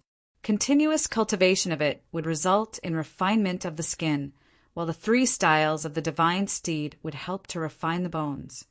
However, from the marrow cleansing section onwards, the mystic classic no longer had any killing techniques. Everything would have to depend on Zimo's power of understanding to grasp the profoundness of the sutra. It wasn't because the mystic classic was incomplete. Rather, it was because one would not be able to achieve cleansing of their marrow through the mere use of physical techniques. The marrow was located within the bones. External techniques were able to refine one's bones at best and could not reach deeper. That was why another method was required to make use of other forms of energy to refine the marrow. And that energy was none other than the sound of tigers and leopards. Actually, Zimo was no stranger to such sounds. Back in Pingyang town, Su Xiaoning had once raised a kitten. The kitten was expressionless and would never speak. However, a rumbling sound could be heard from within its body every now and then, similar to this sound of tigers and leopards. But of course, be it spirit tigers or leopards, neither of them had the knowledge of the marrow cleansing sections, sutra, and hence, their marrows would never ever be stronger than Zimo's. The sound of tigers and leopards was merely a turning point of the marrow cleansing section. The true profoundness of it laid within the sutra. Zimo recalled the sutra of the marrow cleansing section and started imitating the sound of tigers and leopards. Huff, huff, Through repeated imitations and attempts, Zimo's body started giving off a unique, vibrating sound too. The reverberation of the sound caused his marrow liquid within his bones to flow, churning at a rapid speed while producing blood that seeped into Zimo's blood and veins. The true meaning of marrow cleansing was to swap blood. Through vibration of the marrow, new blood that was stronger than Zimo's existing blood would be formed. According to the marrow cleansing section, an initial success would be enough to kill off an early-stage foundation establishment cultivator. At phenomenal success, one could kill off mid-stage foundation establishment cultivators with ease and could even match against late-stage foundation establishment cultivators. That was how frightening the blood swapping of marrow cleansing was. Be it tempering of the body, tendons, or bones, those were external strengths at the end of the day. From the marrow cleansing section on, Zimo would be cultivating a strength that comes from within, the power of blood. Back in the Tsonglang mountain range, when he was being hunted by the foundation establishment cultivators of Joyful Clan, he had only managed to escape at the brink of death with the sanguine ape transformation. The reason why the sanguine ape transformation was able to receive such a tremendous amount of power within a short period of time was due to the power of blood. That was also why Zimo turned weaker after the sanguine ape transformation. He had yet to start on the marrow cleansing section back then, and his body could not bear the immense burden at that time. From now on, the same situation would not happen again. After the marrow cleansing section, the sanguine ape transformation would no longer be of any use to Zimo. After all, with just an initial success of the marrow cleansing section, every channel of his blood would send forth a horrifying amount of power. In the blink of an eye, the night had passed. He had already gotten a rough grasp of the sound of tigers and leopards. Standing up, Suzumo's heart was filled with joy, and his previous disappointment had cleared completely. He had finally made progress on the marrow cleansing section after being stuck for so long. Looking at the spirit tiger and leopard, Suzumo smiled. The thought of killing them had disappeared too. No matter what, both beasts had credit for his newfound understanding of the marrow cleansing section. The two beasts had woken up long ago as well. When they saw Suzumo smile, a shiver ran down their spines as they shuddered. Neither of them had seen Suzumo smile before, but now all of a sudden he was smiling. It's over, it's over. That human is going to lay his hands on me now. The spirit tiger cried internally. For the spirit leopard, it was more of guilt. It had nearly died on the spot for its killing intent the previous night. Right now, its head was lowered, not daring to look at Suzumo. Suzumo walked forth, whisking the spirit tiger in his left arm and spirit leopard on his right before leaving his cave abode and heading to the front peak. Crossing the thick fog, he arrived before the sect and placed the two spirit beasts down. You guys can leave. Spirit tiger, spirit leopard. Both beasts were stunned and did not realize what was going on. He was letting them off just like that. Even after a while, both beasts laid sprawled on the ground, obediently still like little kittens.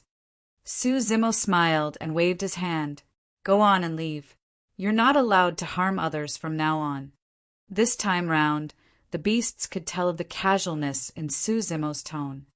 The human seemed as though he was truly sincere about letting them go.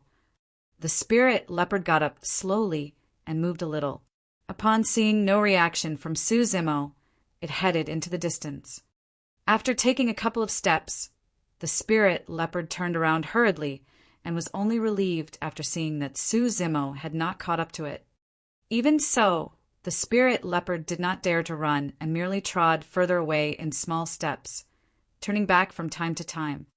The spirit tiger did not move and watched Suzumo with slightly agape jaws. Suzumo asked, "Why aren't you leaving?" The spirit tiger grinned widely in a seducing manner and even wagged its tail. The moment it did that, the spirit tiger's heart skipped a beat as it scolded itself internally. Bloody hell! I'm the king of the forest. Why am I wagging my tail like a dog? If you're not leaving, I am. With that, Suzumo turned towards the fog. Hesitating for a moment, the spirit tiger chased after him. Looking at the spirit tiger behind him, Suzumo smiled. Why? You want to follow me? It nodded its head hurriedly. The spirit tiger lamented internally. What kind of a joke is this? This human is so perverted, asking me to cry out repeatedly. How would he let us go so easily? It's a trap. He's laying a trap. If we really run, he'll definitely kill us. The spirit tiger turned and looked at the spirit leopard that was walking away warily and mourned in his heart. Brother leopard, good luck. You're probably about to die. There's no way Suzumo knew what the spirit tiger was thinking, but since it was so resolute, he brought it with him through the fog formation. Along the way, the spirit tiger waited for Suzumo to turn back and kill the spirit leopard. However, even by the time they crossed the fog formation, Suzumo did not seem as though he had the intention of turning back. It was then that the spirit tiger realized that Suzumo had actually meant to let them off. Fuck my life! The spirit tiger cursed internally as he grit his teeth. Wait, so I was the one who dug a pit and jumped into it myself? I even covered myself in it. There's still a chance. Another chance. The spirit tiger encouraged itself, ready to run away the moment the opportunity arises. Right then, a perfected golden core streaked through the air. When he caught sight of Suzumo below, he murmured a soft surprise and changed direction, descending before the man and beast duo